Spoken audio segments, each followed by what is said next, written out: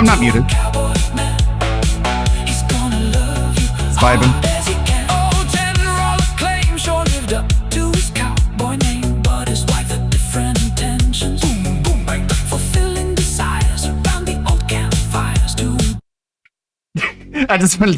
I wanted to show you how like the song just ends abruptly there, and the only way to really express it is to just let it play to the end.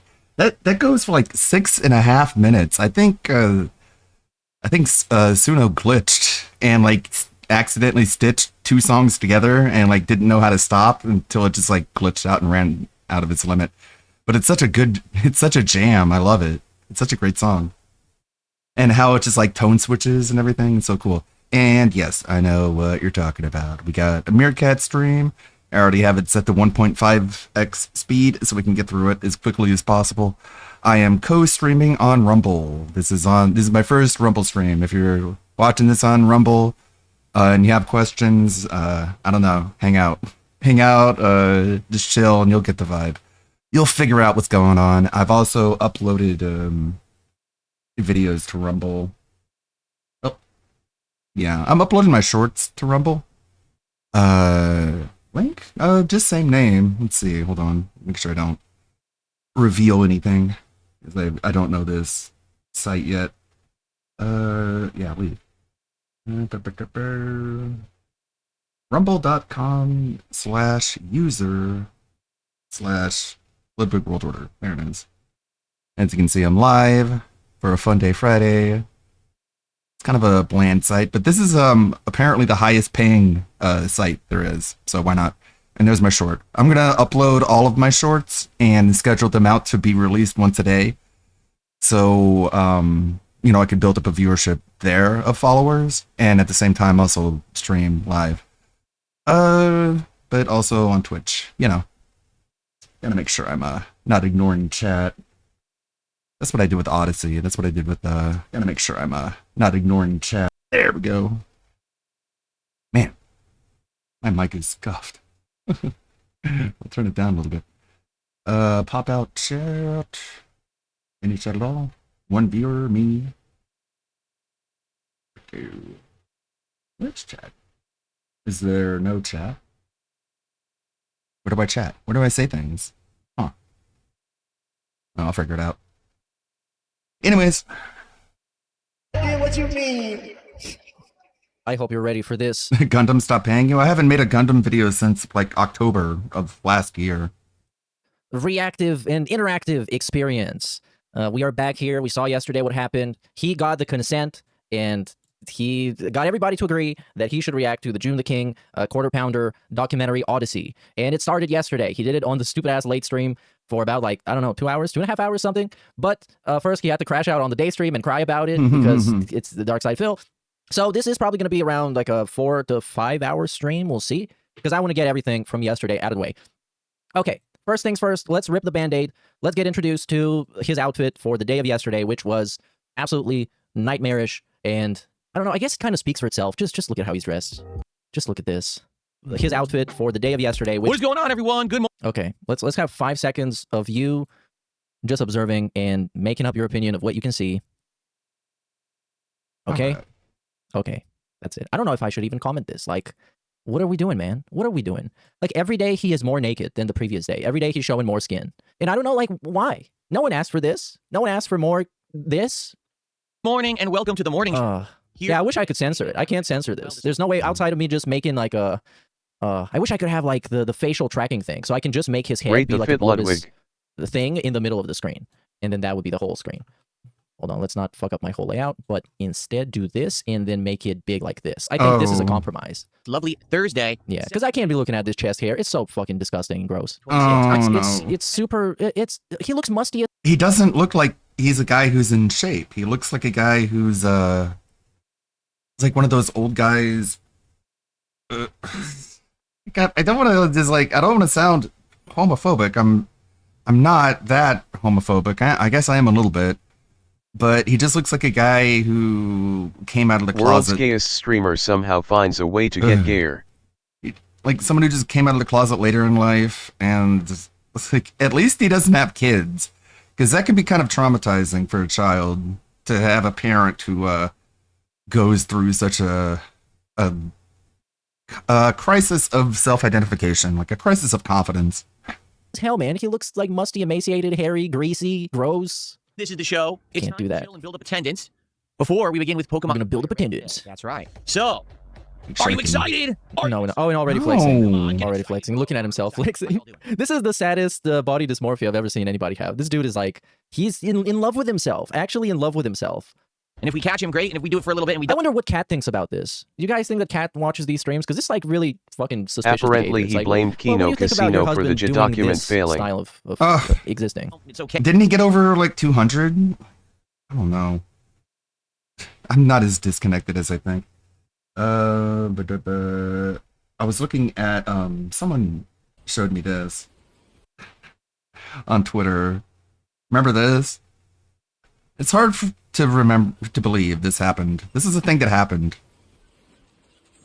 Remember this? This wasn't that long ago. There we go. Okay.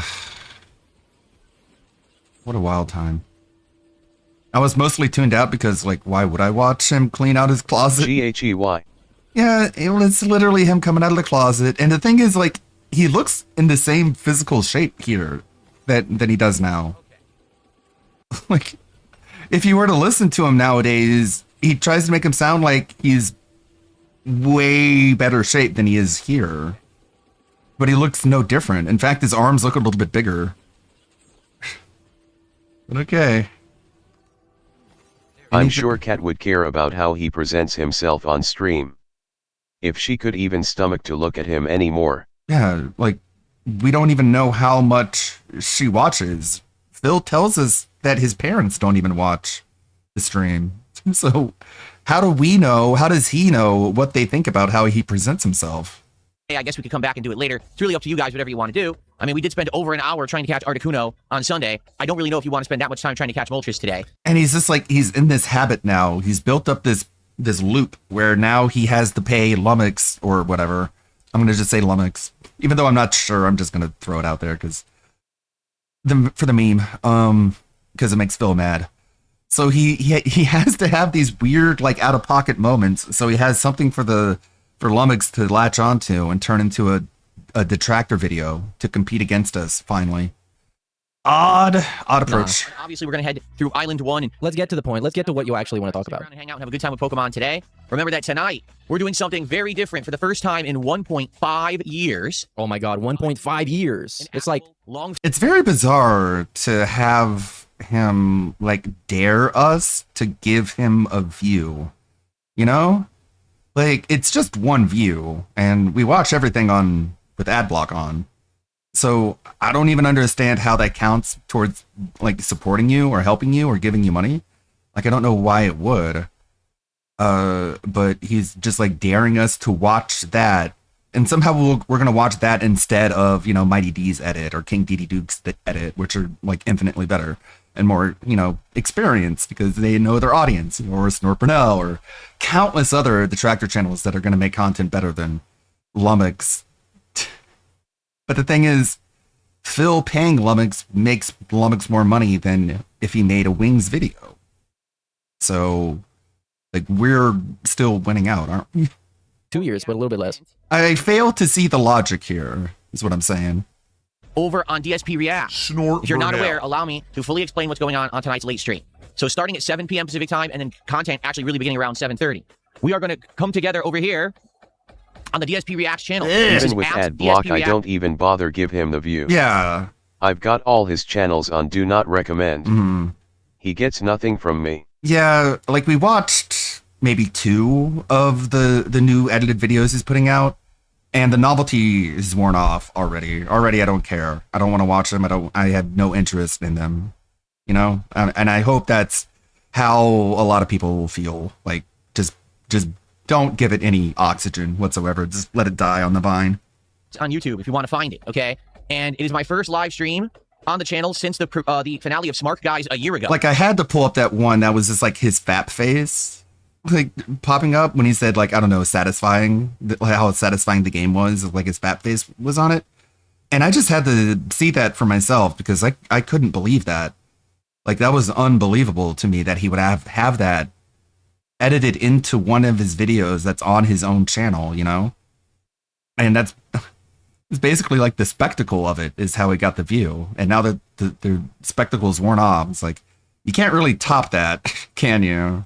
Oh, okay. And if he does, I'm gonna hear about it, but I doubt you're gonna really top that out of his edited videos. You really like shot your load early, Phil, ironically. Fittingly. His big game A first marathon was so bad I had to leave a dislike on it. Oh god. Well, it's just like I couldn't watch any of that. It's all just flexing, literally just flexing, preening, flaunting our wealth in the most this like self-entitled way, in a way that like tries to make you forget that he's just begging for money all day every day. Like he wants you to feel so proud of him. Like you're a beggar, Phil, you're a leech.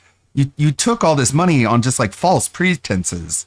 Like, yeah, sure, you have some idiots who enjoy you for you, but a lot of what you do is like based around lies and manipulation. And like yesterday he said he hasn't begged in 2 years, which like, is this what we're doing now? Or just like we're just begging and saying it's not begging, and that's how we beat the haters. That's how we win. Like, who told him that? Was that Andy? Hey, bro, here's an idea. Here's what will really piss off the trolls. You keep begging, but whenever anyone says you're begging, you just say, no, I'm not.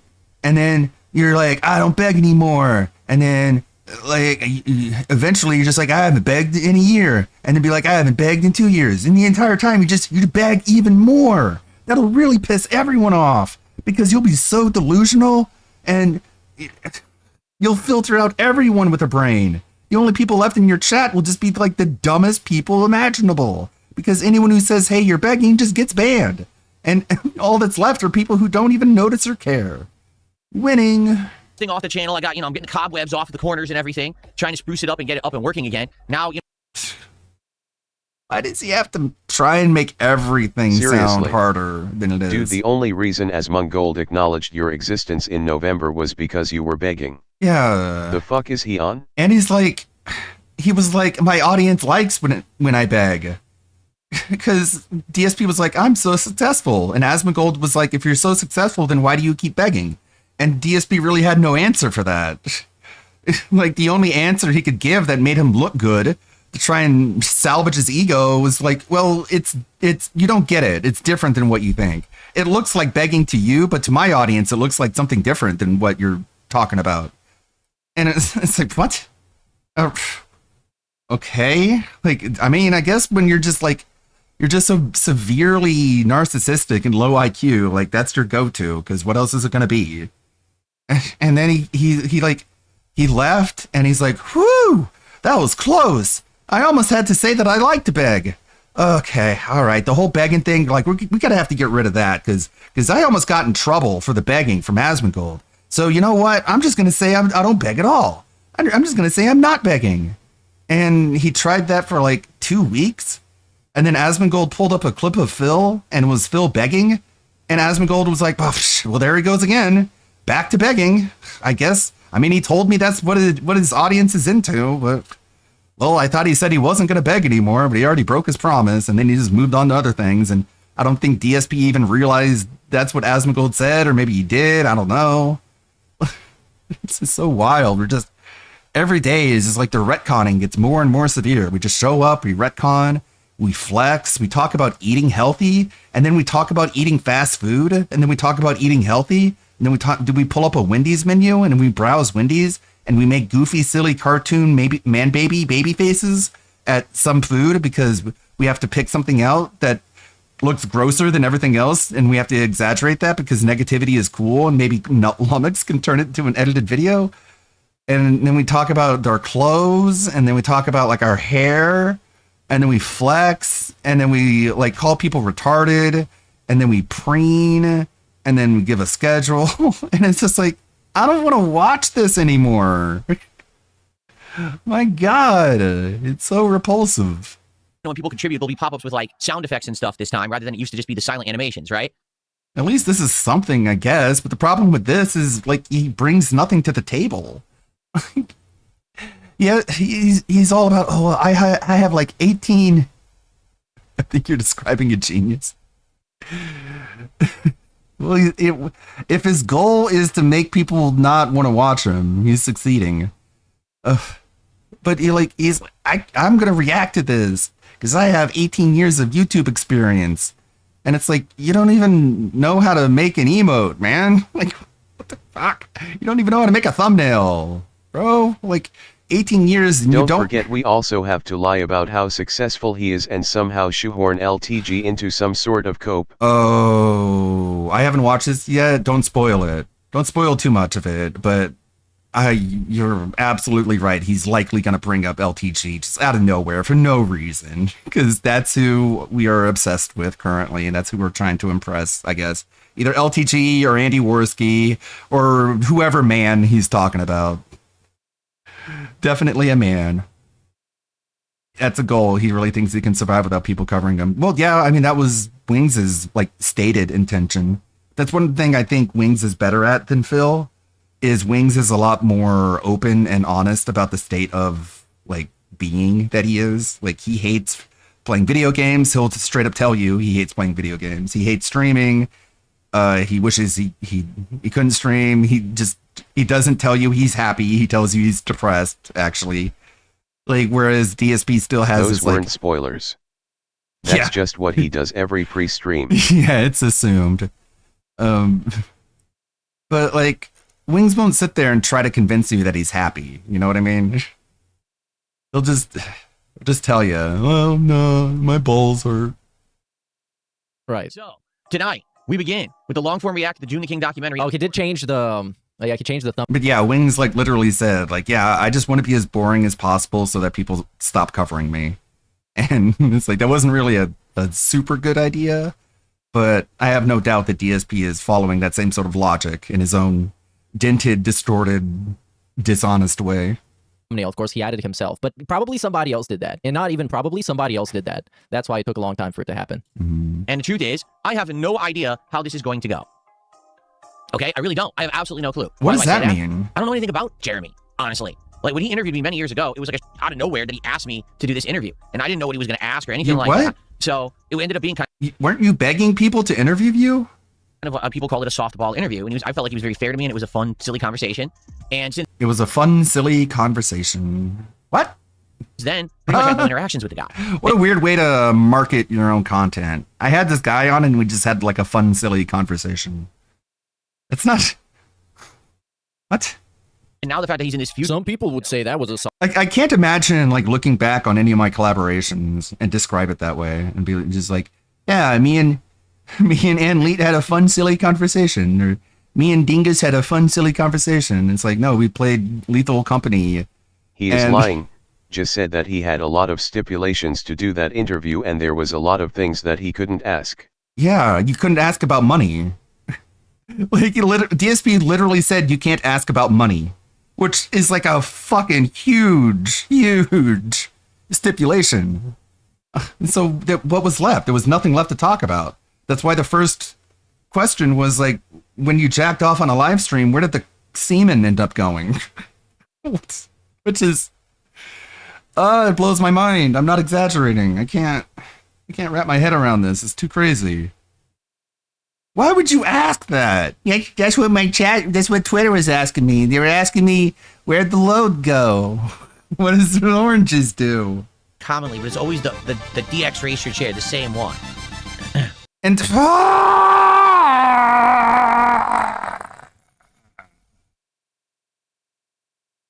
that's impressive. Man. Oh my god. DSP, I gotta say, like, you're really good at just making me scream at the top of my lungs. I gotta say. Never let it be said that I don't give credit where it's due. You really have just like a way of just like making me want to take a bite out of my desk.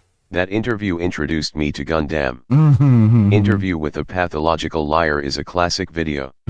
Yeah. Got way more views than the original interview, of course. Like, you probably don't even know what I'm screaming at. You probably don't even know what I'm angry about. DSP is hyper-focusing on the chair that Jeremy is sitting in. He's for some reason, for some fucking unknown god awful reason, DSP believes that you want to know the brand of chair that Jeremy is sitting in right now. Like, just think about that for a second. Think about the level of narcissism you have to have. Think about how badly you read the room. Think about what you think your audience is interested in. And fuck it all up in the matter of 4 seconds. Commonly, but it's always the DX Racer chair, the same one. I haven't even gotten to the point of the clip. And already, I'm just like, that's what you chose to talk about? You focused on the chair. As if there's nothing else you could bring to the table. Okay. All right. Okay. Okay. Oh, wait a minute. Hold on. Okay. We got a frog contribution. Here we go. Come on, frog. Yeah. Just a flat, featureless tube of baloney. Like, Yeah, Phil, that's the controversy here. The chair. yeah, well, it just shows you how he knew what was popular at the time, because I know that was popular at the time as well. He's a seasoned troll. He knows how to get to you. Maybe. I do feel like I'm being trolled. I'll be honest. I do feel like I'm being manipulated in some kind of way. I do feel like there's a limit. There's a point. There's like, you know, there's, and again, just like no musculature whatsoever. It's like literally just an arm. It's literally just a 40-year-old man's arm. It's pale. It's just like, what do you want? Like, what do you want from me? What reaction are you expecting out of people? Do you want to start like clapping, like applauding? Like, I got it. Where is it? Here. Wake up, soundboard. There you go. Are you doing this for Rich? So whenever you do this, that lets Rich know that he presses the cheer button, and that an audience cheers for you, and everyone feels very, very proud of you for all of the bicep curls that you're doing. You never talk about anything else. You know? You never talk about your legs. You never talk about your back. You're just like, just the most corny cornball level 1 expression of strength, which is this, like, just the fucking we can't do it Rosie the Riveter pose. And what do you want? Do you want us to just be like, oh my god, whoa, look, shocking, impressive? No, it's just like, oh, a combination. It's a combination of factors. It's not easy to chalk it up to just one thing. All right. Sorry. Okay. I just had to do that. No, you didn't. You never have to do that, ever. But the autism demanded it. That's what he means by that, by the way. The autism demanded it. I'm used to it by now. It's like, now it's my thing where I just yank on the sleeve of my shirt. So this is his well-informed commentary on the quartering drama. In order to artificially make it look as tight as possible, I just pull on my sleeve and I do this. And then I giggle at myself so that no one can make fun of me for it, because it's just an embarrassing, funny, jokey thing that we just do together and have fun together with. It wasn't like him trying to... It wasn't like him trying to appeal to an audience of gay men. It's definitely not what he's doing. Not at all. Even though it's literally what it's doing, because his chat is just nothing but gay LARPers. There are erotic role players in his chat now, and it's all because of this. It's all because of him. Off the ball interview. And there's accusations of flagging and takedowns and all of this stuff. What? It's now is the time What do you mean if we're gonna do a react like this accusations? to jump back in, right? I don't know if people are going to show up because it's on the Reacts channel. It's not on the DSP Gaming channel, so I don't know if people are going to even show up for it. It's been a year. The thing is, like, he's just gonna RTU people, exactly. He's just going to fence at everything. He's never going to have any position. He's never going to have any opinion. He's never going to say anything just remotely controversial. It'll just be like the most baby man, uncommitted, like safe takes possible. He's probably never even going to bring up the fact that the quartering said he was going to flag Kino Casino clips. Like, is that evidence that he did it, Phil? Or is it all just accusations? Like, at a certain point, it's not an accusation. He said he would do it. Year and a half since I did one of these. We're going to have to see how it goes. Now, the thing is, the documentary is 3.5 hours long. The stream is only going to have 2 hours of content. I can't even get through half of it. You know what I mean? Like, I'll be lucky to get through an hour of it. So it's going to be all the intro stuff, and I'll be learning the background of this guy for the first time ever. Oh my I'm going to give God. my honest opinions on it. Somehow I managed to do a reaction to the entire video. It was Wednesday. And we were all there and we got through it. It was a long video and we got through it. It doesn't mean I dunk on the guy because that's not what I do. And you know that. Like when And I didn't have to pause every 2 to 3 seconds. I think I paused a sufficient amount to make it transformative. I react to stuff, I react to it fairly, honestly. Oh, that's the worst type of reacting. Experience, take on it. The worst type of reacting is when a guy thinks that they're like a fucking scientist or something. Like you're doing movie No. criticism and you have to explore the themes and the substance and the subtext in the documentary. Bro, you're No. watching a documentary about a lol cow. You can make fun of him. That's literally why it exists. I'm an 18-year YouTuber. He's an 18-year YouTuber. I know how the system works. I know how all this stuff works. He so I knows might how not everything respect works. He knows how the system works, by the way. And the only reason why this react exists is because he doesn't know how the system Not works. only he said That's that why he he would doesn't do get it, views on his other videos. but the channel went down exactly the same way he said it would, Mhm. and 5 minutes after was celebrating on Twitter. Yeah, like that is a lot of evidence. I could break into Jeremy's house, search every room, and I wouldn't find evidence as damning as him literally saying he was going to do it. You know, like that's pretty. It's pretty important. I heard that DSP basically just turned this into my detractors are bad men. Yeah, of course. Phil Why once wouldn't it? again striking while the Iron's Cold did this instead of playing the shadow dropped Resident Evil 9 DLC. Yeah, a lot of people are talking about that. Nah. Also, what the fuck? I guess we're just back in the drama. Oh, he has to make Every now and then I have to dip my toe in. I have to put the clown makeup on, and then I guess take it off, even though I said you can't. videos like this. To add to this, And I mean, don't get me wrong. I think this is the most, like the type of video that he wants to make the most is the video that he can make all about himself and how much cooler he is and how much more better he is than what he used to be. And then just not, the whole thing has nothing to do really with the quartering. The quartering is just like a springboard for DSP to talk about himself and flex on the haters.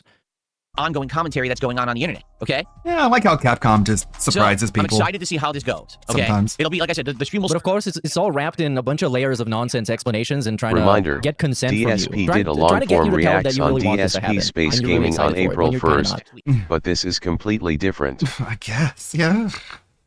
It won't be every day. I'll split it up. So maybe every 2-3 days we do another portion of it. We do another portion of it. So you can draw it out as long as possible. So it's even colder until people are just like begging you to stop. Until we get through the whole thing. This is actually the worst way you can do it. Actually, the worst way you can do it. Yeah. Because by the time he's done with it, first of all, the editor's already going to be edited like 5 videos of the different segments. It's going to get watered down as fuck, and it's going to get overly long.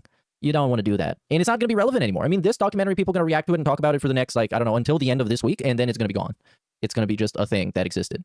This as a big return event and no one shows up and no one really cares and there's no support for it, then I'm not doing it again. It'll just, we'll chalk it up to, hey, it was an experiment. It was something to try. People asked me to do different things. I tried it. It didn't So work. again, And that's okay. threatening- It's fine if it doesn't work. It's only one night stream anyway. You know, Threatening to wage quit, which is a subtle way to beg. it's not a big deal. But obviously, If people don't show up and give me their money, then I'll just stop, you know? Like, but if you want me to get to the end, you're just going to have to pay up and buy in. I would like to see I'm never begging. some variety content work. I love doing gaming and all of my Hint, hint. really well. So I'm not Hint, you guys. here. But yeah, it's good to do variety and to branch out. As I get older, I'm not going to be able to game full time. Why not? So this will be something interesting. And by the way, how do you like the thumbnail? Do you see something a little Does he know, like, I don't know what the retirement age is in America, but people work usually until like 65 years old or something. And he's talking about, I can't play video games when I get older. You're 44. familiar there? Actually, I'm curious. Give me one sec. What the fuck? I wonder. Hold on a second. No, but that really, like, I think a big part of why he thinks he's this special snowflake is that he actually genuinely has no idea how the world exists outside of his gated community. Genuinely, it's like he's living in a bunker. It's like he put himself in a bunker, though. It's completely self-inflicted. And he ends up looking like an alien because he thinks he's the only person to ever exist, but he has no idea that people exist outside of that. And then he shows up on stream bragging about his wife making him a sloppy joes from scratch, like actual cafeteria food, like middle school food. It's like, whoa, she made mincemeat on the stove with spice mix. Oh my god! And then act like it's changing somebody's life. What is this song He for? can't Damn. play games at Oh yeah, he 65. has to get his hat. All right, so Oh, he Shit, he forgot about his can't hat. play games Oh, no, at we'll save that for tonight. 44. We'll save that for tonight. Yeah, you He can't couldn't even. even play games at 27. Yeah, well, he never learned. He always bought guides. He always cheated. He never like had to get good. See the hat. Oh my god. And he, at this point, he probably can't. I remember, dude, when he used to do the hat gimmicks, the hat and the vest and the glasses, he wouldn't even actually show you what it looked like or put it on until you gave him the money. He couldn't do that. It was against the rules. Actual carrot dangling. He would show it to the camera but wouldn't put it on. Or wouldn't even show you what it looks like on his head. That you will join me for it tonight if you can make it. If not, I'll leave the stream as an archive stream on the channel so you can watch it on demand when you want. And What? my editor is going to have at it and basically edit that long 2.5, 3 hour stream down to like a best of, you know, compilation. And we're going to put that up on the channel. So now Rebecca's there'll be an audience for this kind of content, hopefully on the DSP React channel. We'll have to see. Okay. Oh, what? Why are we acting like it's a different audience? You just told the people on your channel that you're doing it on the other channel, therefore making it one singular audience. Like, what are you talking about? Okay. So that's tonight. This is the fancy ass business, man. We now have animations and pop-ups for all contributions. It doesn't matter if you're on YouTube. No way. Super chat. Okay, let me check before he got the chance to delete all the comments. Let me go on DSP Reacts, because I saw a couple of comments that were very fun. So here we have, and this is like actual bad amount of views. He got really bad views for this one. He got 1.7 thousand views for this one stream. And the Raw Phil one, well, this one got like 7,000, but this is the day stream. The night stream got 6.7 thousand views. So actually like 3 times more, 4 times more, 1 million times more. So what was I? What? How did I find the wrong thing? Oh, here it is. So this is it. He left the stream up because, of course, he did. Did he put a timestamp to when the stream starts? No. Why would he? He looks very special, but I'll show you when we get there. So here we have Dog King Cam says, worst takes in the game. Phil, no one cares what you have to say. Well, and that's the one comment, and there's only one other comment that is, that hat is interesting to say the least. Well, it is interesting.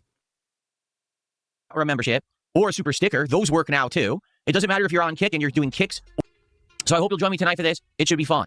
It should be a good time. All right. Hopefully. And by the way, I rejuvenated the channel and added, I have two or three different like banners and things that I alternate between on this channel. And I refreshed it for tonight to make it look fresh because it had looked purple for a year and a half. And I said, I'll make it blue again. Okay, man. Okay, you're not going to get me to go there and watch your stupid shit. Good stuff. It's not convincing. So that's tonight. I hope you'll join me over there. Oh, and we go back to the fucking chest hair bullshit. Let's see how it goes. Actual like prostitute outfit. Title and game is wrong on Kick again. And on top of everything, it's not even like stylish. It's not to say like, well, this is some high fashion. It's terrible. It makes no sense as an outfit. I'm sorry, guys. God damn it. I keep screwing this up. It's me. It's 100% me. Oh no, he took accountability, you guys. Then he's gonna say, like 10 years from now, he's gonna say, you guys, I fucking fess up to everything. You see, in 2026, I got the name of the stream wrong, and then I admitted my mistake. And then Cowboy Man's gonna say, yeah, Phil, you've changed. Okay, Cowboy it's Man. 100% me. I'm gonna not make excuses here. I've been goofing. You know, I think we should bring this up. I have shout outs to do and everything, but I think we should bring this up right now. Yeah, we're not actually gonna do that. Let's do it. Let's get this out of the way. So for those of you who are live on Kick right now watching, thanks. Oh, this is great, by the way. This is gonna be a great segment. for hanging out with me this morning show. We have a couple of great segments this pre-stream. In the last 2 weeks, okay, I've seen a distinct decrease and fall off in attention and support on Kick. What do I mean by that? Well, you guys, what do I? You don't have to explain that. You just said what it is. What do I mean by that? Is way down. Okay, what is viewership? What do you mean by viewership? You like people outside of your house trying to look in? Like, what are we talking about? Support is way down. Look, What is support? Like people Listen in the streets up, protesting Kick. for Phil? it's Thursday on right thin now. ice. So I've been streaming on Kick Sunday, You better Monday, give me your Tuesday, money. Wednesday, and this is the 5th day this week I'm streaming. The top sub gifter of the week is 2 subs. Oh my! Oh shit! I'm in trouble or something. Oh, I better do something about that. It's 13. You have to watch this. To be honest, isn't it funny that normally there wouldn't have been a stream tonight, and now all of a sudden, because I announced I'm doing a special stream tonight, there's a stream tonight. About us. Phil, come on. Phil, come We're on, man. taking You are- views away from him. You're not actually the center of the universe, Phil. And Phil, come on, man. I could blow you out of the water right now on stuff, Phil, and I'm not going to do it. But come on, Phil. Like, get a fucking grip. It's not always about you, man. I know you think it's always about you, but right now it's not about you. And you desperately want to jump on our coattails and on this controversy in order to bring notoriety and money to yourself. Oh no. It's not about Bill's you. You have lesbian nothing to do haircut with stopped this. giving you Fuck subs. off. It's Yeah. 13. You have to watch this. It's crazy To be honest, isn't it funny that because so much of the quartering meltdown is directly related to what the Kino Casino did. Like, that whole last chapter is basically about them. And Phil wants to take credit and make money off of it. That's so... God, it's...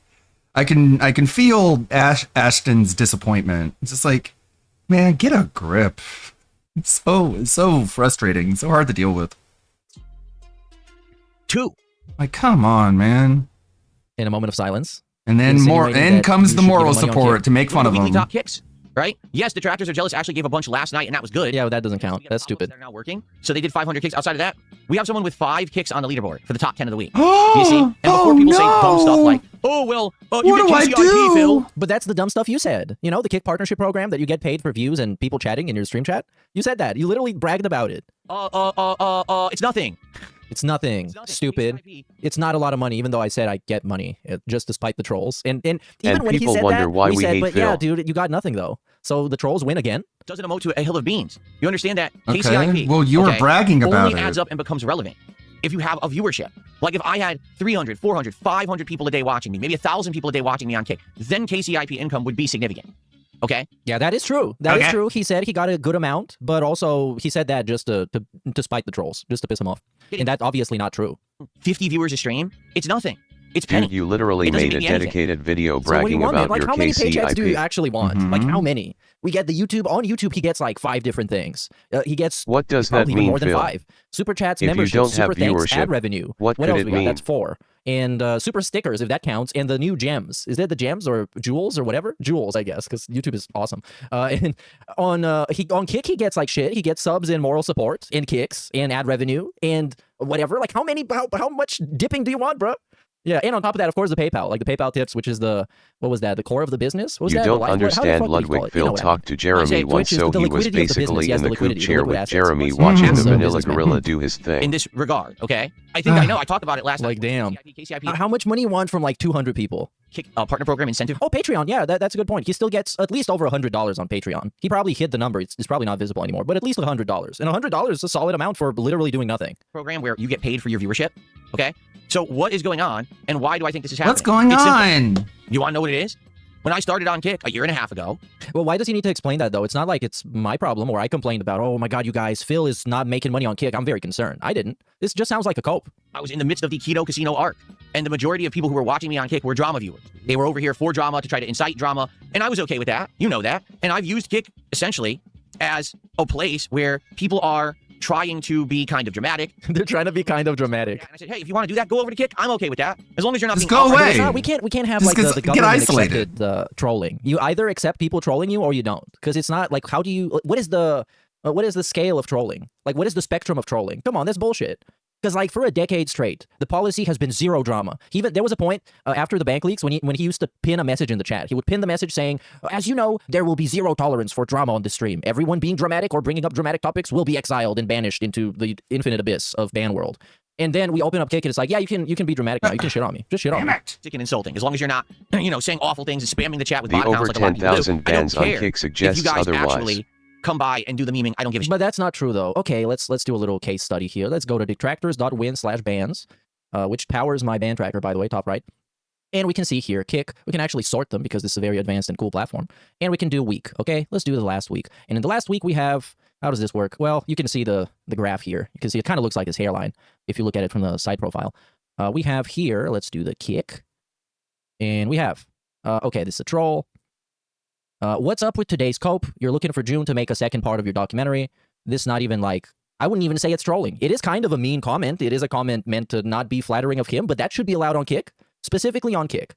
Then you got Dunce_Felter, which is a guy pretending to be Dunce Felter, who simply says, hey guys, it's me, yes. And that's it. That guy got banned. You should be allowed to do that by his own stupid fucking rules and conditions and stipulations. We have, I don't think anyone ever gave a fuck about those, King, which I don't even know what that was in reference to. But still, you should probably say that in the freedom of speech chat. No drama, no viewers. And this is, what is that? Phil's Red Raw Pinor. Okay, well, that is a troll. But that's the trolling to be accepted. Like, that's okay trolling. Government's going to let that slide. Here we got Leanna was 17. That's a very serious accusation, so that's probably going to get banned. Here we got, why do you like children, Dave? A wall of spam. Okay, this is spam. This goes against the rules, and you should be deported to a third world country of your choosing. Then we got how much time left for the second bankruptcy. That's still, you could say that is razzing, since if he's doing well right now and no one can bother him and he's really cool and based, there's never going to be a second bankruptcy, and he knows that. So why is this bad? Then you didn't beat a single one, LOL. This, I don't even know what it is. It's obviously not trolling. So, yep. Here we have spam, of course, get it banned, get that as banned, and so on and so forth. But you get the point. And this is just from yesterday, some of those. So, yeah. And here you got over $250. Shut the fuck up about support. But yeah. Do you think your barber is a detractor? This should have been left.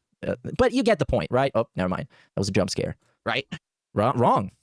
And to be honest, I would appreciate if people did that only in the Kick chat, because that would allow those who were there to hang out and interact about the games to actually do so on the YouTube side. And the year and a half that I've now been co-streaming, it's been that vibe. It's been like, you know, the YouTube side's there for the games. Oh, that didn't beat a single one is about the trolls in Mario Kart. He crashed out for a few minutes over. Well, I did use one of my tools called the Snort Stamper to get some general timestamps for both streams. So I'll make sure to skip throughout this one and try and get all the gold dust. Because the React one, that's going to be a nightmare. That one, I'm going to skip a bunch of garbage. So just trust me on that. We're not going to watch the whole thing. That would be insane. But then the Kick side is there for the drama and the hype. And that's okay. Like, I want you to understand that. I'm okay with that. I like that balance. Okay, I really do. But what I've noticed in the last couple of weeks is that people will come by and actually watch on Kick when I'm podcasting or when I'm doing the morning show. I get way more attendance on Kick right now than I do when I start playing a game. When I switch over from the podcast or the morning show to a game, all of a sudden, people are like, there's games on a gaming channel, and they turn tail and run for the hills. They're, oh, I gotta get out of here. I can't stand video games. It's like, you realize it's called DSP Gaming, right? And he's so mad, as if that's gonna get him to watch him. I guess a year and a half. It's so exciting. Expecting, honestly. Look at the name, stupid. To do, like, drama content all the time, and I already even said a year and a half ago, I wasn't gonna do drama content all the time. I wasn't. Okay. So YouTube chat is for dense. He can feed his ego with noted. They're just watching whatever the fuck they feel watching. Right? Like, it's like he's the only YouTuber alive. Damn. In a while. For variety. If somebody's doing something you're not interested in, just go and watch whatever you're interested in. You've got no obligation. But he wants you to think that you have the obligation. And if you say no, then he's going to try and emotionally manipulate you. And he's going to say, but you guys realize that you got me this far. Your support got me this far. And now I can't get a job. I can't do anything else. Like, I need your help. I need your support. And that's just emotional people manipulation. Of calling games boring because they said this is boring. Yeah. It's okay It could possibly be that you're boring though, as long as that's not the end all DSP. be all. What is... Like, what? Yo, Phil, your YouTube attendance also drops when gameplay starts. I know, like, you're just admitting that you're just kind of a drama person now, and you're not really gaming oriented. the end all be all? What does that mean? To understand that. And now it seems like no matter the end all be all is being Why is he so extremist gross? Phil, being the Al Qaeda Phil, where you're like, okay, I'm gonna do all the time. I'm gonna do drama, like every day. I'm gonna do drama, and I'm gonna do dramatic streams with other people, and I'm gonna go on LolCal Live. Yes, as if anybody expected you to do that at any point. Cover that up. that I am playing. All right. Kick complaints. So I'm playing Mouse PI for Hire. Oh, this game is incredibly boring. Soros. Oh, this game is incredibly boring. But hold on. There we go. Are you trying to tell me that people are trying to troll you in the chat that you allow trolling in? Of course they're going to say it's boring because you're dark side Cover- Phil. And when cover people that say up. that what you do is boring, this segment happens. And this is better than the other segments because now he's more revealing more chest hair. And that makes it better and spicy. No. Yesterday I was playing apparently. The conclusion of Pragmata. Why is he playing this game? This game is boring. Dude, I can't make you like video games. I can't make you like video games. There's nothing I can do to convince you that video Aren't games you are an good and entertaining and fun. I like them. I have an audience for them. I mean, kind of. It's kind of your job to make a game entertaining. Because you suck, dog. Yeah. When will you figure it out? You're boring. Phil, how do you explain how many streams it took for you to finally finish Pragmata? How do you justify that? How do you explain it? I'm not the guy who just like rushes through video games. I take my time with it. Unlike people who suck. I guess that would be it, wouldn't it? In general are doing well. So It's like you're just slow and boring. it's not me and it's not the game. It's not me. It's you. If you're on a game, it's you. You're the problem. You should have wanted me to. Spoilers. He explains it by saying time to beat is full of liars. The time to beat is full of liars. Yeah, they all lie when they say how long it takes to beat a game. Because they're all, I don't know what even like the reason to lie would be, but I'll take it from the liar and trust him. Game sucks. Why does DSP think everyone else is a liar? I wonder, huh? I can't make you like video games. Okay, I just can't. Oh man, he got me with that. I do want to do more variety That's some content. good I logic. like variety content. I don't like just Phil doing the is same thing all never the time. the I like issue. doing the morning Ignore show. him being I the like constant doing in every the DSP example of of the him podcast. complaining I really about do that. I like doing talking about different porn. topics, news, reacting to videos, and I enjoy doing it. I like the variety that I've been putting out. Okay, That's and I want to keep doing. But that's not really variety. Like, if you think about it, there's not much variety there because he's been doing this for like a decade straight. At this point, it's just like a standard part of his content. It's not variety in the context of his channel. I like the fact that everyone. I think I should put like an 18+ warning on the screen somewhere because now we got Log Likely joining saying, "Bro, I just got here. What is this shirt?" In a while, if I feel like So yeah, I think this might traumatize some people. It's not fair. add something. Okay, there you go. So good stuff there, and I hope that you will stick around. Like tonight, we are doing this special react. Come by, hang out on the kick side, go crazy. Who cares? Go crazy. Go What does it mean, crazy. Go crazy. Okay. What does that mean? So I hope that you will come by tonight and hang out with me if that's what you want. If That's not, what you want. If not, all right? then But don't the want. truth is, I don't mind. We should do that. It's not a big deal. It's This would be the best. It's a freaking. I'm not even kidding you. It's a plugin in OBS. All I do is I put in the kick channel information. Okay. Daily, I have to update the schedule. Okay. I have to update the stream information, and that's it. There's like no work involved in it. It's very minimal. So I'm okay co-streaming, and even if the Co-streaming, by the way. It's called multi-streaming, Yes. motherfucker. reduced or whatever, I don't really mind because in truth, this is what I just said to the chat earlier. I used to get on average around 80 to 100 viewers on Kick while I was also streaming on YouTube. This last week to 2 weeks, it's been reduced by like half. Like, It's I'm not because kidding. when people says okay, this okay, is I'm a gonna 4 put it over the hours chest game, here. they are Do you not have, counting like, him Gaussian begging Yeah. in and taking OBS? his What do we MOY have? for a walk like a dog, Like a tea dog. break, stalking DoorDash drivers, begging, schedule, getting lost, begging, dying, begging, winning, begging. Yeah, getting lost and being like, what do I do? You guys know? You guys know what I'm supposed to do here? The game doesn't tell me. North Korea maintains its sovereignty. No, just hang in there. He tries so hard to maintain his lack of accountability, and it's not going to hold up forever. It can't. There's no possible way it could. Right now on Kick, let's look. Something is going to breach the borders of North Korea, and the longer it takes, the less prepared he's going to be able to handle it. You know what I mean? 78. Do you see my point? Because I'm doing No. the show, the attendance is up. But if I was playing a game, half of you would leave. That's how it works for some bizarre reason. Okay? So, yeah, like with this, what's going on right now, with this morning show, and with Kick, here's what I really think happened, because I actually got distracted. I think that most people on Kick were there for drama during the Kino Casino era.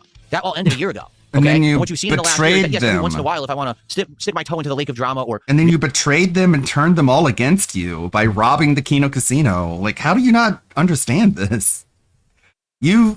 They were helping you. Everyone on Kick was helping you. You were being put on the front page by the CEO at request of Ashton and Worski. Like, that's how you were able to get a partnership, is because of them. And then you're like, fuck all you guys. I hate all of you. You guys suck and your content blows. And then you stop talking to them. And what did you think the chat was going to do, man? You think they were going to be like, oh, okay, I guess we'll leave. Oh wow, you mean the audience you claimed you stole ran away eventually? Yeah. I am shocked. Like, some of them are going to be like, okay, I guess we're not going to be here anymore because, like, I can't serve two masters, figuratively. And then the rest were like, no, fuck you, Phil. We're going to punish you for what you did. We're going to make you pay for robbing the Kino Casino. And that's why it's so overwhelmingly negative towards you. Overwhelmingly. How do you not get this? He doesn't understand a reputation, which is weird. Like, you understand how it works in Fallout, right? You don't get how it works in real life? What do you think that whole reputation system in Fallout, what do you think that's based off of? reacting content, whatever it may be. Do you think Bethesda just invented it for the game? There's some attention there, but outside of that, for the most part, I'm just a gamer. I'm just here to play games and put out gameplay streams, which is the Like, when you did that, did you need like a pop-up on this corner of the screen that said everyone disliked that? Is that what it's going to take for you to figure it out? name of the channel, DSP Gaming, right? So what's happened is people finally realized, oh, Phil actually isn't that big of a deal. Like, even though Kino Casino talked about him dramatically, endlessly for a very long time, They talked about him dramatically. like, he doesn't really do anything worthy of drama. So we're not What? going to watch him anymore. Yeah, but why do you have drama on a gaming channel then? Because let's switch it on to him. You're telling me they Reverse- don't have reverse enough to Uno. talk Why do you have about when drama it on a comes to gaming channel, you? Phil? Shouldn't that be on DSP space drama? moved on, right? Hmm. On to everyday Blizzard. It's almost you enforced Guys, that Kick on your has gaming always audience, been and okay then for the your gaming trolls. audience didn't like it, but you forced it anyway. Also, frog emojis are banned and moral support messages are gone until you give me an arbitrary amount of subs. A ridiculous amount of subs, a huge amount of subs, and that's what got Asmongold's attention when he's like, I'm taking away your moral support until you give me like 50 fucking gifted subs. And Asmongold was like, pay up. Just laughing at him and making fun of him. And DSP was like, if you're gonna talk shit about me, bring me on, you bitch. DSP Kino Casino's audience literally begged them to stop covering you because you're just a boring lol cow. Yeah, like you're an interruption. Like you're not even the lolcow du jour. You're not in the spotlight right now, Phil. Quartering is. And you're just trying to like suck up all the oxygen. Ordering or whatever the casino's after today or whatever, right? So because of that, people aren't sticking around on Kick anymore. Well, guess what? Yeah, I did hear about the Stevie news, like him crashing out and like spitting on his camera, which is like, what is that supposed to do to us? You spitting on your own camera. Oh no, it feels like he spit on me. I know in reality he's just spitting on random things in his room that he has to clean up later, but if you look at it a different way, it feels like he's spitting on me. Ugh, gross. You got me, Stevie. I'm sorry. The truth is, I don't care. I'm not going to change. What? I don't care. Wait, he doesn't care. He doesn't care. I thought this whole thing is because he cared and he wanted more money and more views, but he actually doesn't. We got swerved. Dave Russo here. I'm losing my Kick audience. I'm going to now change everything. DSP is not Guess newsworthy. what?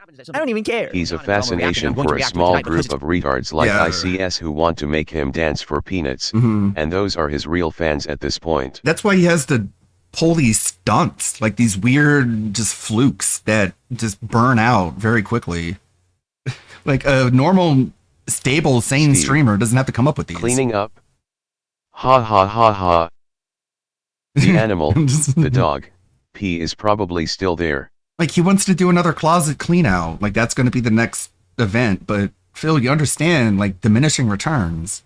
The only reason people showed up for the first time is because it was so weird and bizarre that you would do such a thing. It's not as weird and bizarre that you would do it twice. Michael Jackson like changed his skin color on purpose. That's why he thought that too. But oh yeah, I wasn't even like.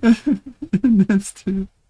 Why did freaking Michael Jackson change the color of his skin? I don't even know why. Why would he do that? It's like Stevie, it's vitiligo. I mean, whether he actually, I think maybe he did. I don't know. I don't know for sure. But that's the claim, is that, you know, he's got the vitiligo and it's going to make parts of his skin look lighter. So what are you going to do in that situation? Are you going to make the rest of your skin darker, or are you going to make the rest of your skin lighter? Because you have to make a choice at that point. It's not optional. And also, I don't know. I don't have to go into more detail. Bro, Chris freaking had me freaking. I thought freaking Michael Jackson like changed his skin color on purpose. That's why he thought that too. But like, I wasn't even like talking shit about that guy in the first place though. I thought he like freaking changed his color on purpose. I mean, it's not, these famous people don't bring paradise in the world anyway. So they don't what? They don't bring paradise into the world. Another mouse soon, like he says exactly. He says such weird shit. They don't bring paradise into the world. Are Azerlane girls available for costumes? The only problem is that people don't make 3D models of them. Phil, you will milk your dents till they are broke or just leave. How is this any bit of success? Yeah, exactly. You ruined people's lives. Good job, I guess. Yeah, and this is what happens to your fans. This is how they end up. But the Azerlane stuff, it's like mostly a 2D game. But I don't know. I haven't found very many 3D models. The ones that I've found are of the really, really popular ones, like Honolulu and St. Louis. But the other ones, I just think they're commissioned by people. Viper. There was a 3D game? Huh. Oh, look. Because I can't freaking find my dongle. Oh, my dongle. Where's my dongle at? Ooh, where's my dongle? Hungry up again. He picks the most boring I need some taco costumes. Healthy. H-E, What? H-E-L T-H-Y, healthy. Oh. H-E-A-L T-H-Y H-E-L T-H-Y.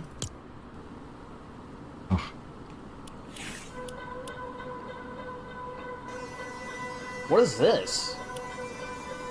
Oh my gosh, it's so random, bro. Why are human beings always asking questions to things we already know, bro? Like you never, like, it makes more sense. Ask questions to things that human beings can't figure out makes more sense. Like, we woke up the witch. Why are you not asking questions to things we can't figure out, like inventing time machines and whatnot, and cure cancer and whatnot? What? Inventing time machines? Stevie, we figured out that we can't do that. How about that? What, do you want us to just keep trying to do something that we already know is physically impossible? Why are we just fucking building time machines? Like, human beings always ask questions to things we already know, bro. It happens, like, asking questions to things we can't figure out, like inventing time machines and whatnot, and cure of cancer and whatnot. And We already have time machines. Yeah. They're called clocks. Yeah, we're moving forward in time at a rate of 1 second per second. We're already time travelers. And curing cancer. Wait. So what? Why? What is this complaint? Why is Fortnite not asking me the cure for cancer? Why is it asking me how I felt about how quickly I leveled up and got XP? What the fuck? Why didn't it ask me what the time machines do? What did the time machines do? And curing cancer is like, again, we're working on it. Why are humans always asking questions? Ask the human currently asking a question. Yeah. Well, schizo brain. Humans always ask questions of things we already know, bro. It happens like so many times, it's ridiculous. Doesn't make any fucking sense. Like, get the fuck out of here. Man, that's rough. It seems like a schizo thing. Maybe it's the Emma Watson organization. Remember what Tamir said, they can send him to the future if he'll becomes an elf. He's willing to become an elf if you send him into the future. Stevie is a drug dealer. He's a drug dealer. Cause I sink so low. But it seems like it's one of those. I want to be a very masculine man. I don't want to be made to feel like a girl. It seems like just questions in general, just the idea, the concept of questions is really, really rough for a schizophrenic to deal with. Because it just feels like, I don't know, an assault. Like, it activates a part of their brain that they don't want activated. So it makes them very, very angry, I think. Yeah, exactly. Kill the fucking creature! Someday. That'd be a lot more useful in a gaming stream. We need to do that more often. Looks like a toxic piece of shit. I say we. Fuck it. Fuck it! I don't give a fuck. Oh. What? He's not even looking at the...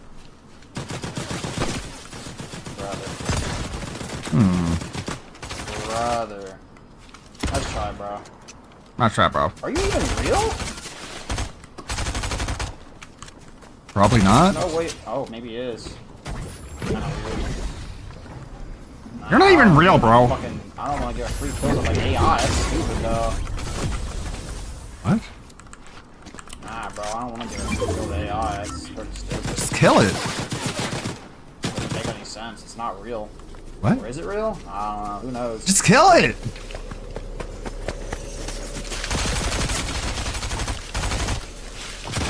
What? I'm confused. What?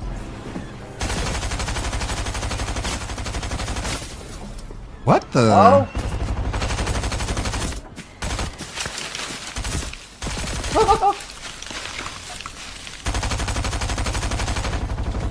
What the hell?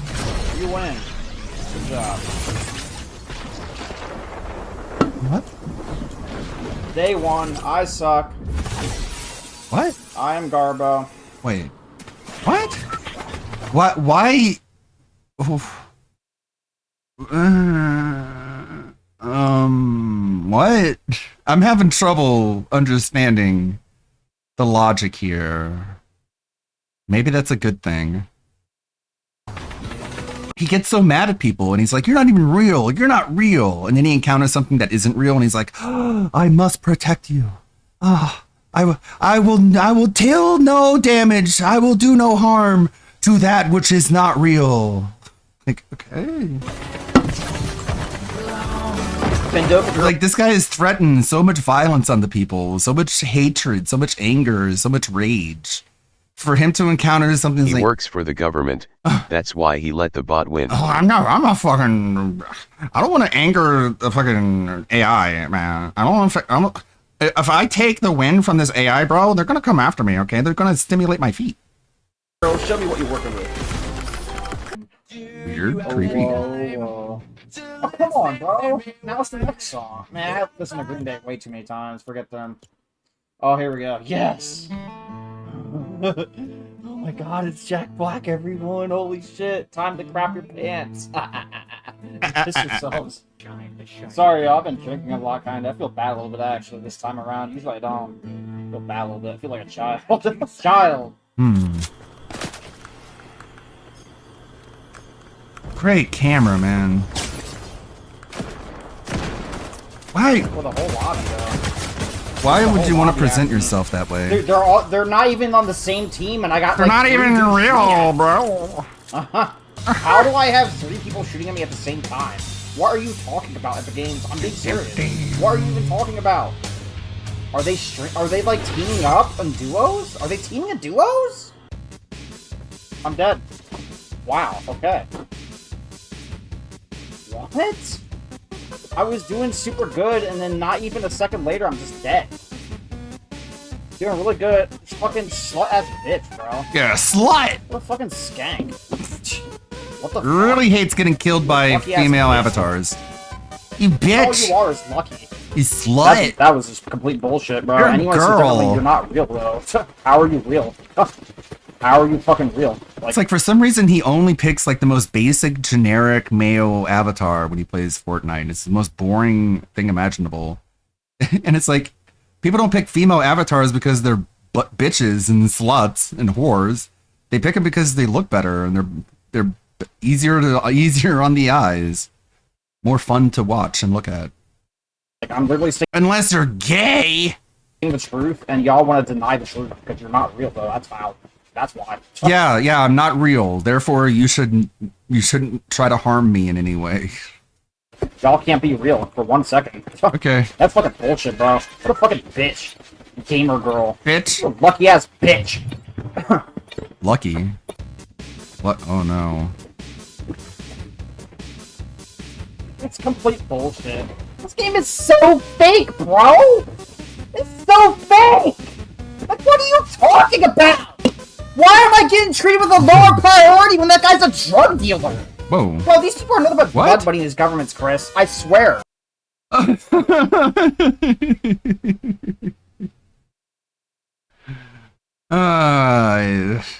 This is kind of an old one, isn't it? Because that's like the perfect Stevie line.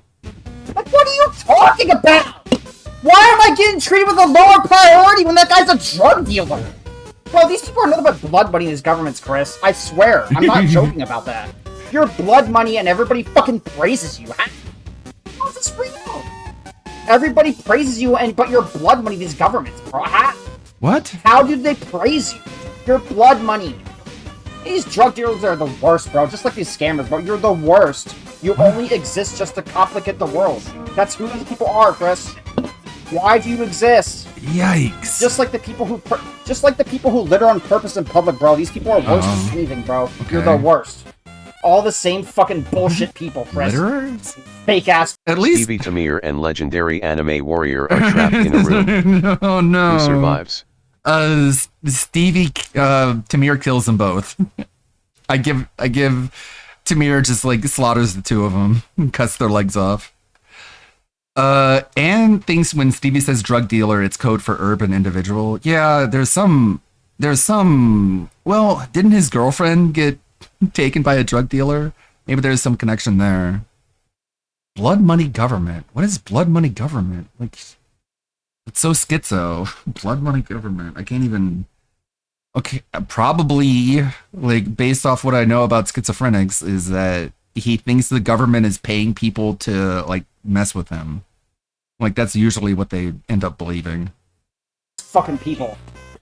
You suck my... And it's almost like a weird expression of out-of-control narcissism to even believe that the government would go through so much expense and time and effort to mess with you specifically as an individual. And it's kind of like a loop. It's kind of sort of a life-ruining obsession that ends up almost ubiquitously when it comes to schizophrenics. My cocky pussy. Like, they all end up thinking that eventually. This person's the worst person you could possibly imagine. These people that watch me all the time, my live streams, bro. You're the worst ever. I don't get how anyone can say differently, Chris. How? How can you say differently? These people are the worst, bro. I don't understand it, bro. These soon people he'll play say mind that there's an organization sending gay men to make him gay too. Maybe. It's not that far off. games all the time, but like somehow they get treated like they're real. How are you real?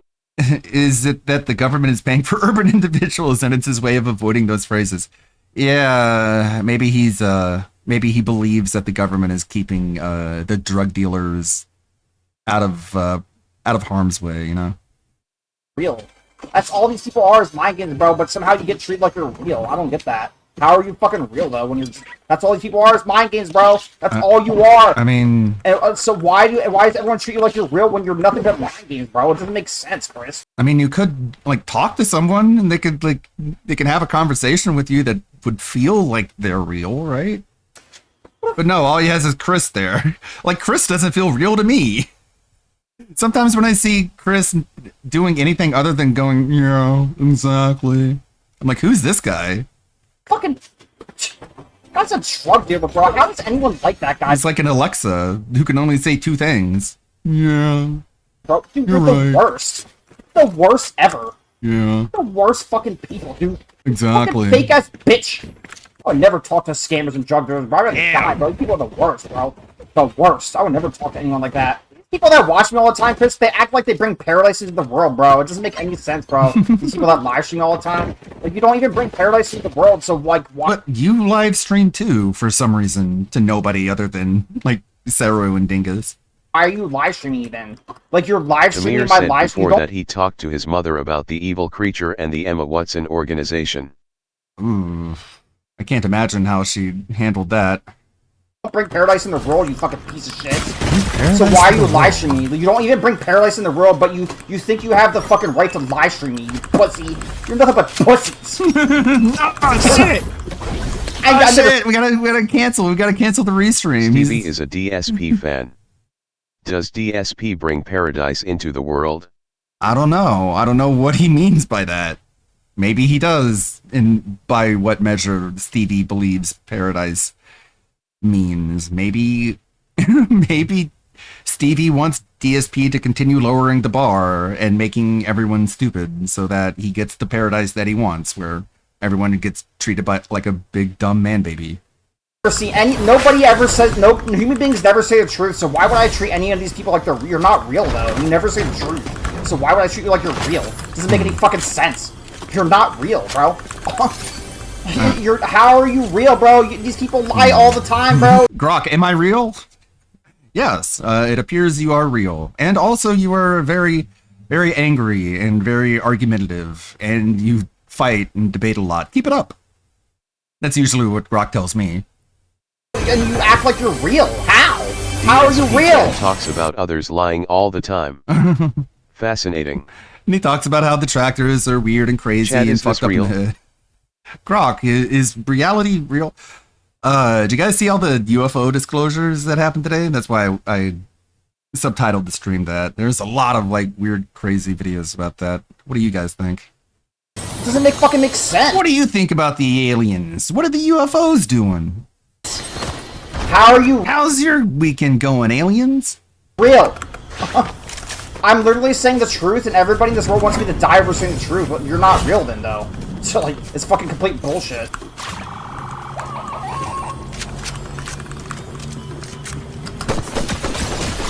Are you real? If not, you have to tell me. You fucking bitch! You slut! You were in a dress. Dead, no ammo, see? No ammo. No ammo. But what I are have the no orange ammo. LEDs for?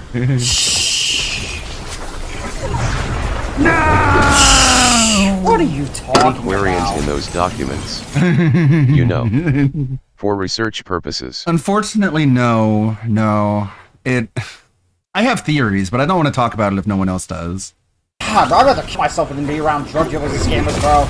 Those people are the worst people you could possibly imagine, bro. Anyone that says differently, like, you're not real. What? You're not real, bro. I would never talk to anyone that says differently. Because, like, wait. I'm... People are the... God, bro, I'd rather kill myself than be around drug dealers. Wow. So, no, I want to be around drug dealers. Scammers, bro. Those people are the worst people you could possibly imagine, bro. Anyone that says differently, like, you're not real. You're not real, bro. I would never talk to anyone that says differently. By differently hanging out with a drug dealer. Whatever that means. Of course aliens are Whatever real. that could be. We're looking at one right now. Yeah, true. Aliens are real. We see one every level 1 podcast. Because, like, all I'm saying is the truth. And Yeah, we're gonna change the zeitgeist. We're gonna add to the vocabulary. Drug dealer now has a double meaning. Like, you remember North American ape? We had that one for a little while. people want me dead. I think that's what Sidella called him. Or Sidella. That means The biggest retarded race. Like an actual retarded racist, literally. you're not real. Uh-huh. That means you're not real. That's literally what that means. What? These people want to act like they bring paradise all the time, bro. You're acting that way your whole life, bro. Like these people is that live stream me, paradise? Chris, but you're acting like you bring paradise into the world, though. So what gives Paradise. I wonder if he's a communist. I wonder if he thinks that just like the government should just, well, he hates the government, right? All the blood money government. So what does he want? He wants paradise without laws or governance? you the right to fucking live stream? Yes, only smart racism here, okay? If you're going to be racist, you have to be smart and probably funny. Me when you don't If you're funny, it helps a lot. bring paradise into the world. So what gives you the right to live stream me, though? You pussy. You're nothing but a fake ass bitch your whole life. This person putting laughing faces. Fake ass bitch. Fake ass. I love that edit. That's such a good edit. Oh, man. This person putting laughing faces, though. You pussy. You're nothing but a fake ass bitch your whole life. This person putting laughing faces. Fake ass bitch. Fake ass bitch. You're fucking smiley Nothing but a emojis. fake ass bitch. No, I'm literally saying the truth, and y'all want me dead. You're not real. You're not real. How are you real? I'm saying the truth, and you want me dead. That means you're not real. You fake ass bitch. Man, if you were fake, I wouldn't want any harm to you. I'm sick of this shit.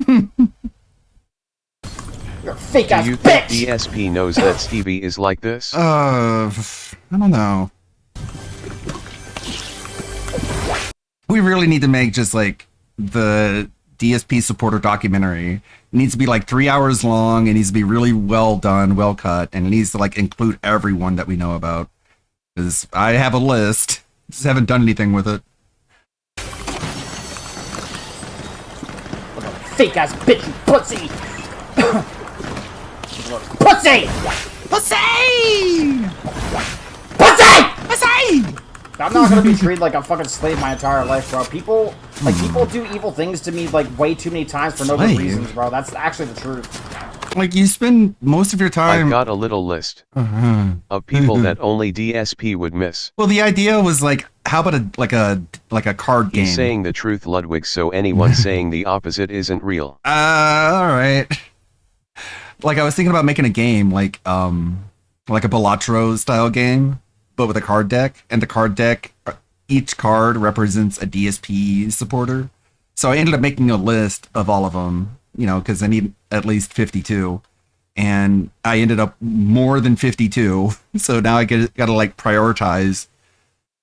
But at that point, I'm just like, this isn't gonna work. So, like, why would I treat anyone like you're real, bro? Like, that's what human beings do, bro. They do evil things to me so many times for no good reasons, though. That's actually how it is, bro. Like, anyone that says differently, like, you're, like, lying or you're making up shit. That's who these people are. Like, they're If either and when you're you do the liars doc, or, like, find clips of those fans contributing to DSP so Phil can't dent those people being his fans. Deny, yeah. Just prove it. You know, make an estimation of how much they gave Phil that you can at least have as a ballpark figure. you're, like, delusional your entire lives, bro. Like, how's that called being real, bro? Y'all are just nothing but liars your entire lives, bro. Nothing but fucking liars. Liars. You're nothing but a pussy, bro. That's a lie! I would never talk to a drug dealer or a scammer, bro. Like, those people, you only exist, you complicate the world. That's why you exist.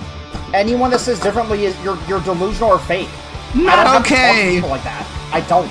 No, I don't deserve to be a slave my entire life, bro. That's I don't perfect. deserve this. I don't deserve You're a this. fake ass pussy. Mom doesn't let me stay up Pussy! late. Stacy doesn't want to go out with me to the prom. You're a fucking pussy! She's a bitch. Got it all. Oh yes. And it's gone. Hey, bro.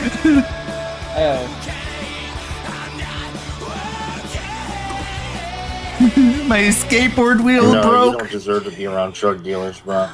Like, that's fucking complete nonsense. But It's just drug fucking dealers bullshit do that bring they put around paradise. fucking drug dealers, For bro. about Yeah, 30 it doesn't minutes make any per sense. gram. Does that make sense to you? Like, I don't It get doesn't that. make any sense at all, man. Fuck this place.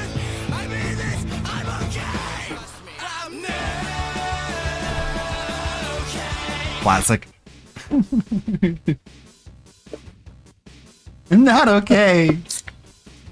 All the drug dealers and scammers. Why am I fucking... That was the spitting. Said it elsewhere. I agree, Chris. Ow! Stevie is a danger to himself and others. He doesn't deserve to be around drug dealers. Well, what would happen if he encountered a quote-unquote drug dealer? I wonder how he would react, but you don't really have any interactions in Fortnite unless you want them, I guess. He doesn't seem to really want them.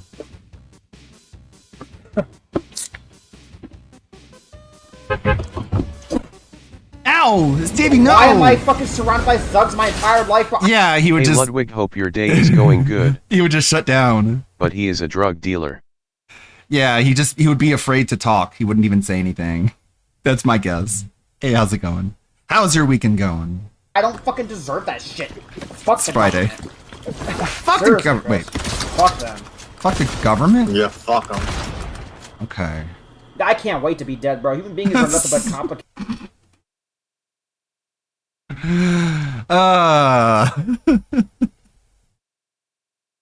Stevie has a broken sense of reality where he is the hero and everyone else are sheep and liars. It's a huge cope, bro, a dangerous cope. I can't wait to die, man.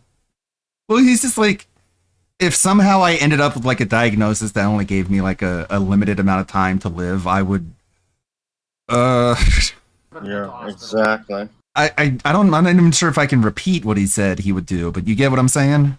Yeah, fuck them. I can't wait to be dead, bro. Human beings are nothing but complicated and evil. Most human beings, most of them. except for you, Chris. You're not complicated at all. You only say 2 words. It's really easy to deal with. I love it. Yeah, exactly. I think by drug Somebody- dealer he means the psychiatrist that prescribed him his schizo pills. Maybe. It can mean all sorts of things. It could, like, just be an amalgamation of a bunch of different things. Kind of how schizobrain works. Please fucking make my day, please. Why isn't everyone I've been as simple begging as Chris human beings is? for like so many years, bro. Why can't everyone just give me unlimited validation? Unlimited low effort validation. Yeah, exactly. Nobody's listening. Why can't everyone be like I'm that? Begging you to fucking end it, please. There's people who ask me questions. They Yeah. suck. Only, Yeah. bro, only crazy people want to live a long life, bro. That's not called thinking of others. If you want to be healthy all the time, like that's not called thinking of others though. Actually, I don't get it. it's literally fucking true. In Like, all you're not seriousness, you're never thinking of you others, can't though. fool me by saying this guy doesn't use drugs. Yeah, it would be like a. So if Stevie gets held at gunpoint, does that mean the mugger isn't real and Stevie can walk away? You know, it would be like that episode of Smiling Friends where that that guy came and invaded, and he was like, "Nothing matters. We're all gonna die. We're nihilists." And then the boss comes in and points a gun at him, and he's like, "Oh no, please don't kill me. No, I don't want to die. I want to live." And it's like that's all you would have to do. If you broke into Stevie's home and pointed a gun at him, he wouldn't be like, "Oh, finally." He would be like, "Help! Please, government, help me! Oh, this guy's Why trying to..." can't everyone be simple like Chris and clean of drugs like me? You know, simple and clean. The exact opposite of Tamir. He doesn't want to be immortal. He wants to die. Yeah, there's two coins of schizophrenia. Thinking about Two coins of the same side. others. If you want to be healthy all the time, like that's not called thinking of others though. Actually, it's literally the fucking truth. You're never thinking of others though. Like, I am ultimate brave. Nobody can change that. Nobody. What? Doesn't matter. No mountain. I am ultimate brave. Nobody. I am ultimate brave? Ultimate brave. So he want to be a girl and have a small Benny's too? I am ultimate brave. Nobody can change that. Nobody. Doesn't matter. No amount brave. of threats can change that. No amount of threats. Ultimate brave? You Or know, ultimate you know brain? How, bro, you know how I know for a fact God is not real, bro? Chris?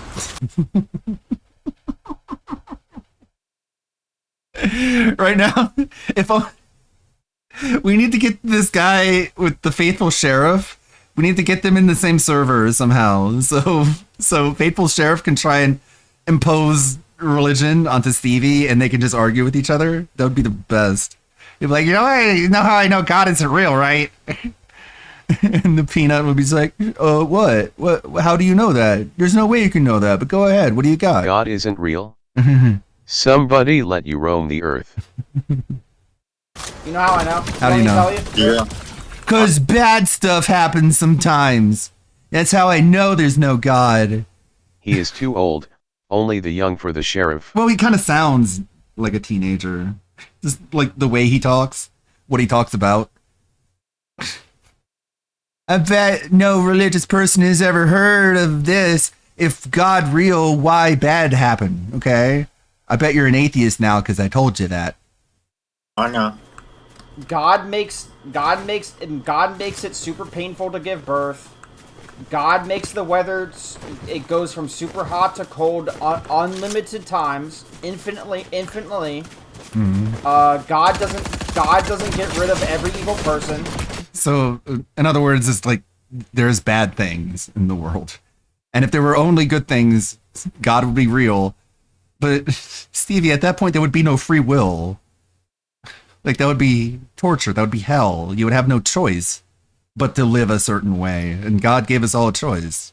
Oh yeah, then why good things happens? Take that, atheists. Like, I don't want to sound too religious. Like, I don't even really consider myself a Christian, but I am very sympathetic to the religious perspective. I understand, like, the argument. That doesn't make sense either, right, Chris? God doesn't get rid of... Yeah, if it was just like all snow, just like a snow apocalypse, God would be real because he would keep the weather from changing. I'd respect him more if he said we live in a machine that makes reality. Yeah, well, there's unlimited theories. Let's see. God doesn't make everyone fucking rich. Are the weather reporters What? God messengers? Well, you don't want everyone to be rich. Then there's no such thing as being rich. Okay. Again, just like listing just vaguely bad things. If God, why cold? If God is real, why aren't I rich? It's like, you don't deserve to be rich, probably. The list literally goes on infinitely, Chris. You know what? You know how I know God isn't real? Because God judges us and only rewards goodness. That's how I know he's not real. Literally goes on infinitely, bro. Literally. God doesn't prevent, like, evil people. God doesn't, like, You know how I know God isn't real? My penis is small. do this. God doesn't Stevie do that. goes Like, it neutral happens. route in every SMT playthrough. He really loves Bayonetta. Stevie doesn't connect the dots, he just has complaints and, like a spoiled child, hates God because God told him no. Yeah, he wants a genie. He wants a sky genie, which is. Like, that's not how it works. That's not what people think that is, unless you like fundamentally don't understand it. No, like no real Christian is like treating God as like it's a magic lamp. Ludwig, you are not real. Like the message that you usually receive from God is that you're not living up to Jesus's example. God cursed him too with small hand and penis. You're like a dog. It's like unlimited times, actually, dude. And these people want to fucking believe in something that's not. Like Stevie, if you could talk to God right now, I can tell you what he would tell you. God would tell you that you're unworthy of what you think you're entitled to. Like I can stand in for God, believe it or not, because I can just give you the answer right away. Real, like what? That's what he would tell you if he could. That you're not worth. You're a beautiful and unique soul in every way. You are infinitely valuable, and you shouldn't want to die too soon. God would tell him, Stevie, not real. Yeah, he would tell Stevie, you're not real, and then Stevie would disappear. He would like, oh, no, and just like fade out, like that character in Back to the Future. He would just tell you like, look inward, like try to engage in some self-improvement, devote yourself to your community and your church. And that's if God could write you a letter, that's what the letter would tell you. Just fucking kill me, please. And God so saith unto Stevie, 1v1 me in Fortnite. Winner gets to be real. Exactly, look inward. Anybody. Chris, Robbie, kill me. Somebody. My parents, kill me. Please. Or would he say look, N-word? Why is he saying this?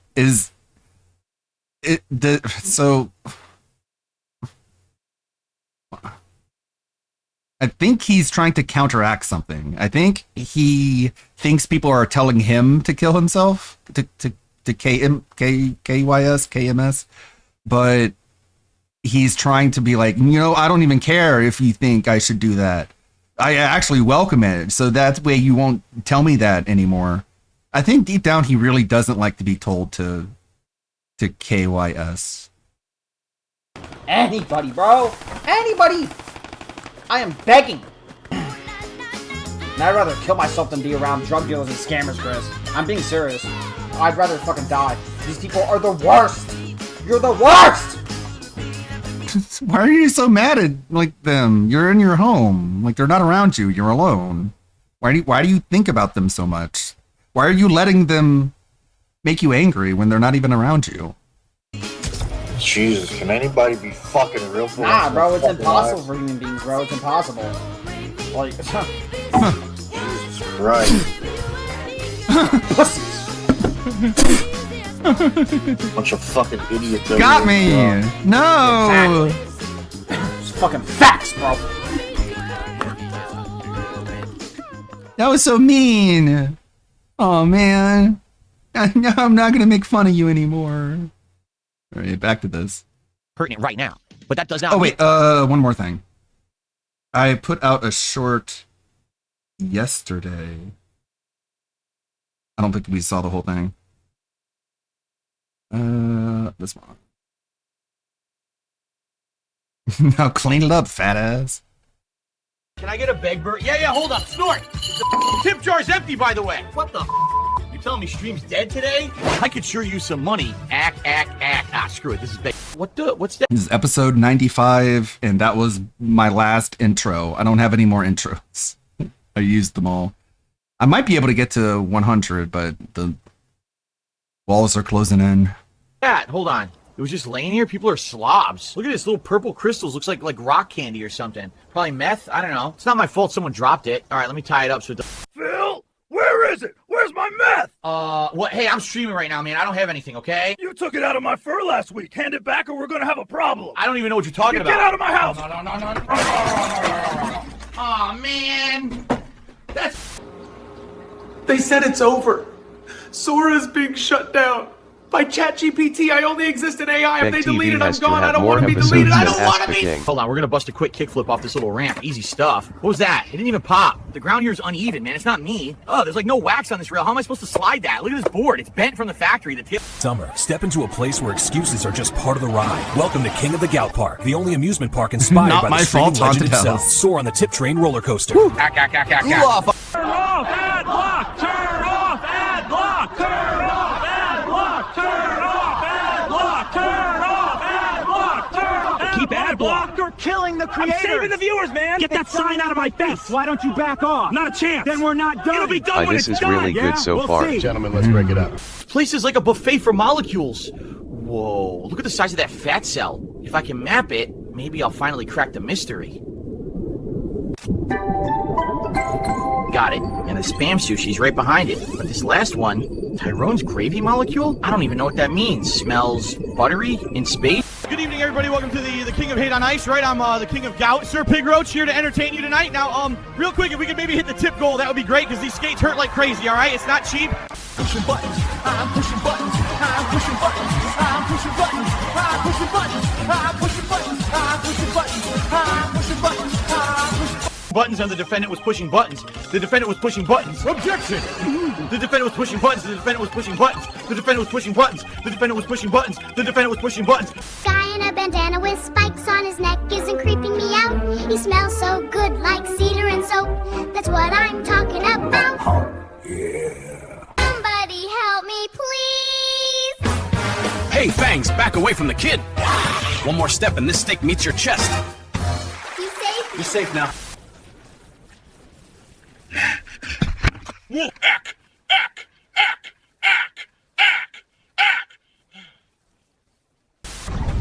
Man, it's so bright tonight. Look at this thing. It's like the moon's rubbing it in my face or something. I don't even know why I'm out here. Wait, what is it? Oh, Seal, what's happening man. to my hands? Beware, This seal. isn't my fault. Oh no, come on.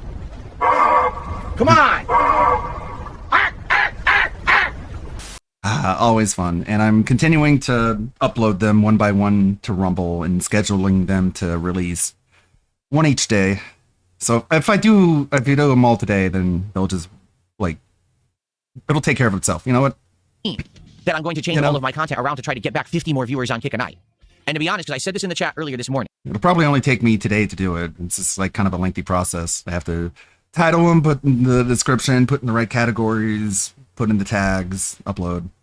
Right? And it's like 95 episodes. So Here's the truth. I don't make a lot of money on Kick because of the viewership. Do I make money on Kick because of people contributing? Yeah. When people but if I just dedicate today to doing it all, then it'll all be automated and I won't have to worry about it. send kicks or do subs, that's where the income comes on Kick. Not from, oh, because I got a whole bunch of views. Here's the truth. I used to get 80 to 100 viewers a stream. Now I get 40 to 50. Do you want to know the difference? Pennies. Pennies. Because I wasn't making a lot on the KCI. But that's like that. You shouldn't say that. You shouldn't say that. Because it insinuates that you're looking at all those people like fucking dollar signs. And it's not even dollar signs. It's kind of like penny sign. Well, that's still the same sign. But you know what I mean. You need to have, I'm not kidding. And then you tell him, Phil, but you're doing this for the money. And then he's like, no, it's not about the fucking money. You fucking stupid. He's going to tell you to eat his chest hair and shit. 500 lick his balls. Consistent viewers on Kick to make any kind of significant income with KCIP. That's the truth. If you don't have that, then it's a little bit of extra, pennies in your pocket. And do they add up over time? Yes, they do. But it's not anything crazy or significant. So I don't really care that I have 50 viewers instead of 100. It's not a big deal to me, all right? I do wish, honestly, I could have more people who come by and hang out for games. But I can't make people who came originally for drama to stay for games. I can't make you like video games. That's not my job, is to convince you that video games are good. No, it's not. If you don't like it, then, I'm never going to convince you. Okay? So the truth is, I hope you guys will still hang out. Whoa, that's a great ending to the segment. He just shit on everybody. He's like, yeah, it's a fucking gaming channel, stupid fucking idiot. And then it's like, yeah, I hope you're still going to stick around. I love you. I actually love you. I like having that audience. I do. I like that rowdy audience of But it's coming. And doing silly stuff. It's coming. I enjoy it. Okay? The butt's coming. I'm not going to go backwards for it. I'm not going to sit here freaking out about it. You just did. That there is a decline, but I'm doing good. Like overall, my streams are doing well. I'm doing very good pretty much no matter what game I'm playing. I'm doing pretty good. Yay, he managed to grift himself 100 kicks. Epic. Congrats, Phil. You got it. All this clown show for 100 kicks. You see? Look at that. Duper's delight. Look at that smile on his face. Look at that. Oh, you're so I'm giddy happy about this. So I'm going to do some Congrats, Phil. For contributions that have come in. No, we won't. And we've got Rebecca's Old, who did 500 kicks and says, I thought you don't like drama. I don't like focusing on drama. It's not the end all be all of who I am. Every once in a while, if there's something that I feel applies to me and I can add something unique or different or interesting, or if I find it interesting, I have the right to do whatever content I want, and you like it. You understand that? If everyone else on the internet thinks it's fine to dunk on Phil, steal his content, meme about him, then I can do it to everybody else whenever the hell I feel like, and you will like it and enjoy it, and you have no right to criticize it, period. Based. Oh my god, you got no right to criticize it. But hold on. How come Phil has all these rights, and he's going to tell you what rights he's got, but you have no right to criticize it? You don't even have the right to have an opinion about it. Goddamn, he's so great. Thanks for 500 kicks. Yeah, I have the right to do whatever the fuck I want, and you have no right to criticize it. And again, for the take you to the dentist shop. Differently than everybody else. When I react to this documentary tonight, no, you don't. You don't even know how everybody else does it because you don't watch anybody else. It's not going to be an endless hail of No, you don't watch anybody else. You just know that you don't like them because they're stupid and make more money than you, and people like them more than you. Perspective of, oh, I hate the guy already. I'm literally going to learn from a matter-of-fact perspective about the quartering. I want to know who he is, how he started on YouTube, what he's all about. I know nothing about him. Zero. Okay. I don't know how old he is. I don't know if he does content similar to mine, different from mine. You know, what does he do? I don't know. Let's find out. That's the whole point of reacting to this documentary, is to learn about this guy that everyone is currently kind of either embroiled in a battle with or dunking on. Okay? Okay, yeah. And if you don't like it, you have no right to criticize. I love that. You have no right to criticize it. Can see everyone's kicks. So I want to say thank you to Extra Bondage, who sent 50 kicks and 10 kicks. Okay. You can now see them. That's a big update. Now, massive update. And kicks now show up in my queue and have pop-ups and everything. So everything is fully functional now. It's amazing. I can now give full... Oh, this is going to be epic. This is going to be a base fucking segment. Pattern player Paulie did a $5 super chat. Now listen to this. Listen to this mentally challenged deficient moron. You ready? Now, already great. Like the quartering, you're desperate. And he says you're, Y-O-U-R, not Y-O-U''R-E. He doesn't even know how to fucking spell. I love it. You're desperate to control the narrative about you, so you banned everyone on Kick, which is why you have over 27,000 bans. Literally actual based message. Awesome message. Literally exactly what's happening here. And like I showed you, a bunch of bans were just like, hey, Phil, you are hypocritical about this. And then that guy got banned. Out of however many bans I have on Kick, I don't know how many I truly have. Most of them are bot accounts from the same person. There was a guy who, for a span of 6 to 8 months, daily was creating bot accounts by the dozens. And he was preloading these accounts into the chat, and then he would use them to all talk and spam at the same time. I actually don't know who he was, but he's a mentally deficient weirdo who was doing this, and all of my moderators were having a tough time handling it. It was actually Dunster who was coming in. Oh, that's so awesome. That's so awesome. I love when he admits that mentally deficient losers are making shit hard for him and owning him. And this guy was going so hard being the completely useless idiot retard that it was making it difficult for all his mods to handle it. Imagine getting fucking mogged by mentally deficient losers each morning and seeing, oh my god, 200 new accounts followed Phil. And why do we need Dunsfelter again? Why do we need Dunsfelter to sweep those motherfuckers? Exactly for that reason. And they're all bodied names, and he would just ban them all. I wasn't even doing it. He was, because he knew if he didn't do it, they were all going to start spamming. And But dude, we act like this. I guess you would believe him if we didn't have every single message here. We got every single message. And of course, a lot of those are like this one. This is like a copy pasta. This is copy pasta. There's some of those like this one. These ones. Obviously like sock accounts. A bunch of those, though, are absolutely not. And we have all their messages here that got banned. And that's like literally matter of fact and transparent for everybody to see. Fucking around with the channel during the course of the day. And this went on, not even kidding, this went on for like 5 to 8 months. It was like a long period of time where this guy daily was coming and doing it. So what is the point here? The debunk is that a bunch of those accounts were bot accounts, but still you don't address the actual core of the message, which is just like the quartering, you want to control the narrative, and once it spirals out, you just start banning everybody, which is true. The number of banned accounts has nothing to do with the content of the channel at all. In fact, I almost never ban someone on Kick because I'm mad at something they said or something like that. It's usually they're spamming the chat. Literally are, though. Come on. Come on. No matter how much he bans or censors, he can't change the fact that a Kiwi farmer fucked Jenna. This is it. This, if anything, is like the most harmless trolling you can have in his Kick chat. And it's called Outviewed by the Chiking. By the way, very cool. No one can talk because there's a million fucking messages on the screen. You know what I'm saying? So what you're saying is absolute idiocy. Spoken like a mouth-drooling idiot with complete no factional, rational thought here. You're just a moron. Like this one, it wasn't even making fun of him. It was making fun of Jenna for getting fucked. He just sent me more money too. I mean, he's that dumb. Okay. So who is that? It was fake PPP because his name is Pattern Player Paulie. What did that have to do with PPP? Fake PPP? So he actually gets us fake PPP. I cannot explain the extent to which he got mentally demolished by Kino Casino. Dude, every time he thinks about somebody that he hates and he talks about him without specifically name dropping Kino Casino, he's talking about Kino Casino. He's describing him perfectly every single time. Okay, Eat Your Teeth did 100 kicks and Daddy Big Buck sent 100 kicks. So thank you two for sending kicks. I appreciate that. And then Glorious Draven resubbed on Kick, and then an anonymous gifter gifted 5 subs on Kick. 1, 2, I'm counting right, yes. And then I already said the fake PPP did the super chat. The fake PPP. Let's see here on the list. Someone took $2.60. I don't know what the significance of that amount is. And they said, can you go bald, my glorious king? Darkseid bald would bring in so many more fans. I mean, could I go bald? I very well might. It might happen. Like, I might lose all my hair. But the thing is, I'm 44. And no, probably not. Is messed up. but I'm not really losing hair. It's just skewed. You know what I'm saying? Yeah. It's not even, and it probably never will be for the rest of my life. I guess we'll see what happens. I could go bald. Now, if you're saying, would I shave my No, I don't think he's ever going to go bald. I just don't think it's going to happen. Probably not, unless there's a good reason to, and there really is no good reason to. I think it's just funny because so many of these people that you guys categorize in as lolcows have gone bald or are all balding. And so I still have a pretty decent head of hair. Oh no, oh no, oh no, of course. How could I forget? This entire event is how he's better than the other lolcows, therefore making him a lolcow. Reinforcing that he is a lolcow, because he's so desperate to compare himself to them and say that he's so much better than them. This whole thing is going to be about that. How could I not even think about it so far? I'm such a dunce, mouth drooler. Should ban myself on Kick. Shirt shouts, we're headed to the gay bar tonight, boys. Yeah, this kind of it. I think I saw somebody. How did they? I didn't screenshot that. I think they said this looks like a lollipop that was dropped on the floor of a bathroom of a gay bar. That's how they described him, and kind of, I mean, accurate. If you remove the censorship for a moment, you see what I mean. And you just got big ups Furious Cinnabon. And Kid Wills says this.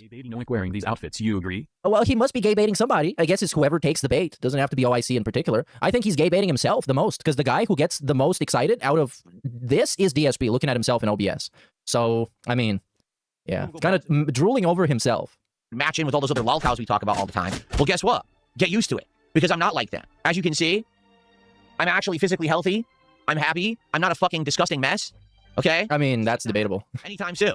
It doesn't matter how much you will it. Sure. It's not going to happen. Okay? It's not. Sorry. But I think that's what makes him a brilliant lolcow. It's for the specific reason that he's not like that. Like, he's not suicidal like Boogie. He's not a complete, desperate, depressed mess like Wings.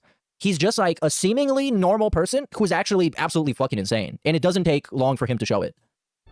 Make fun of me for things that actually you can make fun of. Like, say my face looks like it's melting. Okay, I'll agree on that one. Like, I really wish that I could get rid of the jowls and everything. Maybe they will. I think they are starting to go away a little bit. I think it's just going to take the jowls time for them to go away. But I think they are starting to go away a little bit. What, the snort sacks? A year or two of heavily working out and stuff, which I will start doing once I get like a machine to do so. Oh yeah, you need that. But there's not much I can really do about it. He needs a machine. But what happened with the machine though? So what happened? Did he pick what kind of machine he wants? He's going to get some really stupid thing. No, I don't know how jowls work. I have no idea how jowls work. I don't know what else to say about that. I don't know how to get rid of them. Like I said, jowls. That I had actually taken care of myself when I was younger, and then it wouldn't be a big deal. This is hilarious. Stroke those beard fangs. So now you're gonna say that my beard looks like fangs? I'm happy, so I guess I'm successful, and I'm healthy on loop. Yeah, that's it. And at this point, it's like, I don't need a reminder, dude. It's like you need a reminder. It's almost like you need to remind yourself you're so successful. Beard. Because like, if you need to tell yourself that constantly, then you don't feel it. Because if you felt it, you wouldn't need to say it. Dracula. And if you actually felt it, you wouldn't care about what somebody's saying about you in the fucking Kick chat and comparing you to Wings of Redemption. Because you would know you're nothing like Wings of Redemption. Where do you guys get this stuff? This is like when Review Tech USA, we talked about this on the Shroom Nukem stream the other day. It's like when Review Tech USA goes after somebody by making up a bunch of fan fiction about him. It's like, yeah, your dad doesn't love you and you live on the street. But you know that's not true. So he deals 0 damage. You have immunity to that because it doesn't get to you at all because it's just not true and you know it. So it's just, yeah. I actually think that's funny.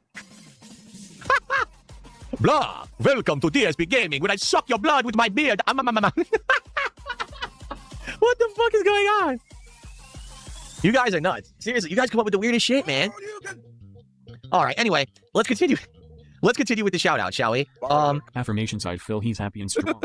my favorite one is I see that message in chat every once in a while. It's like the person says, I'm happy, in like a frowny emoji. That's the perfect chat message.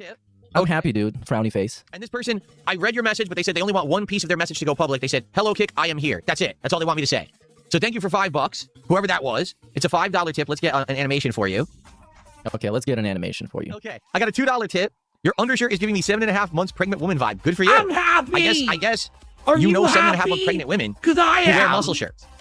That's a little weird, actually. But that's the point, that it doesn't look like a muscle shirt. You don't get the actual like substance of the message, dude. You don't. It's not a muscle shirt. Actually, I think somebody did I bookmark this? I think I did. I think it was Broside Phil, or was it not? Hold on, I'm gonna find it.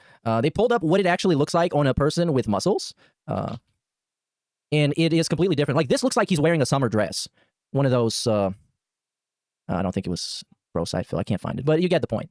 You get the point. This looks like a dress, and usually it looks like a like when Jaha wears them. Also, yeah, this. Okay, I can show you this at least. This without the censorship this time. Yeah, this is a muscle shirt allegedly, but it looks like a summer dress.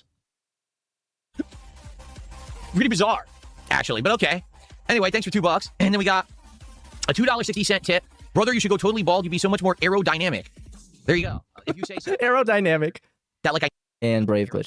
Like, am I a track star or something? Am I trying to hit a new land speed record? Am I trying to beat Usain Bolt in the foot race? You're trying to beat Gout I don't Gout. know if I need to be too aerodynamic, right? Hey, big ups Crosa for the follow on Twitch, dude. So fast. Look at him. He's power walking. Okay. Continuing on, it appears there were 4 anonymous subs gifted. Is that true? There were 4? It looks like there were 4. I want to confirm. But it's like, that's the thing, right? He complains about not getting enough money and not getting money on Kick, on whatever, gifted subs and everything. But him getting money actively makes the content worse, because now we're just talking about how much money they gave him and if they gave him money. And now we just keep talking about it. So I'll have to skip through. And I'll have to skip through some more. Oh, and this is bait. Kino Enjoyer asks, you seem to be doing better overall for a year now. At what more? I don't think that's what he meant to type. At what more would you get worried about the future viewership and support and outlook? I don't think he meant to say that. I think he meant to say maybe at what point. I'm certainly not at any point right now where I'm concerned about that. Like, what I get concerned about is if there's something that I'm really enjoying and for some reason it's not catching on, that really annoys me. Like, for example, yes, I absolutely really like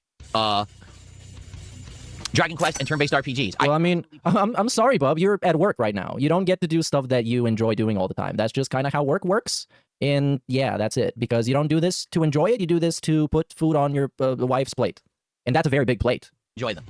I get upset when I'm in the midst of doing something that I really like, but for some reason, it doesn't work with my audience. And now, sadly, it ends up not being popular and I have, slower streams or deader streams and stuff like that. That legit does bother me because I want to be doing content that my audience likes, but I like too. And it seems like, sadly, it's just not always possible these days. You know what I'm saying? Like, there's going to be stuff that I like and you don't. There's going to be stuff that you like and I don't. And when there's not always a total crossover or agreement there, it is kind of upsetting. But for the most part, if you take a look... But it's also like, okay, on general principle, I would agree with that, I guess, because you want to make stuff that you enjoy doing. If you're an entertainer, it's like if you're a comedian, you want to make jokes that you actually think are funny and enjoy, and not what people want to hear. But I forgot what I was going to say, for fuck's sake. But it's fucking DSP. Like, you trash at what you do. And you didn't, for all these years, he didn't figure out how to not get upset over this and how to just bite the bullet and be like, okay, well, I guess they don't like this game, but it works, so let's just do it. Everything that I have been doing in the last... It's like he's not a streamer that streams for like 2 years. Because this happens with some detractors that I've seen throughout the years. It happens where they do the DSP stuff and people like the DSP stuff and people watch for the DSP stuff and then they're like, okay, I'm going to play League of Legends now. And the views instantly drop, which is the most predictable thing that could happen. But they actually get fucking salty about it. And it's like, bro, you kind of should know why you're here and what people like. And if they like you doing other stuff, that's good. And congratulations, that's awesome. And if they don't, you should have expected that to happen. That's just kind of how it works. But those are like newbie streamers that have been streaming for like a year or two. They're not exactly familiar with how this works. And this guy has been doing this for like damn near 20 years now. Doing something that That's isn't not going me. so well. Okay? If it is, usually we don't do it for that long, right? Like usually if we're doing something that's just not working, we say, all right, move on, do something else, try and experiment with other things. If you want to know the truth, folks, here we go. You ready? So listen. You ready? All right, here's the Don't miss truth. it. Success breeds more success. What does that mean? I don't What know. does that Compare mean? the situation that I was in 5 years ago with the situation that I'm in today. But you said you were successful 5 years ago. Like, why are we retconning this as if he was like miserable and the worst? Like every year around Thanksgiving and extending to Christmas and including Ludwig Christmas only and like New gets an Year's, audience he does when the he's yearly playing Final retrospective where Fantasy he talks IX. about how the year went, and Yeah, I every get year has it. been better than the previous one, with no exceptions, 0 exceptions. I get it. Like, I'm kind of shocked by how few views my AI music videos get. People are really bigoted, aren't they? Some of the years Oh well, no biggie. I enjoyed it. have been a mixed bag, but still better than the previous one. And now you're going to tell us that all along you were kind of doing trash and you weren't successful? 5 years ago, I had almost no money. I had just gone through a bankruptcy. All right. I was barely, getting by. Anything that I was making was immediately going to bills. I was scraping by. I wasn't having nearly as much profitable streams as I have now. I wasn't having the levels of support and stuff that I'm getting right now. What are we talking about? Vest streak time? I don't know, man. Are we talking about Emerald 7 time? I don't know, man. My setup was dramatically outdated. I was stuck playing only on consoles with an outdated lagging TV, right? I didn't even have the flexibility to just get something when I needed it. If my controller was dying, I'd have to figure out a way to scrounge together the money What? to afford the new controller. No. I was living stream to stream. Remember when his controller wasn't even dying? And I think he had like the haptic feedback turned on. I don't know what year that was, but it was after the PS5 came out. So he was playing, I think it was Call of Duty. And he was like, oh, you guys, I don't know. I think it's stick drift. This controller's fucked up. And then he got somebody to gift him a controller that arrived like almost the next day. And then he was like, oh, I actually figured it out. It wasn't broken at all. It just had the haptic feedback turned on in the settings. Yeah, yeah. No exaggeration. I was living stream to stream where I needed to have a series of good streams to get by, or else I was always behind the 8 ball. And that is also a good point, Mr. Burnope. That's how he called. Now, are we forgetting that almost everything he got used to be donated? Like, people would just straight up send him stuff in the mail? Okay? If that makes sense. And now he's going to act like he was a broke bitch when people literally, like, bought him stuff like a Twitch thought. So, and still is. I mean, what was it, like 2 years I ago? love He got that he donated can a say PC, this a whole 5 like, years fucking later. gaming PC. He got donated After he the mini banned PC. everyone All from of that stuff pointing people it just out. give him for free. Hey Phil, I don't know if you need this, but here's a fucking thing. if we started a game 5 years ago that people weren't liking, like if you remember, let's call out one, Returnal. And that wasn't even because he was too broke and he couldn't actually like pay for anything. It was because he didn't want to spend the money that he would get on tips and on the other stuff, like his regular paycheck, on those things. He wanted says them someone on top bought of it the for regular him. paycheck. That Returnal, doesn't everyone mean liked for like 2-3 someone streams. did. And then immediately, they all got bored of it. Like, man, this is repetitive. We don't like it, right? Well, guess what? I already dropped like $70 on Returnal. I don't have enough money to keep switching games and buying a new game, and I wasn't a PC gamer, so I couldn't play cheaper indie games. I was limited to what was available on console. Console has cheap So indie in this games. regard, I'm stuck. I have to play what I already have. So I would have to do these lengthy playthroughs of games no one wanted, and they would take weeks to months to beat, and my attendance would go down, and my support would be low, and that would it would be like failure breeding more failure, right? But what's happened is, in the last year and a half, okay, I have decided, because I've been more successful, because I've been making more, because I have the flexibility to do all this, I've shown you that if you support me and my content, that I'm going to reciprocate with upgrades, with listening to critique and feedback, improvements, and doing what we want to do together and having fun together. No, we just turned up the gaslighting and he Lies bought as himself a bunch easy of as toys. he breathes. Which I love his idea of upgrades, and this has pretty much always been that. It's minimal upgrades for you and your experience and maximal upgrades for his experience, because he needed to get the big TV with the big refresh rate and the VRR and all that other shit. And we get to have kick chat. Right? So no, it's just like the gaslighting and the parasociality has been maxed out. That's the literal, like, the most essential change that he made. And the other stuff is just cosmetics. It's actually just like you unlock this in the battle pass. I'm reciprocating and giving back. You mean like those IRL streams you said you do and bought I can't equipment afford for? muscle shirts back then. But Still that's what he's waiting gonna say. on those. Yeah, you guys, now you can see I'm dressing up more and I got a microphone, even though he also got a fucking microphone. He got a studio microphone before that. That sounded well. And now he got the shitty background music, which is objectively a downgrade because it's so distracting and so loud. Rather than just saying, oh, if you support DSP Gaming, it goes into a black hole and you never see any of it, right? Take a look at all of the things that have upgraded and improved in the last 2 years. The entire, like, literally, I don't think there's a single thing around me that I was using 2 years ago. But how much of that benefits me as a viewer? This is the same experience I had watching the pre-stream podcast 4 years ago, or the pre-stream 5 years ago. Exact same experience. Delusional geezer yelling at the camera. An incoherent mess of content. Yeah, effectively the same as if like there was just a slide on the screen and you couldn't see anything around him or even him. Like, it's effectively the same. Contradictions and lies. You could have like a black screen. It would still be the same thing at the end of the day. And delusions. It would be even better because we wouldn't have to look at you try to flex and flaunt and preen around like a peacock. Besides maybe the game over sign, everything else is new. The entire set, what I used to capture and stream, what I used to game on, the monitor, the toys are controllers and new. accessories, the microphone, Wow. like, everything has gone up. The quality, the resolution. He's that got I'm such new toys. Jack saying the same cokes and doing the same begging. Same quality. What You can changed say it about the exactly? background, but that's a cosmetic. That makes no difference. Makes no difference. No, the It's all toys are been dramatically new. improved, right? And we continue to improve. Like, I don't just stop. I did all those improvements at the end of 2024. Then I did another slew of improvements at the end of 2025. I'm still jumping on everything that you guys want. I just bought the Steam controller. I'm actually waiting. Wow, They did package it. that changes everything. Again, why? Of course, he's going to say to do a review of it. Let me actually see if I He refresh bought this. the There's an Steam update. controller. They did package my Steam controller. Wow, cool. Good for you. But that's it. They only packaged it. They haven't shipped it yet. So as soon as that shows up, live review, right? Showing you what it is, unboxing it, testing it. You know, I'm doing all these things that previously I was not able to do. Why? Because quite frankly, I just couldn't afford it. All right? But now things have changed. Again, because of your overwhelming amount Whenever of positivity he and support towards my inevitably content, goes on a the cold success is streak of breeding more donos, the success. trolls should Does that see make if sense? they can And psyop that's really him all. You into should repeat removing yourself his again. face come over And the if you get to that reason certain his level of just ugliness feeling is sure about scaring off myself and knowing that donations. whatever content I do will work, and if it Would doesn't, be we an can just shift right improvement away to to his something that does. content Then I'd be TBH. good. But everyone was always, wanted to jump onto me. Everyone wanted to be like, well, you see, Phil is a lost cause. Phil is a black hole. Phil is an endless e-beggar. And no matter what, if we support him, he's just going to piss it all away. Well, that hasn't happened for 2 years now. Narrative hasn't changed. Every idiot on I the don't internet still understand wants why to push he that bought whole the Steam narrative and controller. completely ignore all of the He's improvements and going changes to that have hate it happened and bitch because if and they moan acknowledge about them, the that mouse means their narrative pads. is broken and they don't have any content to make. You see, you can't do another documentary on me saying that I'm an endless e-beggar that never improves if I actually stop. Oh, this is Turkey Tom. It's Turkey Tom. This is targeted towards Turkey Tom. Everything's improved.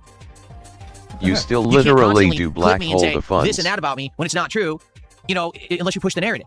So, yeah, that's the truth, is that I feel that Not at this all point, narratives even are if false. we're doing something that's not working, I have the ability to find something else that will work in its place, and it's fine.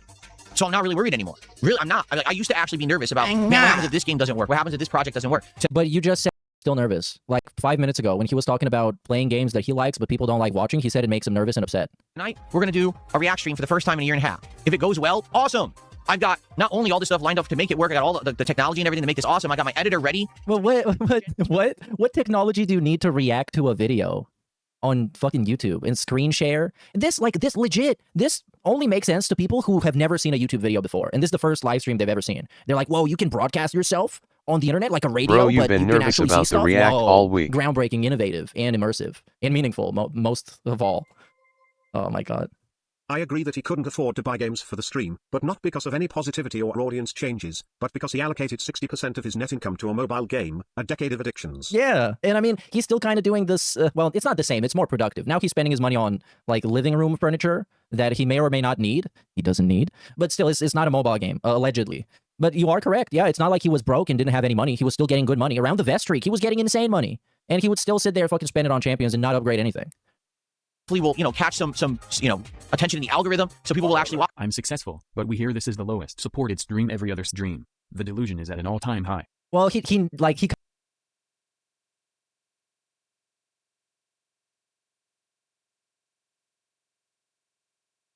He got legit pissy when his audience didn't want to see the quartering doc, so he did it anyway. Make it make sense, Phil. kind of needs the delusion, because I don't know, otherwise it's all going to fall apart. Otherwise he will have to be honest with himself, and he can't do that. He can't do that at all. I just want to know what Kat thinks about this. I'm so curious what Kat's opinion on these segments are. If she watches this, I want to see a Kat restream. Kat restreaming it and saying what she thinks about this. It'll be so great. Damn it, I'm sorry. Big ups 666 million, dude. Watch this thing. And Iwamoto for the $1. So I've got everything ready and lined up for success. If it's not success, You got the success lined up. no big deal. We go right back to what we were doing and we have fun with full-time gaming and all that. Who cares, right? That's what I mean. I'm now in this level where I can just do things whenever I want, however I want. And if they work, great. And if not, who cares? Move on. You care, you cry, Honestly, and bitch. I really have no excuse. Like when you guys tell me, hey, try this, do this. Why wouldn't I? Give it a shot. Now, there are some exceptions, but for the most part, yeah, I'm willing to do things and try things that are within reason. What? So, good stuff, okay? No, but I mean, okay, sure. Whatever you say, Phil. At this point, let's just feed the delusion. Let's just do that. Because, like, in the last couple of months, we've seen so many things that didn't catch up, and he's been crying about it. I forgot. Look, pretty much every game. Like, Pragmata was like that in the beginning. All you need to do is just watch a fucking daily rap. That's all you have to do. Watch a daily rap, and he's going to tell you, guys, I don't know what happened with Pragmata. The views are bad. We didn't get attendance. Like, the whole half of the first start of the stream was about kick support and how he doesn't get it and coping about it. That's right. You can't listen, because here's what Super Bonchan just said. Oh, yeah, Super Bonchan. He's really smart. Yes, because the thing is, it's not permanent. Do you understand? What? Hold on. What was that quote? We are successful, by the way. Super Bonchan, he's on the board. He's a board member. That's right. You can't listen, because here's what Super Bonchan just said. We're successful. If we're ever not successful, it's no big deal. If we're ever not successful, it's not a big deal. Yes, because the thing is, it's not permanent. Do you understand? Like, what I found now is as long as you adjust and you move, it's called pulling an audible. That's what they call it in... Oh, like in football. Okay, yeah, I know that. So... essentially, if you just move around left, right, up, down in any direction when something's not working, if you have that flexibility, you're going to find something that works anyway, and then you're good. My problem was I was stuck in a rut where I couldn't do that. I'm not anymore. So now we play a game, it's not working. Okay, move on to another. But no, he did the exact same thing back then. And I'm very irritated because I remember it. I remember I was there, I watched it, and I made fun of it as it was happening. It was exactly the same thing. You guys, this game didn't pick up. I don't know what I'm going to do. Remember Dead Island 2? Remember Dying Light 2? Remember many video games that came out? That specific year when Dying Light 2 came out, he was rage quitting stuff almost like day one. It didn't make money the one stream. I can't risk it, you guys. It's gone. And now it's pretty much the same shit. It didn't make money, so he gets to beg and fucking drag it out for at least like 2 more streams in the hopes that somebody's going to pay picket. Every once in a while, you get like a cowboy man or whatever other cowboy individual that's going to take one for the team and give him like $50 to save the stream. And that's it. We're hanging by a thread. And that's perfectly awesome for me. But we don't need that delusion. We don't need it. People said I would waste money on stuff. Look at my tripod. Here's my furniture story. Ivana workout machine. Guys, have you seen my muscle shirts? This, I'm all for that, though. I agree with you, bro, Side Phil, but I'm all for that. I want DSP to spend his money on the most Yeah, what I was saying, but I was muted, is that he's like, you guys give me the money, and it used to just like go into a black hole, but now it goes right back into the content. And also for furniture for a room that you can't even see anymore. You can't even see the room, but sure, yeah. They're really seeing all that success. An amazing triple and you give me machine so I can get buff. S tier Bowflex that you can find. If it's like a 1 of 1, like directly from the factory, custom made engraved with I DSP's long for the initials days on it, of those perfect. sub The more, the $20 better. streams of like a More is snoozer more. I love infinite that. I want him to begs. spend his money on stuff that is really hard to get rid of, especially if it's very hard to get rid of. I love that. Definitely knows a thing or two about audible pulling. Oh yeah, well that wasn't very audible, but I didn't want to hear that. I didn't want to hear that. I saw enough. We got more than enough. It's just kind of like with the chest hair. Then we don't need more. I'm giving up. Big ups J Dog Arcade. He's already a better gamer than he is. What if she were a better streamer too? So gross. If she restreamed him and played into the bit, she could make tons. Well, that it's kind of going into like lolcow live territory of the fake content, the manufactured drama content. I don't think it's gonna work outside of like the first stream. And she's not really good with commentary. What she's good with though, and I'm gonna give her credit for that, is the, I guess, quote unquote game sense. If you sense how a game is played and just pick up the mechanics right away, she knows that a lot better than DSP. A lot better than DSP. I mean, like, it's not like DSP is the golden standard of that. He's like the yellow paint standard, but still, she's way better. Or if everything else around me is going on well anyway, then you can keep playing the game that's not working and enjoy it for yourself. And that's what I just did with Dragon Quest VII. Do you see? So Wow. I'm good. I'm just not. You know what I mean? I'm good. I'm not worried anymore. I'm not worried, you guys. I could, you know, This guy's I'm not a falling can, you short. know. Stop looking up. Finally, for the first time in years, my channel's hitting the algorithm again. People have been coming by saying, I can't believe it. I was watching a video and it gave me DSP Gaming as a related suggestion. Oh my god, I can't believe it. Watching your video and commenting for the first time in many years, I didn't even know that you still existed. It's happening.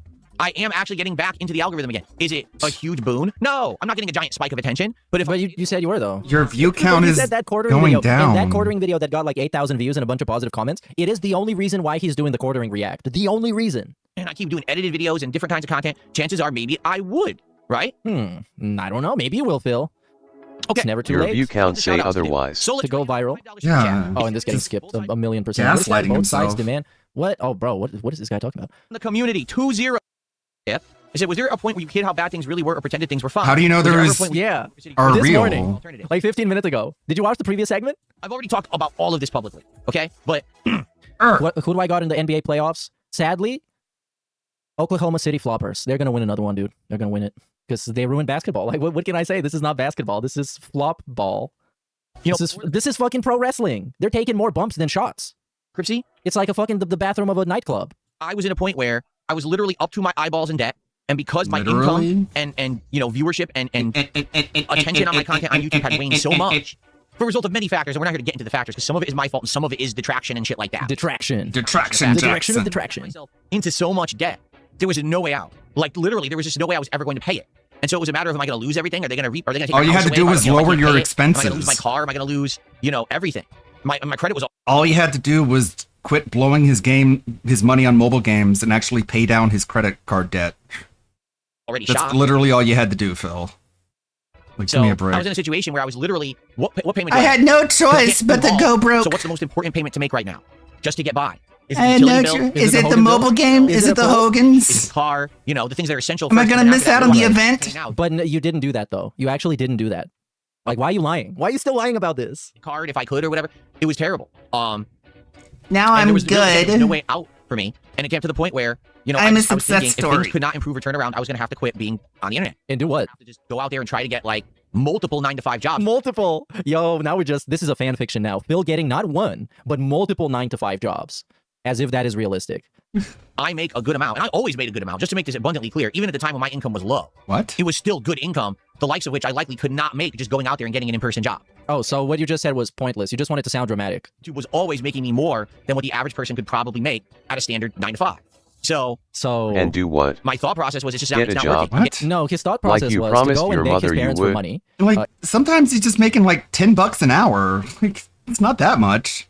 Instead of going on a honeymoon, I guess, which was the more realistic outcome and thing to do. And then to promise his mama that he was going to get a job 10 years from that point. And then COVID happened. And as we know, COVID destroyed all jobs. And jobs didn't exist after COVID. And now I guess AI happened. So AI destroyed the rest of the jobs that didn't exist. So no, we have like an actual negative amounts of jobs right now. Getting harassed too much on the internet, I'm never going to increase in viewership or positivity or support. I got to go get other jobs offline because at least that stuff is, you know, is more stable. Or at least I could build up a resume and then maybe try to get better jobs or something. No, that's another bold-faced lie. How many times did he talk about 9-to-5 jobs and how they're not more stable than streaming? Because at any point you can get laid off. That's what he said. At any point you can get laid off, so that's not even stable. And he called people idiots and he banned them. But you're supposed to pretend like that didn't happen. Because if it happened, then he's a liar and a fraudster. Which he totally isn't. So I was going to quit YouTube and probably end up getting 1 to 2 jobs that I was going to do at the same time to make the same income so I wouldn't lose everything in the hopes that maybe things could turn around. But yeah, like, it was bad. Like, literally, it was terrible. And I couldn't sleep at night. I was all messed up in the head. you know, because like, I'm going to lose everything I ever worked for. Mhm. And yeah, it absolutely sucked. It was a bad feeling. There was a time when I was absolutely down on my luck. And at the time, he was talking about the tractors and being like, I bet you can't even sleep at night with all the fuck up shit that you do. And it was just Phil being mad about how he can't sleep at night. So, projecting. Thinking that I was going to quit. And then wow, did everything change? I mean, holy shit. Wow, Asmongold. It was a series of factors. I mean, number one was COVID. Thanks, When COVID Asmongold. happened, all You the gave jobs me a went away little anyway. bump. So it was like, oh, They're gone. if I had quit, COVID, dude, COVID was the best thing to happen to this guy. If there is a plague going on, that's going to be another. Like every time something terrible happens, it's awesome for him because it's almost like he's a demon that feeds on the misery of other people. It's insane. Rushed out and got an in-person job, I probably would have lost my job anyway. So thank God I didn't do that. Okay, and then there was because Thank of COVID. God there was you this, like, didn't have increased any attention on dignity internet ever content at creation. any point. And during that era of 2020, 2021, and even 2022, there were a Thank lot God I never even had a job because I might have accidentally helped someone. of people who came by to watch my content because I would have been fired and it would have been all over. consistent. Knowing that DSP is here every day. I to wouldn't put out be able to content get and streaming, another and he's gonna job. Be here and be a part of our lives at a time when we're all stuck at home and we can't do our normal routines. For a lot of people, they appreciated the fact that I was here every day plugging. Yeah, dude, imagine thinking, No man, I want jobs during Dark Side Phil COVID. to be a part of my life. Then He's such what a was positive Ket doing influence on during the everything, and pandemic? he's got such a chill vibe. I Sitting want on him her to be a ass part of and my life. watching it grow? So there. And I think I Yeah, don't did know. Kat get I fired? might be wrong, but I'm kind of thinking that at some point he tried to refer to himself as an essential worker because, you know, during COVID you had like the medics and all those people that were considered essential workers, and Phil tried to declare himself as one of those. I actually got a good boost during the good boost. And then after COVID ended, yeah, it started to slow down again. But then I started experimenting with new content, right? I had the DSP React. And also, I know this for a fact, though. He called himself a blue-collar streamer. He did that. Actually did that. I can't believe it. There is, by the way, a very underrated period of time that is now, I think, almost completely wiped off the internet outside of, like, restreams of Kevin and me and maybe other people that were around at the time. I think Ann Leet, Piece of Peace. Oh, because yeah. Shut up. I think he deleted the pre-streams because of DMCA strikes or something else. But that was a good period of time with some really juicy and desperate and pathetic pre-streams that you just had to be there for. Where I started doing. Oh, but I think Snord Burnell is one of the best archives because Snord Burnell's been going on for like more than 10 years at this point, probably. So yeah, if you want to find something essential, it's probably on there. React show and reacting to different kinds of things. And I started to try to branch out and do other stuff and told you guys, hey, if I ever do, you know, get this level of support or whatever, I would do different things. Just I'm stuck being a console gamer because I don't have the means to do it. And it was all these unique factors together. It really was. It was the generosity of my viewers giving me that push to the next level, you know, gifting me this insanely good. They gave him the push like it's Vince McMahon. It was really the first thing. He reached for that brass ring. Where I was stuck at. And then once I got that, then I made the distinct step to start branching out and doing other kinds of content when I teamed up with that Kino Casino for, 6 to 8 months. And all of a sudden there were new eyes on me that had never been on me for the first time in ages. Hey, I thought it was Asmongold. People giving me attention to the point where I had so much positivity that I started streaming and co-streaming on Kick, something that I never would have done previously, right? And then getting this big, increase of attention and support for a few months allowed me then to invest that money right back into the business and get the new gaming and streaming PC. And that gave me a big boost of being able to do better quality and more things. Now, all of a sudden, I'm not a console gamer anymore. Now I'm actually able to, do way more different kinds of content and, at a better quality. And I'm showing you guys that I'm willing to restart projects. You're going to play GTA 6 on a PS5. And basically, even though the casino thing fell apart, Well, why though? Hold on. What happened? This is one of those things where we don't really have a definitive DSP narrative to what actually happened. Because depending on what day it is, he might tell you that he snaked them. No, he Phil, knew you that they still were gonna play snake shooters him, on a So he controller. knew that it was going to end. You are not a or he's going to PC say that he gamer. got betrayed, or he's going to say that it was like a mutual breakup. So we don't even know what he claims happened back then. But we know what actually really happened in reality, which is that he planned it all along, by the way, in case you don't know. That's all I needed to keep running. And that's like, I love that. I love that. It would have been the best fucking thing ever. For people to just Did go he along with just that narrative. imply he Just, bought yeah, you both planned all along to PCs? look really pathetic and get I thought humiliated one of over and them over was again and be gifted to like a him. pet No, he lol said cow one was for a group of given. people constantly making fun of you. That's great. You probably should have planned something else, but I mean, I don't know. All of a sudden, I still had new attention on me. People were from the drama era were watching me. People from gaming were watching me. And overall, people were like, oh, we're used to Phil making good content, which no one was. I was always the laughing stock of gaming creators. Like, God, everything Phil makes looks like shit, right? His quality is just ass. His camera looks like shit. His microphone's That's not that what they good. were complaining he only about. can play on console. He can't play any of the hot new games, so he misses out on a ton of releases. He's just like That's not what people were complaining about. That funk, that rut. That's And I was not able to what start people breaking were out and doing the stuff complaining that everyone else about. was doing. I think what happened was some people's eyes were open. That Phil just ain't that bad. It's just that he was stuck. Oh, No. right. I still think he So it buy wasn't them his all, fault for being trash? but says it Everything I'm was doing, I'm gifted planning, similar working on to myself how and figuring Nova out does it. What? All by To make it yourself? look like he is Mr. liked. Feedback? Mr. I'm gonna make a thread where you're gonna give me feedback for what I'm supposed to do. Please tell me what to do that's gonna be successful. That guy is all by. What did he do by himself? This event. Let me try this special thing. Let me branch a little bit in this and a little bit in that, and then I listen to you, and I very much listen to your feedback. Okay. What is he doing? Look at this. God damn. He's actually showing you that he's listening by doing this. And whatever you guys should try. What a listener. Try a new game. Try this. Try that. I would do it. And that's how it's all worked. Seriously, that's how it's all worked out. And I'm very happy, obviously, to be where I am right now and to be able to jump around and do different kinds of content, branch out and do a podcast with Wings over here and have a conversation with Activold over here, do a React over here. They don't want to be around you. Yeah, I'm really happy to be in this position where I get to do a podcast with Wings of Redemption. And you can't do one again. I can't stand Wings of Redemption. I think he's trash. But at least he's realistic as to what he is. And he is self-aware to a point about what kind of a person he is and his motivation to do stuff. But DSP Because just the like, alternative man, is that like, a gaming wow, streamer next can't level. earn enough to get the tools he needs for his job. That is just sad. And it's funny how he's like he's trying to act impressed. Like, I could go talk to Wings. I could go over here and talk to Asmongold. The fact that the Level 1 podcast is still around is proof that he did not listen to feedback. Yeah. Like, wow, you can talk to people once and then they never want to talk to you again. Wow, what freedom. You have a game that actually gets me more attention than I usually would. This is cool. It's a good This feeling. is cool. It's not, Phil just did the same thing every day. He's stuck in his rut. No one cares. It's very much not the case. Okay. You now, certainly I'm not very so popular, nor am I are looking to be. stuck. But the fact that I'm at least in the conversation You're about very stuff stuck. is a good thing. You want to at least be semi-relevant, and the fact that I am semi-relevant after 18 years of doing this is Again, I'm not Mr. Popular, but I'm trying to do this specific stuff and edit my videos in hopes that they're going to get views, aka get more popularity. So, like, what are we? At least don't brag about not wanting to be popular. It's okay wanting to be popular. If this is your job is to be a public figure and getting a lot of people to give you attention. You would like to be popular. Like, that's a good strategy to want to be popular. pretty awesome. Sure. Pretty lame. Oh, an awesome sip. Pretty Seriously, fucking the fact that you lame. interact more now than ever makes people feel like they're coming to talk with a friend every day, not just a streamer. Oh, yeah, that's awesome. Let's see what Phil has to say about this, because he knows that that's goofy and silly, and he wants to make sure that those people don't see him as his friends. But also, he knows that being parasocial with those dents gets him a lot of extra income. Because what did the Cowboy Man say in the interview? Sometimes Phil doesn't acknowledge my messages, so I just send him a super chat to make sure that he does.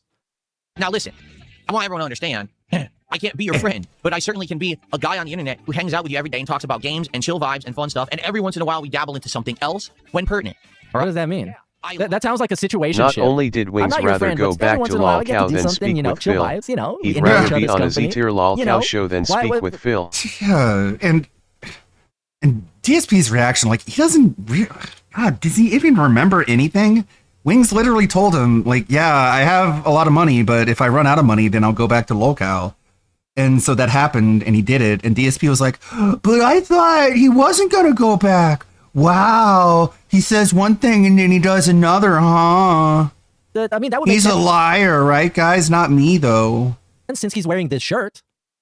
Interactive. I like having a social experience with my audience, as opposed to it just being me blabbing. Like, he doesn't remember anything, man. Like, how do you... Like, if this guy went to prison, would he eventually just, like, wake up one morning and be like, what? How did I get here? How did I end up here? Was I born here? Did the prison get built around me? Is this just the entire world is a prison? What's going on? And playing a game. How did I end up here? Okay, those old days of me just playing a game and doing stupid commentary over it are long outdated and done, and I'm never going back there. Okay. What? Cool. People, okay, this is very important. If you want to talk on tonight's stream, you have to subscribe to the channel right now. Let me take a look at it. Why right now? Oh, it's a 20-minute sub-only mode. Like a 20-minute sub-only mode? Why 20 minutes? Just do it like I do it, where there's no time limit, but you get extra subs. And it works, because it's better than me asking you to subscribe, because I don't like doing that. Subscribe to the channel to talk in the chat, so that way bots can't just join the chat and start going bots, right? But those, like, does he realize that those are not actual bots? They're just people on sock accounts. So they can just subscribe right now on all the sock accounts, or they already have. I don't even know. Anyways, let's move on a little bit further. Like I said, tomorrow we're doing a full-fledged podcast that'll probably be 90 minutes to 2 hours long. Guys, tomorrow Phil I'll doesn't react to do the Stranger Than stupid Heaven commentary over presentation. games anymore. So you want to know? Nope, who I it's banned? just gold laughs hold on, and he how banned do I somebody. do this That was and interesting. that. Can you measure your bicep on stream, says this guy. But that was not the person banned. It was Caitlin Mac something.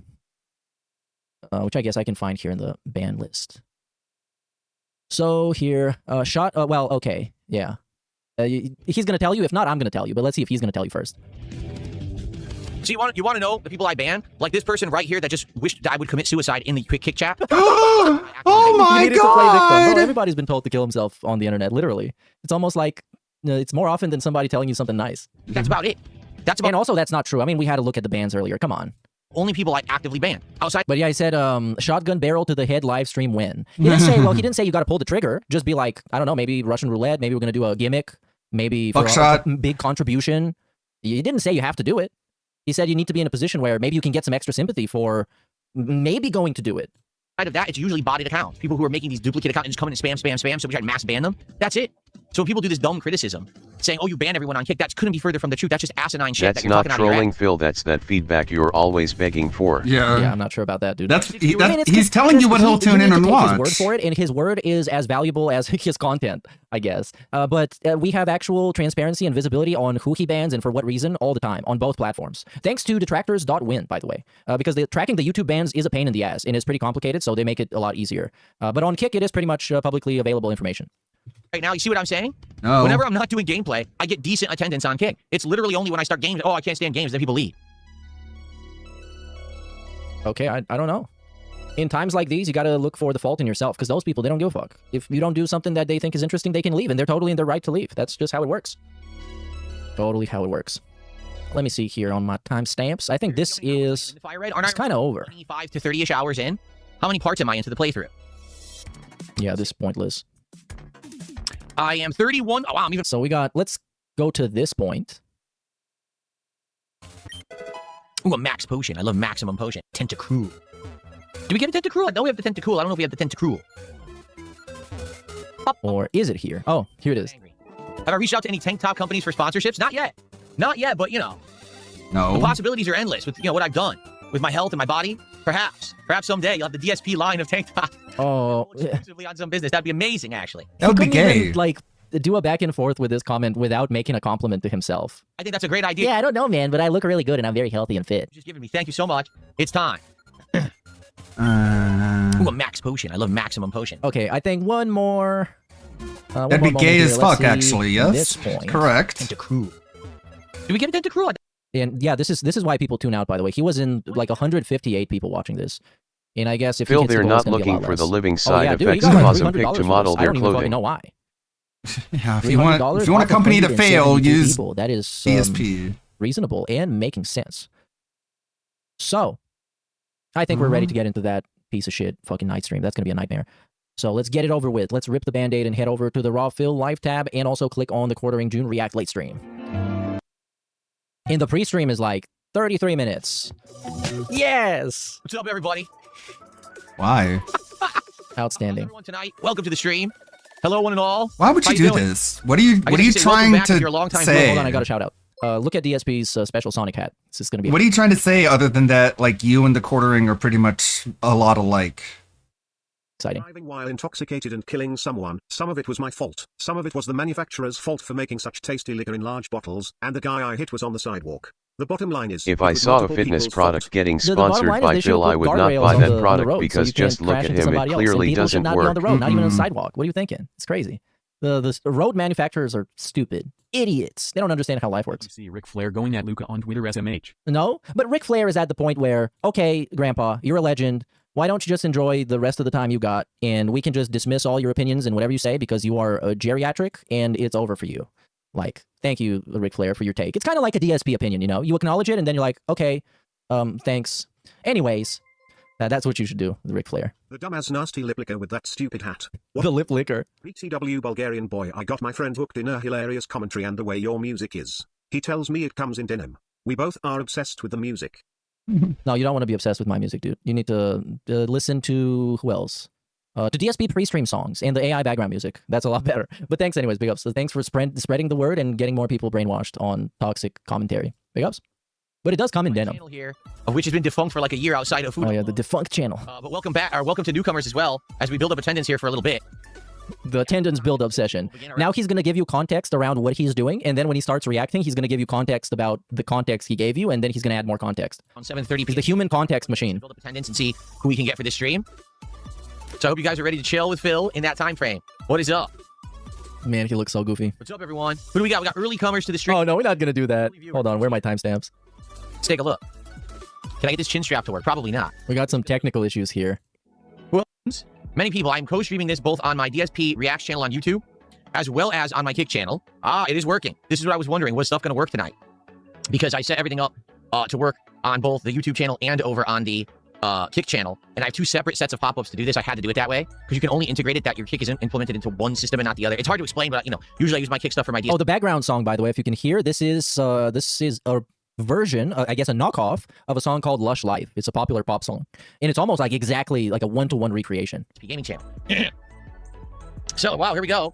All right, already we got contributions coming in. Let me go ahead. Let's shout some stuff out because we already had some early contributions. Imagine being subbed to a channel, we not watching content for a while, so, and then coming back to for the record, I have no this. recollection of what the value of memberships is on this channel. I'm serious. I don't remember at all. Why did you need to say that? It might be like $1. No, it's not, Phil. Oh, actually, it might be. It might be because, and here I'm going to add context to the context. So when Argentinian, well, we have to add context to that. What do I mean by that? Well, when he started doing React stuff, the reaction videos, well, the videos that he would react to were picked by the members on a weekly thread. And you need to pay up for a membership, of course, unless you were Derek, where you could just beg for a membership in chat and somebody would gift you one. So what happened then is the Argentinian member bombs began, the war with Argentina in the United States of Phil. It's a crazy war, by the way, many lives lost. So what that meant is that people would be sending him literal hundreds of memberships for pennies. And what that meant for the show is that it completely fucked up his whole format and his whole gimmick. So he had to change the price of the membership. So you had to essentially pay more to get the same thing. And that's why he doesn't know. Gabriel, you just gifted a membership, or no, you just became a member, right, Gabriel? How much are they? Because I think they're $1 on this channel, aren't they? I don't remember. It's been so long since I used this channel in any kind of regular capacity, I can't remember. And Gabriel says $3.99. $3.99? Okay, well, thank you, Katarina. It's still $3.99. Okay, excellent. Good to know. So with that means I keep 3 out of the 4, so that would be $6. Okay, yeah, you need to definitely need to say that. Gabriel did one, so that's $9. Because this is not a financially driven stream, by the way. I know I had different tiers at one point. I might have done it. He is not a grifter. He used to be a grifter back in the day when he was forced to be, but now he's not. Now he's doing it for the love of whatever and something else, some other reasons. You don't have a right to criticize him. I guess I did. I guess I get away with those multiple tiers then, right? I guess it's so confusing. Anyways, let's get to some other point here. Let's actually get to the React. Fuck this. This is trash. And he's going to take off the hat because he just needed it to, like, be this, to do this. There you go. And I got to take this hat off because I'm sweating. This hat makes my head sweat bad, man. It really does. It's like an insulation, like you take the pillow on the top of your head. There's no ventilation at all. All right, ready? No ventilation? Well, you can ventilate your cranium. That guy had a pretty good suggestion back, previous stream with the shotgun thing. Oh, wait, you guys hear it, right? You heard it? Oh, I know why I asked you. He's got no ventilation in this hat. You should wear one of those hats with the fans. Have you seen those? Those are so cool. Can we get like a YouTube video of that? A hat with a fan. Maybe he could charge people for it. Yeah, these ones. They're fancy. I tested this viral solar fan hat in 100-degree heat. So you even have a solar panel. You want to walk around with a solar panel on top of your head that powers a fan? Put a propeller on it. I think that has like a USB Type-C on it, so you can charge your phone while you're... you should use a propeller hat. Okay. It's loud. It's still loud. Oh, and I lowered it too. All right, then I'm going to lower it even more, but I got to figure out why I couldn't hear it. I know why. It's right here. Here we go. Okay. So hopefully that works. So what did this guy say? I want to see that. This Richard guy apparently gave him money for something really stupid, and he hated him. Because the commentary he gave to that was the best. But I can't see it in the chat. God damn it, DSP. Why are you so trash at literally everything? Oh, this is it. No one cares what you think on this. You are not relevant. Also, Cat is a ham planet 600-pound monster. Wow. That was not very positive. So the response is this. Okay. So thank you to Richard Ate My Eyes for $5. No one cares what you think. You're not relevant. So I waited all that time to shout it out, and it was an idiot who paid me to say that. You paid me to say that? Wow. Can you pay me more? Can you pay me more? In a dubstep drop. That's Can you give me more money? I find out it was a moron. That's so epic. Can you give me more of your money? Except we won't. You're going to do more shout-outs. We're going to get started now. Welcome back. But we're actually not going to get started now because it takes another 10 to 15 minutes for him to actually watch the video. DSP Reacts. I have not used this channel. Because he needs to give you stupid-ass context first. This is the context monster. But I always bring it back whenever there's something special going on or there's something new that I want to try. In this case, it's kind of half and half. We've got a very pertinent documentary that just dropped by June the King that covers someone who I've had an interview with and interactions with before, but also involves a group that also I've been at odds with for a bit here. So I have a unique perspective because I'm not really aligned with either side. I just know that there's kind of this ongoing internet feud going on and all this drama going on. So me to react to this documentary is kind of a unique perspective. I'm an 18-year YouTuber. Okay, I know how YouTube works, the ins and outs of it, because I've been through it. I've been in the trenches with multiple channels and all kinds of projects and content for many years. Okay. He knows how YouTube works. That's why he got to What a celebrate robust getting audience 10,000 of views. 148 And celebrate is people. how he called it. When that video, the Crimson Desert video, got 10K, he legit said he was going to celebrate it, and then he did. Takedown requests and all this drama getting tossed around. Essentially, what happens is everyone else might get caught in the crossfire, and some people already have. We've had channels taken down. We've had, you know, kind of misfire, shots fired, things going all over the place. What? Over 2 weeks ago, I very briefly, for like maybe 40 minutes, I talked about this topic on one of my podcasts, and I had my editor edit it down, put out a video about it, and it did more numbers than most of the content that I do on my DSP gaming channel. So there's obviously interest here, all right? What I want to do tonight, I'm not aligned with react either side.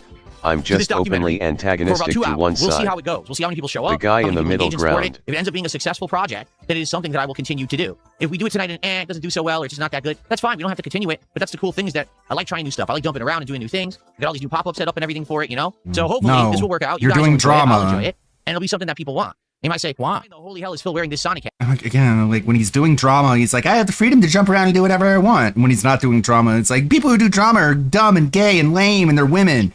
Drama sucks. I don't have to do that stuff. I only can play video games and have fun and hang out. I don't do that shit. And when he does drama again, he's like, I have the freedom to jump around and do whatever I want. I can do drama if I want to. Right? Well, because Right, sure. apparently the quartering has this exact hat and wore it, and that was actually the thumbnail is Yeah. on the actual. So you want to look like him? Documentary. You So I want was to like, look well, like whenever there's him? a pertinent time for you to bring back the hat, it would be tonight. You wanna However, look like this hat him. is incredibly hot, and I'm not wearing. So it's over. We couldn't even do that. Come on. Absolutely no way that I'm wearing that for the entirety of the stream. In fact, it already like matted down my hair and everything as a result. It matted down his hair. What do you It is what it care? is.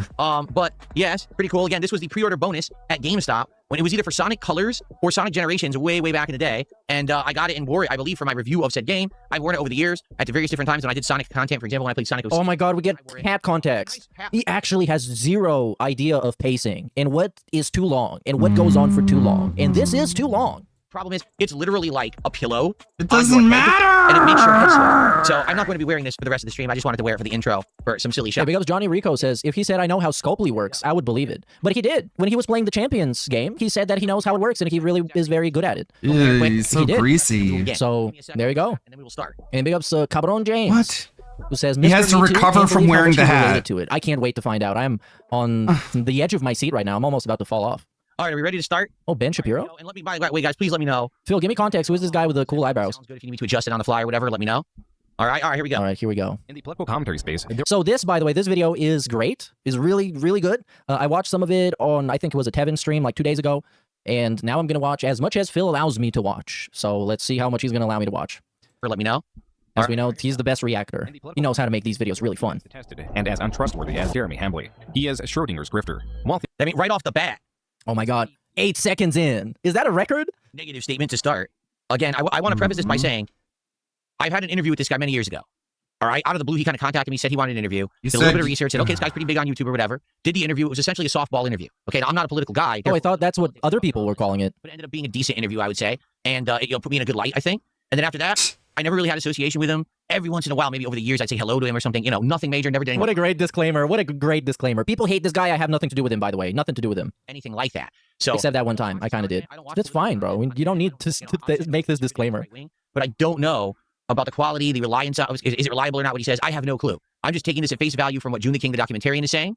And immediately he slams it. So, okay. When there is doubt about his net worth, yet poor when fundraising through the guise of desperation. $80,000 in equipment. I've got $300,000 almost floating right now in debt. Holy shit, he's so affluent. $1 million a year just on coffee. Jeremy has an extensive history of fundraising for every facet of his business. Oh, this, by the way, real quick, I'm going to pause this. I don't understand, and especially pertaining to YouTube documentarians, why they're held in such high regard when there's plenty of documentaries that are just actual real documentaries, published, produced, and funded documentaries that are just straight up garbage and they suck. So a documentary isn't this high art form that is like next level shit. Like June the King videos, don't get me wrong, they're very well researched and entertaining. Displaying his over $10,000. But still, like the way that Phil says it and the way that Phil uses it, it's like, whoa, documentarian, man. He's like the real deal. RC track with custom baseball mixed dirt, his $10,000 in trading card packs, which he opens live, and a saltwater fish tank devoid of living fish, but not of aggressive monetization. So is it a true statement that the issue that a lot of people have with him is that he's affluent? He obviously has money. He has all of these things that he kind of flaunts, but then he's always asking for more money. Whoa. He's not investing it well. Is that to be the major criticism here, I suppose? Okay. I don't know. You have an opinion? And also, that kind of sounds like somebody else. Coupled with stories of his struggles with irritable bowel syndrome and his penchant for urinating around his home. When you have no mortgage on your beautiful home, you can pee in it wherever you want. And the fact that they think this is some kind of own is weird. It's never something I denied. You're weird. How is it not weird? Maybe it is something you should have denied. Like, no lie. Why would anyone need to know that on the internet? Like, why would anyone know that you have irritable bowel syndrome? And like for example, why would anybody need to know that he got gout? All right, I did 100%. Out of nowhere, my foot started swelling. Oh, gout segment. Oh my So I God! shared it on the Really? internet saying, hey, does anyone know what this is? And of course, everyone was making fun of me saying, what did you do? Did you break your leg or this or that? So come to find out, I had gout. I'll say gout. I'll say gout. I'll say gout. I'll say gout. Look at another one, fall gout. Okay, so gout is a serious, ongoing thing. That It's terminal. Terminal gout. You never get rid of Because since it. then, it's been a thing. Like, I think it was 2015, so here it is 2026. 11 years, everyone making fun of me. Phil has gout. Phil has gout, right? Now, You know the thing is, he I don't has really have gout flare-ups too, problems right? Anymore. You know Quartering But has It was gout? a problem for many years there. I had to Gee, change my Phil, diet why and did everything in people order to on the adjust. I couldn't get internet it need anymore. to know you Since owed then, tax I money? don't tell you guys anything about any medical stuff whatsoever Oh. in my life or nothing. I consider that oversharing. because if So share any you of that could stuff, be people having just medical endlessly ridicule problems you and right then try to now. get more information, to get to the next level of information. You know what I'm saying? Last year, he had almost daily segments about his back and how it hurt, or he slept badly and it hurt his neck. He has daily segments about how hot he is and how hot it is in his office and stuff like that.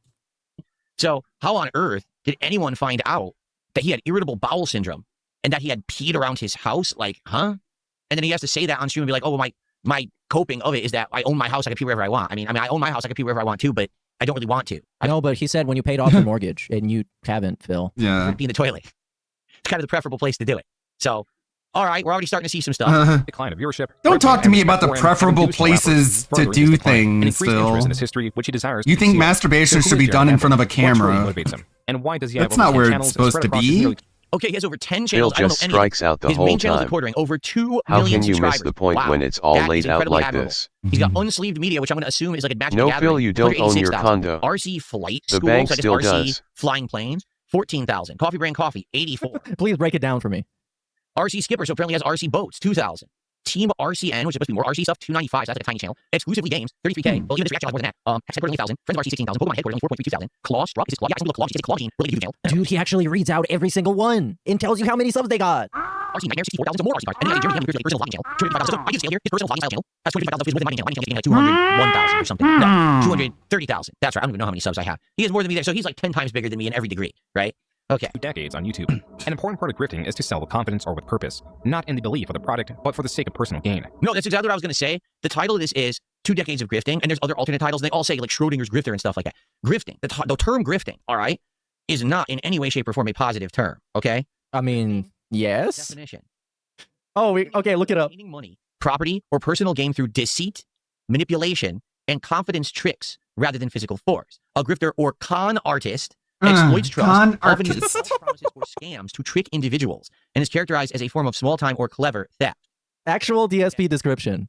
I couldn't even find a description that would so accurately describe him. Because usually a grifter is just called like a small-time petty scammer and con artist. Okay. So this is not. Like he gave us the whole thing. For a project, and that's called grifting. Phil, stop There has to be reading your some biography. insinuation that there was a lie, a deceit, So a even thievery according going to on for it to be Webster, called you're a grif. grifter. Okay? If someone just says, oh, you made money doing something on the internet, that's not grip. Yes. To justify their statement.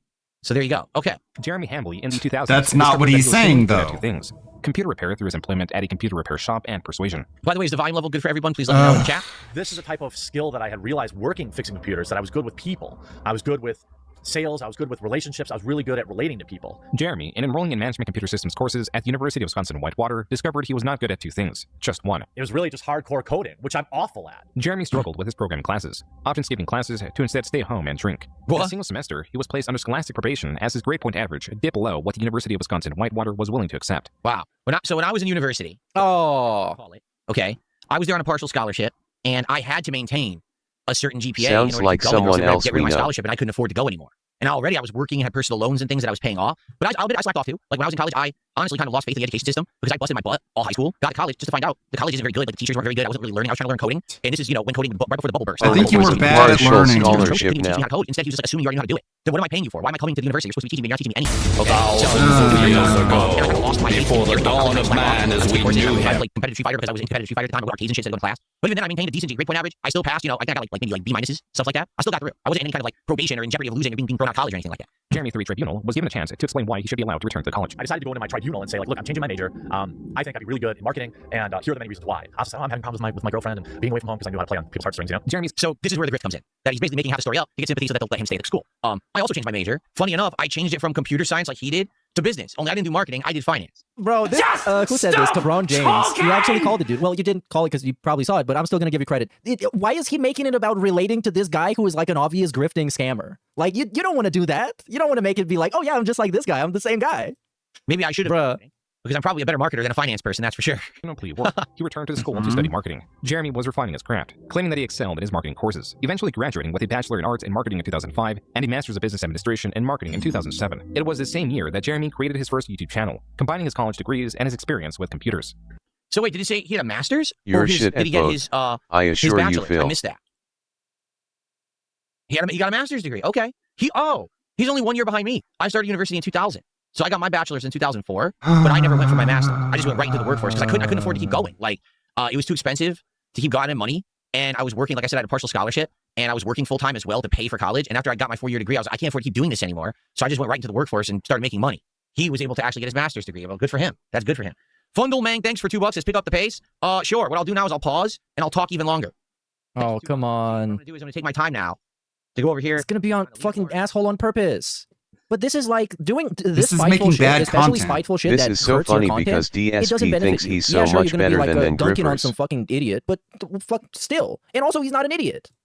Okay, let's get in marketing in 2007. It was the same year that Jeremy created his first YouTube channel, combining his college degrees and his experience. computer repair training. The first video in our series, From the Eyes of a Computer Tech. Be Your Own IT was a channel primarily made to convince viewers to visit Jeremy's website, beyourownit.com. In both areas, Hi, I'm Jeremy June the heavily promoted King. his personal computer repair courses. Welcome to my laptop repair documentary courses, of and Dark even a guide Side on how to Phil start a guest computer starring repair Jeremy business. Hambley in Eventually, the he began selling background. physical tools needed for computer repair. So in 2008, I had a full-time office job all day, 9 to 5, and I would come home and I would grind away pumping out videos of gameplay on my original Dark Side Phil channel. So that was like YouTube. We know. I never intended to make any money doing it. We know. It's about the quartering. Hobby because I loved games. I was doing this improv commentary. Jeremy was using YouTube as a way to advertise his online business and get people to do like stuff. He was like, his mind is always about making the dollar. Like when I started on YouTube, it never was intended to make me a dollar. It was just a hobby, just to mess around, to F around. I didn't think I would ever do it for a job. Him, like this was always his thing. The moment he started making videos on YouTube, it's how to make money. It's interesting. If anything, though, I can give the quartering more credit because DSP got laid off, and then he was like, okay, I'm just gonna sit around making fucking videos for the internet. And the quartering was more, I guess, entrepreneurial.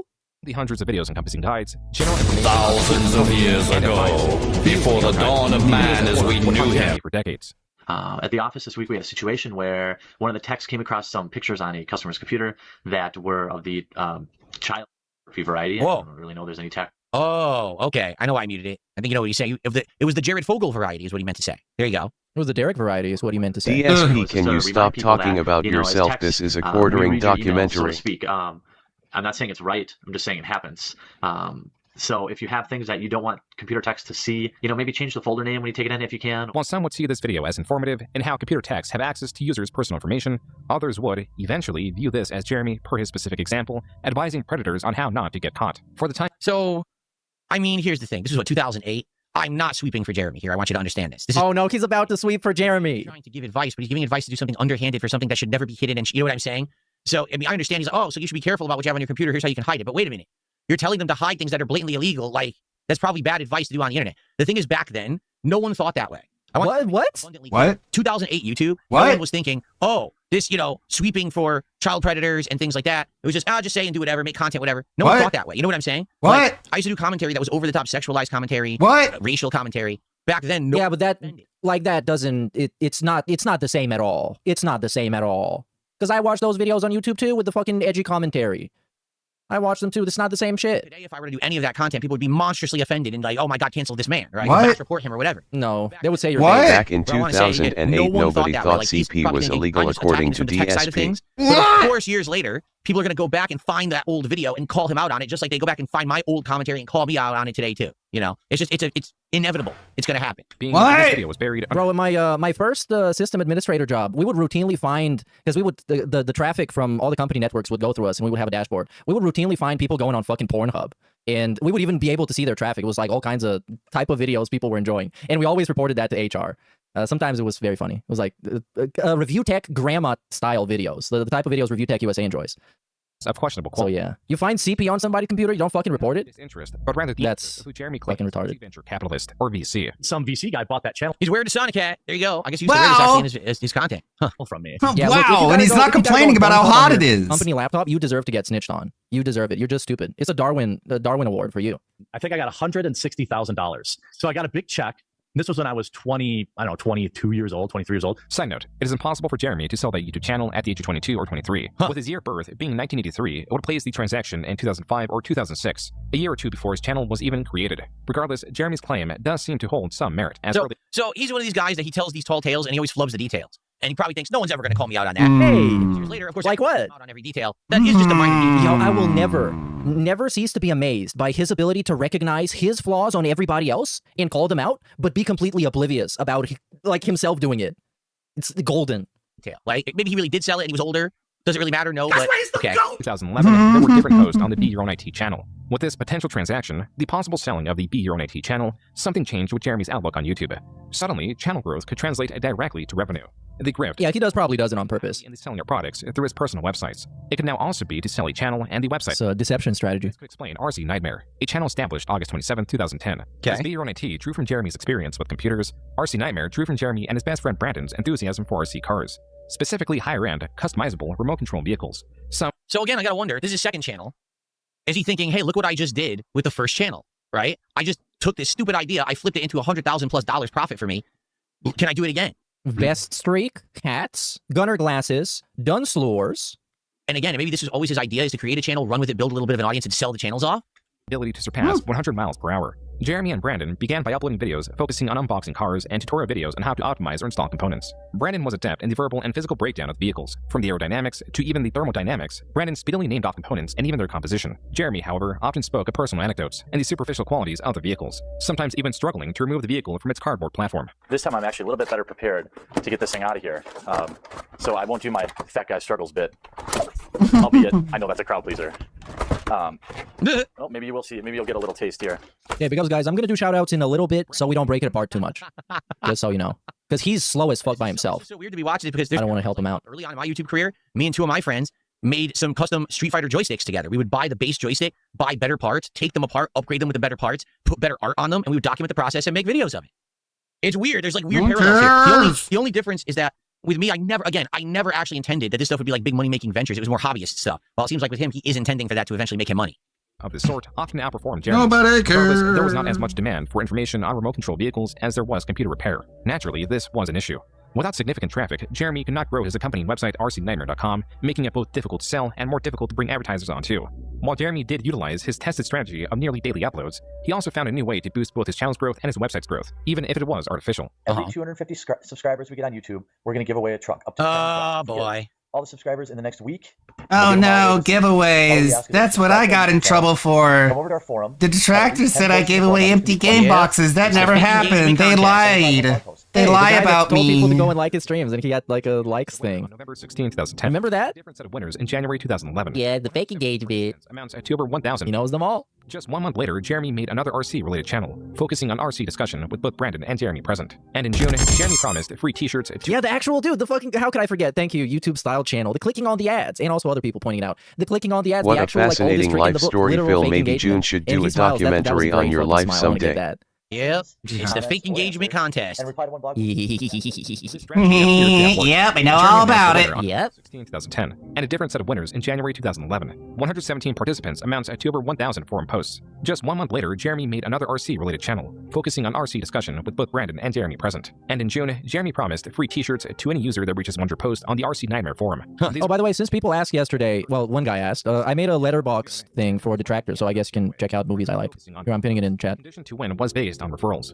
So at this point, this isn't his job, right? He has a master's degree in marketing, but is he working a job as his full-time deal, and this is his like hobby, or is this his full-time focus? Because I'm not seeing where the revenue's coming. To be fair, by the way, he did apply his degree better than DSP applied his business degree.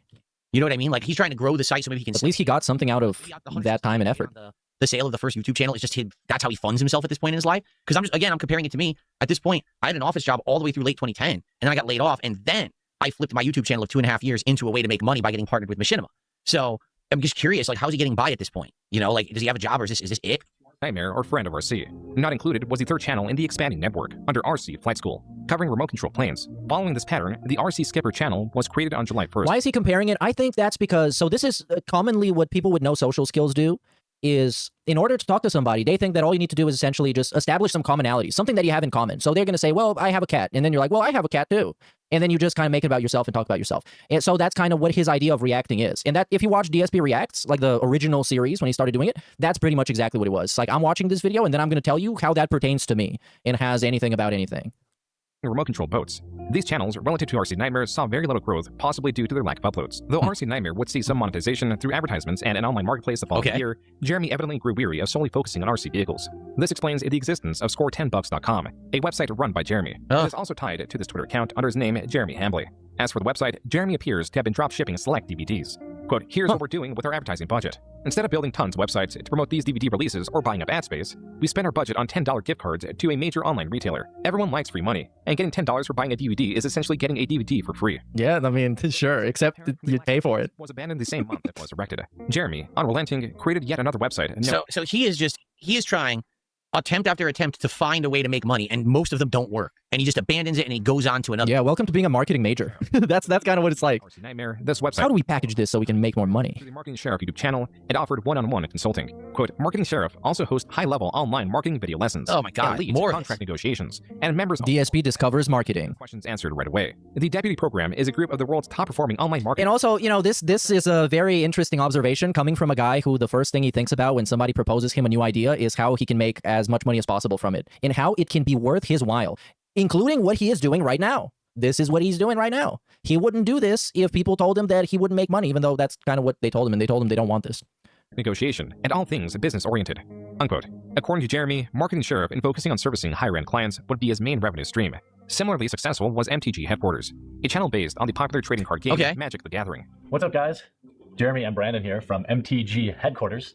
So intro pack $12.99. Now this is 2012. Now 2026. What would an intro pack of Magic the Gathering cards cost today? Probably like triple, right? This stuff is just wild how it's blown up. What's up, Magic the Gathering? How's it going? While Brandon would make appearances on MTG Headquarters, this channel was largely run by Jeremy. This reminds me of when DSP had the idea to buy like card packs and open up card packs on stream. There were still that was right before the Kino Casino thing ended. RCS Spotlight. Both of these channels were soon abandoned, as was a fate for all of Jeremy's RC-related channels. As in early 2013, Brandon had moved, making frequent uploads unfeasible and decreasing Jeremy's passion for the channels. This will be the last time I explain it. Brandon didn't leave. He got a job. And his job took him to Kentucky, and I'm very happy for him. The RC videos soon paused across the board. Jeremy claims to have sold an RC channel, but is unspecific with which one. You know, and then I started a channel about RC cars, and I sold that. None of the aforementioned channels have seen any uploads outside of Brandon or Jeremy. Perhaps he means he sold the website. Only that too would be devoid of updates for years to come.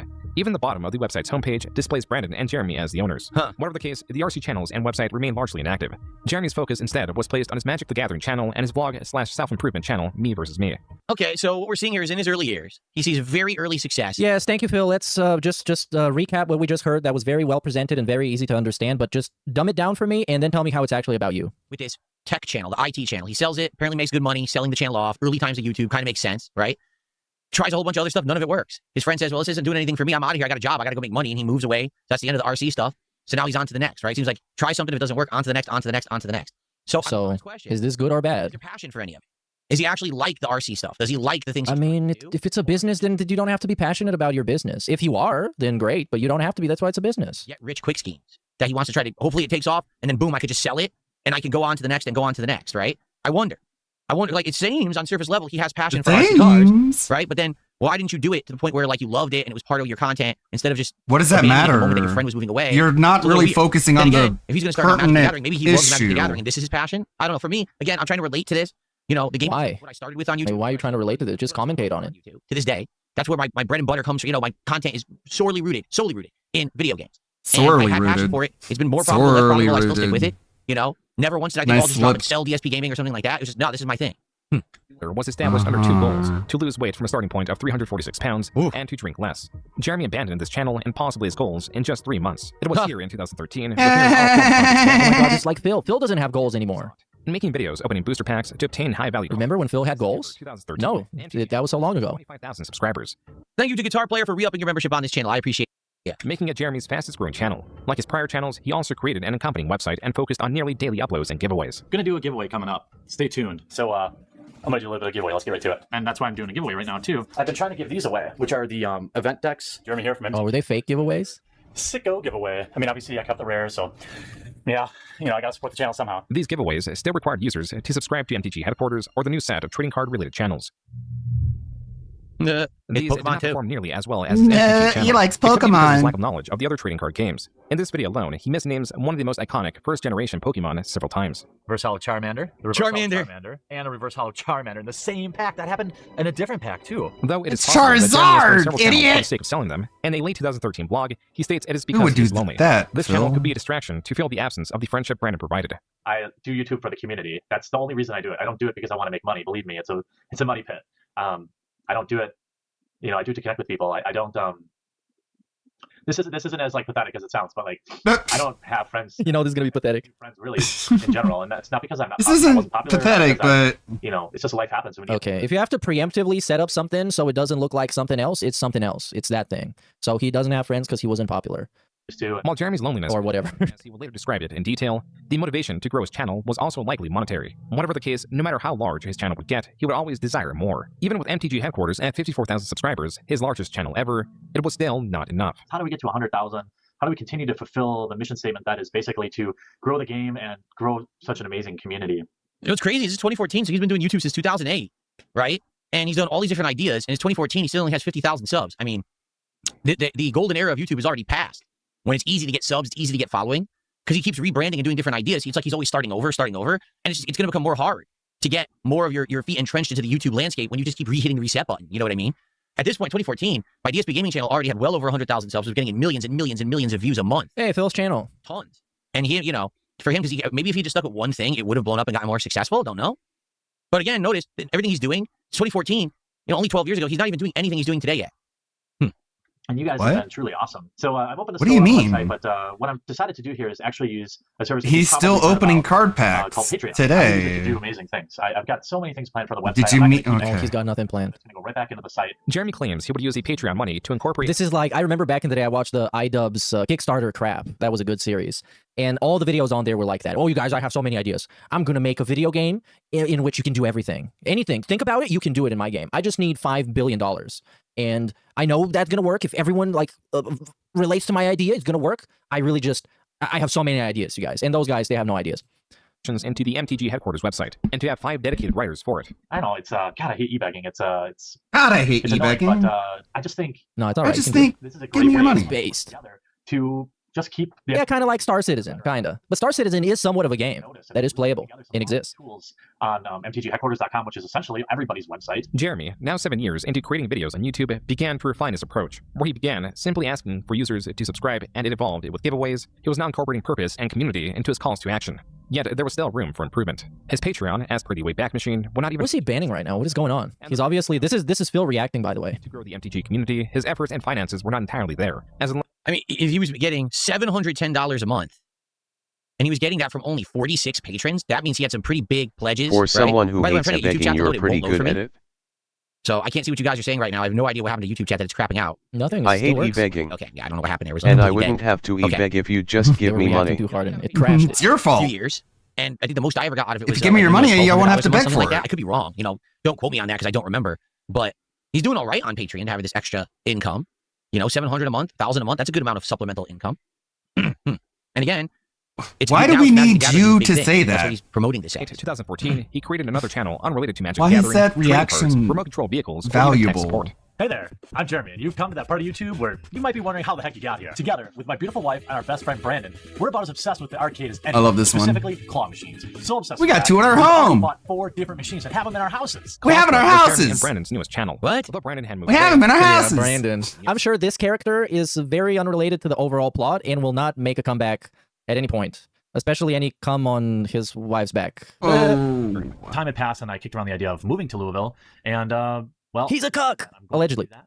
And I'm looking for a home there, and it's gonna have a big yard, one that I can put RC track in. For the time being, in early 2015, Jeremy set his sights on yet another project. Not All a right. website or YouTube channel, but an app. All right, I have to ask. It's What? the burning question everyone's asking right now. Okay. What? Early Origins, he makes the IT channel. He sells it for $160,000. And money. Then he makes RC channel. What did he do with the money? Money. They fail. He closes them. He has a website. Probably doesn't make any money. He closes it. Okay. Oh, Magic the Gathering channel. It's doing all right. How does he have all this money? Where's the money coming from? I can attest. Again, I had a channel around 2014, 2015 that was bringing in millions of views a month. All right. I made good money. His is like nowhere near as big as mine was. So where is the money coming from? for all of this. Oh, I'm going to move now. With what money?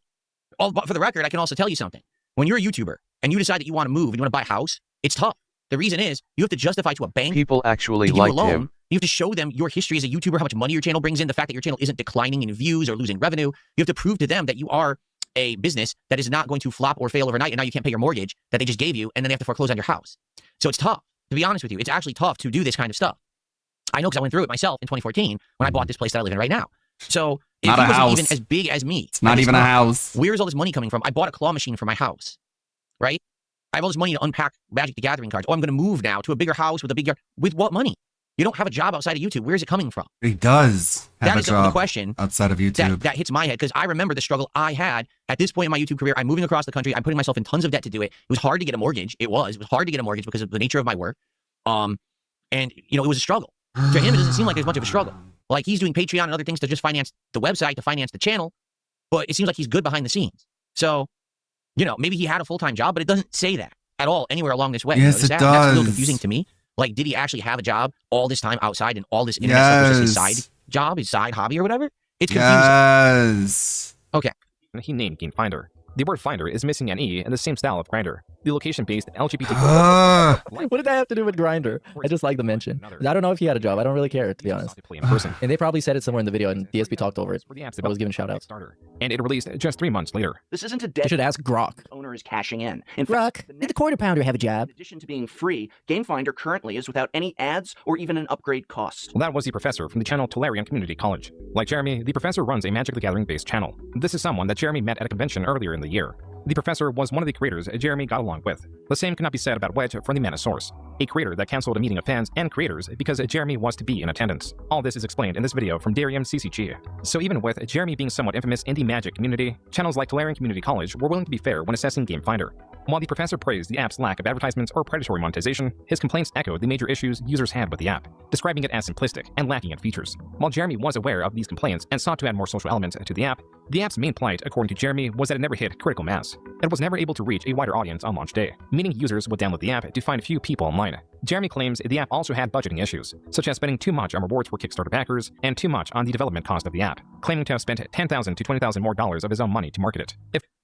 Being someone who's never dabbled in Kickstarter, GoFundMe, and stuff like that, is it just easy to do these things? Like to just say, hey, I'm starting a project of an app or a website or a business. Just throw me money. Yeah, you can do that. If it's a flex goal, you can just do that. He hasn't done anything in the video game space whatsoever. I mean, what is the Project 7 reboot? Is the same thing. Hey, give me that much money and I'll make a Project 7 reboot. Well, anyways, I'm not going to do that. I'll actually make a trailer. Well, anyways, I'm not going to do that either. It gets cammed. All his projects up to now have been RC cars, Magic the Gathering, claw machines. All of a sudden, on a whim, he decides He's going to I do want to this do an again. app for gaming. It's like a social And network he's for going gaming. to get to And the then it says parts where opened he this- can this, truly be a victim. Kickstarter, and he made Be $30,000, ready. $40,000, $50,000. What? Is that how it works? People just throw you money? Maybe I got to start this. What? But you already do that. Easy. Maybe I'm working too hard. You just don't have a goal. You just have people throw you money so you can continue being successful. Why would you which say is kinda that? worse than promising something and then not doing Why it. don't I just scam people? Like, okay. I mean, usually people would have like values and principles that would prevent them from doing such a thing, but I guess you don't have those. Because you're not even Why don't promising I just anything. be an You're just promising asshole? that you will continue to exist. Problem. I'm trying to create meaningful content that entertains an audience. They reciprocate. Maybe I should just say, just give me the money. Here. But you kind of are. That's kind of what it is. Maybe but here you go. Can you just give me money on the hopes that maybe one day I'll make something with it? That's going to make an app. Wow. It blows At me away that least- anyone would be like, oh, an app might be made. Here, have my money. That's crazy to me. But again, I've never been a part of any of these kind of funding efforts or anything like that. So maybe I don't get it. I'm not part of the club. Yeah, maybe you right? just have no What's up, Satan? How are self-awareness. you? Satan's in the chat, everybody. Well, I mean, considering that's kind of how startups work, it's like, hey, we have this idea of a project, fund us, and it might be successful. There was something about seeing his channel grow that would excite And then it's just an AI chatbot. This could explain the ever-increasing giveaways, and why he has yet to sell So his many channel. giveaways. If growing the channel gives him purpose, then what happens when the What's growth wrong slows? with that? When the video's earnings began to drop? The answer is Just this sort of complains video. about the Earnings are wrong lower now than they were a things. year and a half or even 2 years ago, I think, for at least for my channel. And I know if you watch guys like Brian or Wedge talk about it, it's the same thing. True for them and true for all YouTubers. Everything on this shelf is going to be given away to Guys, even patrons. if you don't like Each the month I'm game, gonna if you host just 7 like me, Yeah. please where support any the patron will stream. just win it from even if DSP. you back for $1, Last you're week. eligible. I never What is all that stuff? Like for me, okay, I gave stuff away, but I never intended to make any money off of it whatsoever. The stuff that I gave away. Okay. Well, you gave away What? trash. Giveaways during the fall. Bruh. Hardcore gaming season. You gave away empty boxes of video games. Like it was like, okay. giveaway. And all I What? did was make a post on my It's forum. just junk. I didn't even care if you ever posted again. I wasn't trying to grow my forums. I didn't care how many people were on my forums. It was only the way that I could control it and make sure that it wasn't like fraudulent, that people were like gaming the system. No, to get you more were entries trying and to stuff bring like that. people So in. that was it. And I gave stuff away for free. I made a buck on giving anything away. In my way. Then it my wouldn't head, the way be I a saw it was, giveaway. People are already, out of the kindness of their heart, they're giving me their time. They're watching my content. My content is monetized. I am, having a good life as a result. So I'll give stuff back. And the stuff that I gave back was stuff I had already purchased to unbox for content. So for example, release day unboxing. I bought a collector's edition of a game. I unbox it. I show you the content that's in there to figure out if it's something that you would want. Okay. And then it would be my background. It would be in videos and stuff as decoration. And then later on, I would end up giving a lot of it away. A lot of it, like what, the game? What I'm confused is The game, right? Everything is like, we'll give away the game. If you already, like, if you pay and not the empty box for the game. to my Patreon, you have a chance to win this. If you engage this much, you have a chance to win this. So I guess I can understand. Is it grift? Because is he fooling you? I don't think he's outright fooling you. He's generating engagement and he's generating revenue in the hopes that you can get something after the fact. And like, I look at this tremendous amount of stuff that he's going to give away. And I look at this and I'm like, that's probably thousands of dollars right there we're staring at. Yeah, but I think June the King is just explaining what happened and not making the accusation that this particular thing is a grift. That's what I'm getting out of this. This is freebies he got. Because this dude feels like the Quartering's lawyer. It's like, are you trying to say that this is a grift? Bought all this stuff, right? So, for what reason? Was this content that he unboxed and made videos and it was profitable for him? I don't know, because I don't understand Magic the Gathering. If that's the case, I guess that makes sense. He already unboxed it. He's done with it. He doesn't have anything to do with it. So now he wants to give it away, I guess. I guess that's what we're getting at here. Not that he bought this stuff specifically to just give it away, right? This is stuff that he unboxed and reviewed and made content out of. But is it grift? I don't know. That doesn't, to me, I don't know. Does it sit right? It's a little underhanded, I would say. It's just this is grift busters. X or any other social platform where they're like, chance to win. But what you have to do, you have to like, you have to follow, you have to retweet, you have to do this and that. Yeah, but you're farming engagement for yourself in the hopes that one person wins something, right? I don't like that. I've never done anything like that. I do find that kind of underhanded. It's not legal. Because it wouldn't work. Like, you couldn't make it work. But I've hated that kind of behavior. So I can understand why people... And it doesn't have to be scammy. You already scratched my back. One person has a chance to get something. He's claiming he's going to give away all of this stuff. So this is what, 100 people will each win something out of the, 1,000 people that support him? I don't think this is that bad. I don't like the means, the exact way he's doing it, but I don't really think that this is that bad either. Like, people would look at this, oh, dirty, grifting. Yeah, but cool. He is giving back to his community. People who like him, who are watching the content that apparently he's making with this, he wants to give away. So I don't know if it's that bad, honestly. But let's keep going. But like, is the video making the claim that this is that bad? Yeah. Why does DSP think that if anything gets brought up in this documentary, it's something to be mad about or is something that's supposed to make him look bad? No, he's just conveying information, man. How are we? This is going over his head. They're just saying what happened because this happened. If you back for $1, you're eligible. I never started this channel with the expectation of making money. I think opening several $5,000 beta starter decks will tell you that. Whenever Jeremy's channel begins to lose traction, he does whatever it takes to keep it growing. He increases the amount of giveaways, pleads with his audience, all while claiming that this is not for him. It is for his viewers. This early 2016 vlog on MTG headquarters is key to understanding his potential true motivation. So this is 10 years ago. He's still all into MTG. I'm shocked. I thought he was doing politics for a long time. I guess he just got into it in the last decade then. If this is still MTG in 2016, damn. Stress or anxiety, nothing until I was like in my mid-20s, and bam, panic attacks every night. I know it's a combination of my brain chemistry and things I do. Not getting enough sleep, drinking too much caffeine. If I drink too much alcohol too many days in a row, I'm at like a higher risk for it. That was a video of Jeremy describing his anxiety issues, something that began in his 20s, something that he has been unable to shake. Earlier in the same video, Jeremy explains how, approximately 30 times a day, he reaches into his pocket to make sure his Xanax is still there and keeps... Here's somebody who's gaslighting him. Phil, Kino went live because you were live. I know they're never on today. I wonder what he's going to say about this. This is all bad. I know from experience, you're oversharing. It's too much information for the public. The public should not know anything about this kind of stuff. Yeah, they should know about your muscles and your diet. Information away. And that you eat like Trader Joe pretzels. And it's a result of his diet and drinking and caffeine and whatever it is. You don't share that at all with the internet. Now, I'm definitely someone who's done that in the past. I already talked about the gout thing and all of that. Gout. The last decade, I tried to make it a dedicated thing. I don't overshare with the internet anymore. Yes. We just tell internet drama merchants about our personal struggles, and he pretty much told Triple P everything going on in his life. His wife's health issues, his pets dying, his parents being about to die. What else? Pretty much everything going on with him. He told Triple P, the overlord of online drama. Okay. Yeah, he learned his lesson, guys. That way. And then he showed everybody. Then he released all these messages willingly himself. Even though I still think to this day, Kino Casino weren't going to dump all of them. Maybe they were just going to show bits and pieces and be like, look at Phil here, he's being fucking scammy and he's talking shit about it's a Gundam or whatever. But I don't think they were going to show the whole thing. And he just dumped it all can't use stuff against me. But this is the kind of stuff, like now they know, oh, he's on Xanax. Oh, he's got panic attacks. Oh, he's got this. This is 100% going to become fuel against him to be fuel. Guarantee. So, thank you to Sunset for 500 kicks. I appreciate that, Sunset. In fact, I think that's the most kicks of the night. It is. So let's get you on the leaderboard. Wow. Okay, but what did he say, though? He's not going to read the message. That was the guy who talked about Kino. And then we've got Kyrie over here on YouTube who did a $5 super chat and said, I hope the react is going well. So far, so good, Kyrie, but I'll tell you, it is slow going in the beginning here because this is all backstory, I feel, to like stuff that's going to be what people are interested in finding out about, like today. This is all his history, his early history on YouTube. And I think now because now I think we're about a decade. Thank you so much, everyone. That's what you can do. I'll go ahead and give it a shout out. Thank you in advance. Here we go. The rate at which he's been getting these has seemingly increased since his channel's growth has slowed. Jeremy specifically cites how he's already had 2 panic attacks within the week he made the video. What is being established is a vicious cycle that would bind Jeremy the more he fit into it. The more he would try to maintain endless growth, the more it would crush him. For the past year, I've been running myself ragged, trying to run a business as well as YouTube full-time. Why this video looks like shit? It's been worth every long night. It's unlikely I can continue this pace much longer. I'm just so tired all the time. Now, you may have heard of me talk about my Patreon for several months now. The truth is, the support I'm receiving on my Patreon is literally the only reason I can spend the amount of time I do now on these YouTube videos. What I so desperately want now is the chance to take my channel to the next level. Oh, another Kickstarter video. We just watched a video where this happened.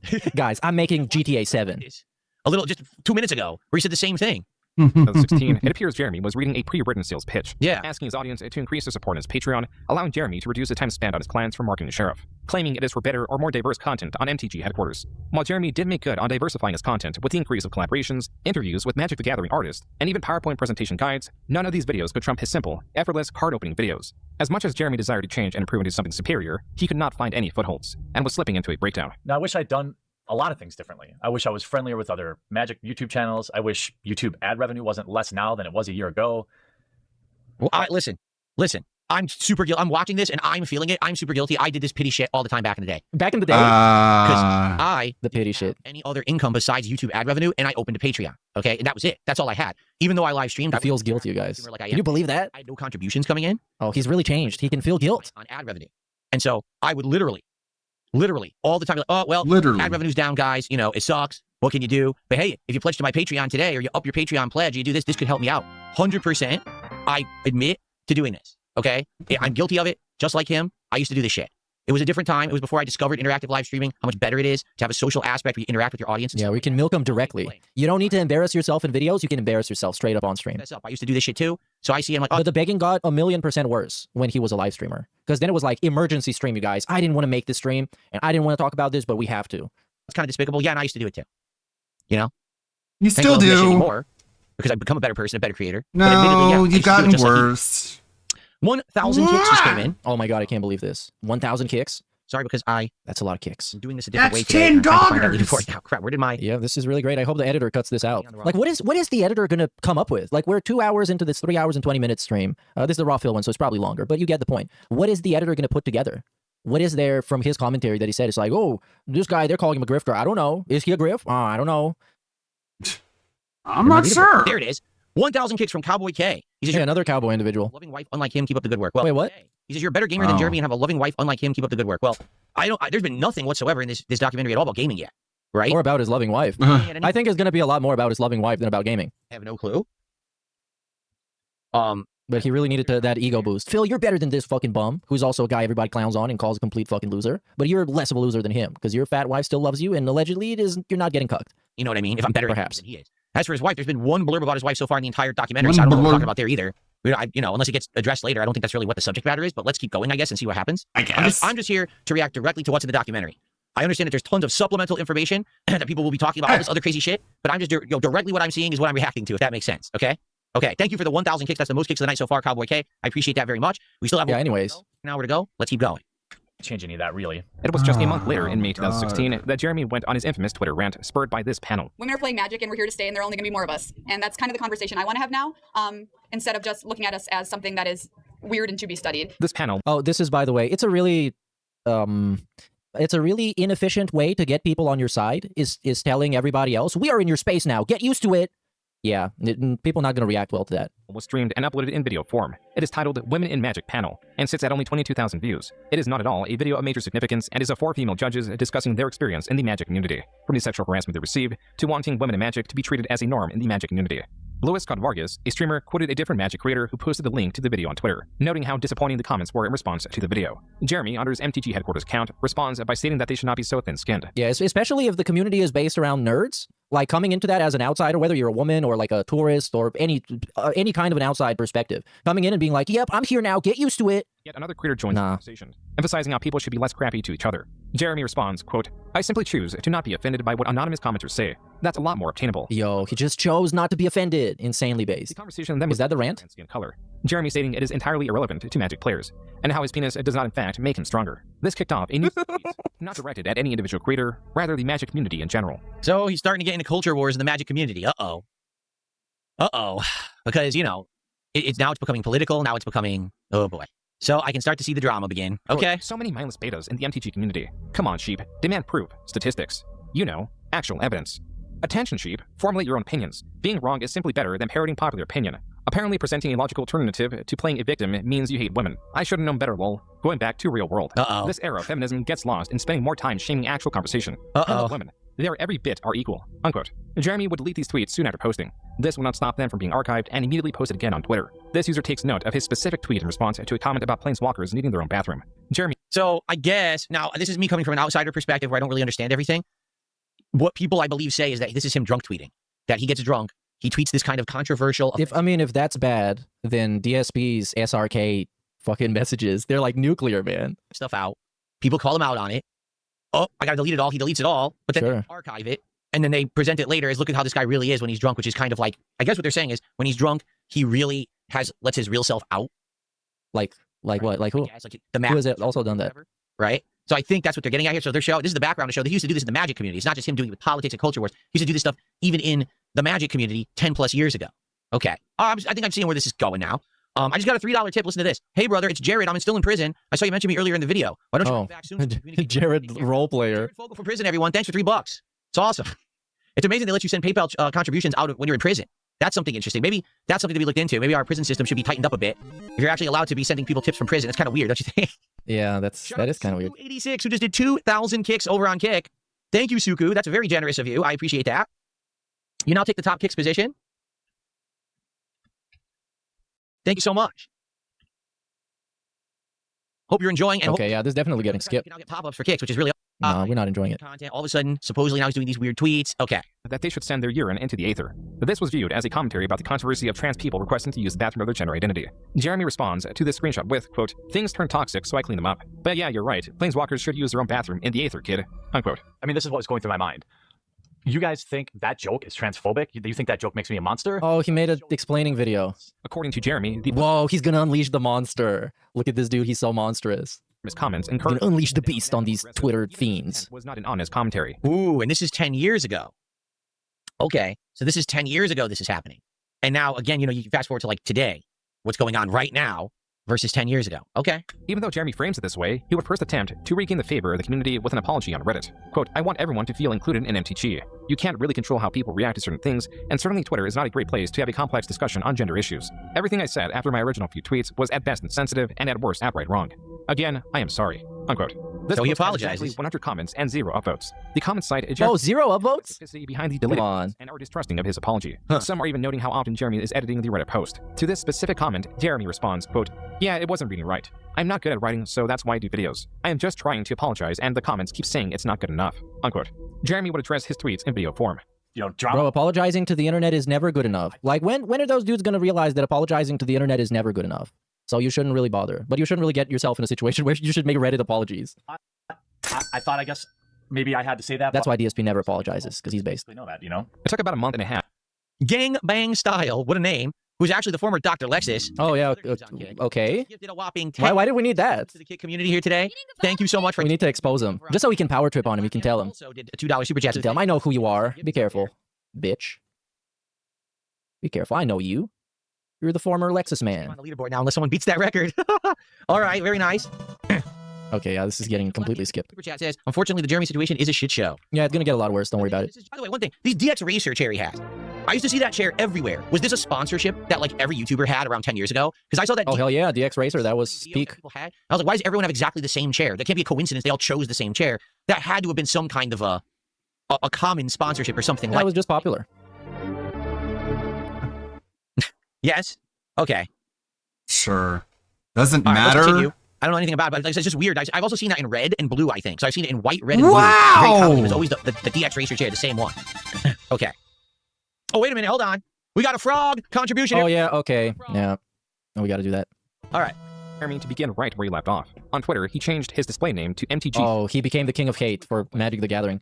On his personal account, stated Wedge is a cancer, has 0 original ideas, and steals others' content, and tweeted even more, stating, quote, alpha personalities are the ones making all the money in MTG. Oh, yeah, he wanted to be an alpha. Capitalizing on your beta-ness. The MTG community is not ready for truth. Cucks and white knights drive the entirety of the narrative. Wizards, discrimination is guaranteed if you have a conservative mindset.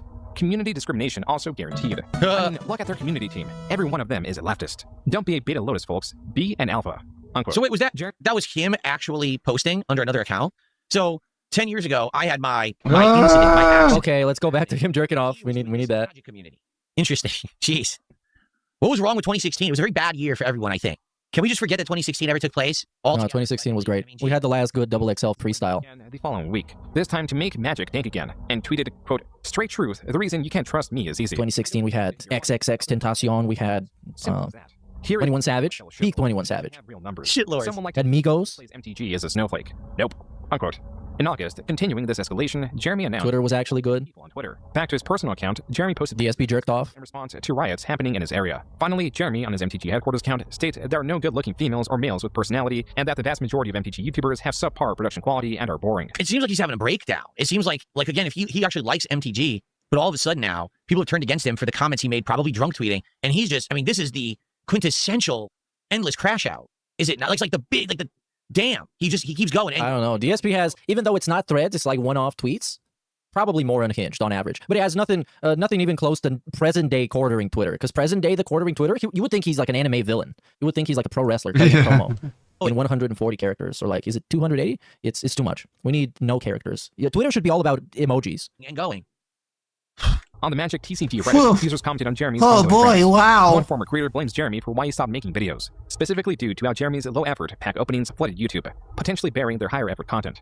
Other commenters shared the sentiment and denounced Jeremy, deeming his content as low-effort garbage that is composed of opening packs of Magic cards. The following month, on September 8th, Jeremy released a 28-minute video addressing his ongoing controversy, saying that he needs to clear his name while claiming Reddit is a hate fest, displeased in how Reddit mods are not policing comment sections enough, causing what he calls witch hunts directed at him. In this video, Jeremy states he takes no issue with trans or gay people or any similar quality. I do. Jeremy appears to be trying to de-escalate the tension between him and the Magic the Gathering community. And it worked. Or so That way I it won't get On canceled. September 9th, Jeremy posted 2 videos containing spoilers for an upcoming Magic Oh, I hate this because this is reacting to like the most boring part of this. And he's Yeah, gonna Phil get Ham nowhere. Planet Like, look at was this. really unhinged This is about one women big in the pause Magic here, and then we community. have kind of the same clip. Oh, He it's should gonna have be boring. posted an This is incel information from manifesto APR on the from Magic Under Wizards of boards. the Coast. Yeah. The creators In of the Magic women's Gathering section. were delivered to select content creators as a way to excite their audiences for upcoming cards. The women's But was he section. supposed to post them? Because they're just saying they're really spoilers. Was he supposed to post that information, or was he like under a non-disclosure agreement to not share it? These videos performed terribly compared to Jeremy's pack opening, but the significance of this was not that it was meant to garner viewership, rather it appeared that Wizards of the Coast was extending an olive branch to Jeremy following his de-escalation. It was only when the spoilers were allegedly posted to Reddit that Jeremy, and to that extent the Magic community, was notified the spoilers sent to Jeremy was done so by mistake. While the original post does not appear to be archived, this Redditor quoted the Magic the Gathering employee on the matter. Quote, "We don't reward the behavior this channel exhibits. When we preview sets, we provide a handful of cards to our PR agency to use with outlets who aren't part of our core audience. When one of these outlets passed on using these cards, they reassign the cards to this outlet without doing research and also without checking with us first." Okay, folks, I have to say something about this. Okay, he's about to say something. Bullshit, bullshit, bullshit, bullshit. I am going to blow the lid off something right now. Oh my god, he's about to whistleblow. What? Watch out. This is bullshit. What? This is PR speak. This is, oh, we want to cover our butts after the fact. What? The truth is, none of these companies that give out promotional product, free game codes, free card sets, any of this shit, give a shit. All they want to do is they want to get their product out there and into the hands of people who will make content and provide free advertisement for them. This allows them to not have to spend as much on their advertisement budgets, but still get the word out about their products. It's the creator push, the creator hype, as opposed to, oh, here's an actual, dedicated marketing campaign we had to do to push this new event or new product or whatever it is. But isn't that what they kind of said? Because they said we give a bunch of stuff to a PR agency to give out to people that they think they should give it out to. And the PR agency's like, whatever, we're just going to give it to a big channel. We don't care. That's the same reason why DSP got a bunch of free games. Like he got that Tainted Grail special edition, whatever, because they didn't care about who he was. They were just wanting to like give out shit. But I guess that's kind of what he's trying to say. But it is correct, and they're not really hiding it. Like he's not whistleblowing at all right now. Okay, this is bullshit, and here's how I know it's bullshit. I've been in exactly the same It doesn't position, matter. and when it's happened, I can tell you 100% it's a lie. And It's a lie. There's been companies who came out and Oh, he said, okay, I get it now. He is doing this segment so he can have something interesting for the edited video. So when the video comes out, it's not just him being bored and June the King video playing. It can be Phil blows the lid on a industry-wide conspiracy that has been going on for so long. to me with detailed conversations, knowing who I was, what content I made, and the people that kind of stalked me all over the internet. They well knew who I was and said, hey, we still want to send this to you. Okay. Then I guess they didn't know. They sent it to me. I'll do an unboxing. I'll show the content. If it's a game, I'll play the game. Lo and behold, my hater base goes after the company and says, why did you send this to DSP? Why would you do this? And then all of a sudden, oh, I don't know what you're talking about. We didn't mean to send it to him. It was a mistake. Miscalculation. We're so sorry. It's bullshit. What it is, they want to get the hype behind it in the hopes that maybe their thing will be noticed by something positively. And if it doesn't, then they lie. Okay? But that makes no sense, though. That makes no sense because he just said that he tells them in advance that he gets trolled and people widely dislike him. And then they're like, okay, we can get something positive out of this. What? I do not believe whatsoever. So if you know these sponsored games were scams, why do you still take them? This story at all, because this has happened to me about 3 times now in the last 10 years where a company said, hey, we want to send you something. Okay, send it, but you know who I am. You sought me out. You researched my channel. You found me and you knew the situation. I even talk with these companies now and say ahead of time, understand you're going to get some backlash because I have this virulent hater base that harasses people online who associate with me positively. That's fine. We'll still do it. Here it is. And then I get it. And lo and behold, time and time again, it's exactly the same situation. I don't believe this at all from my personal experience. Maybe I'm wrong, but this sounds like nonsense to me. But wait, hold on. You can't have the big clickbait segment where you're essentially saying that you're blowing the whistle on an industry secret and then you say, well, I don't fucking know. Like, that's kind of what happened to me.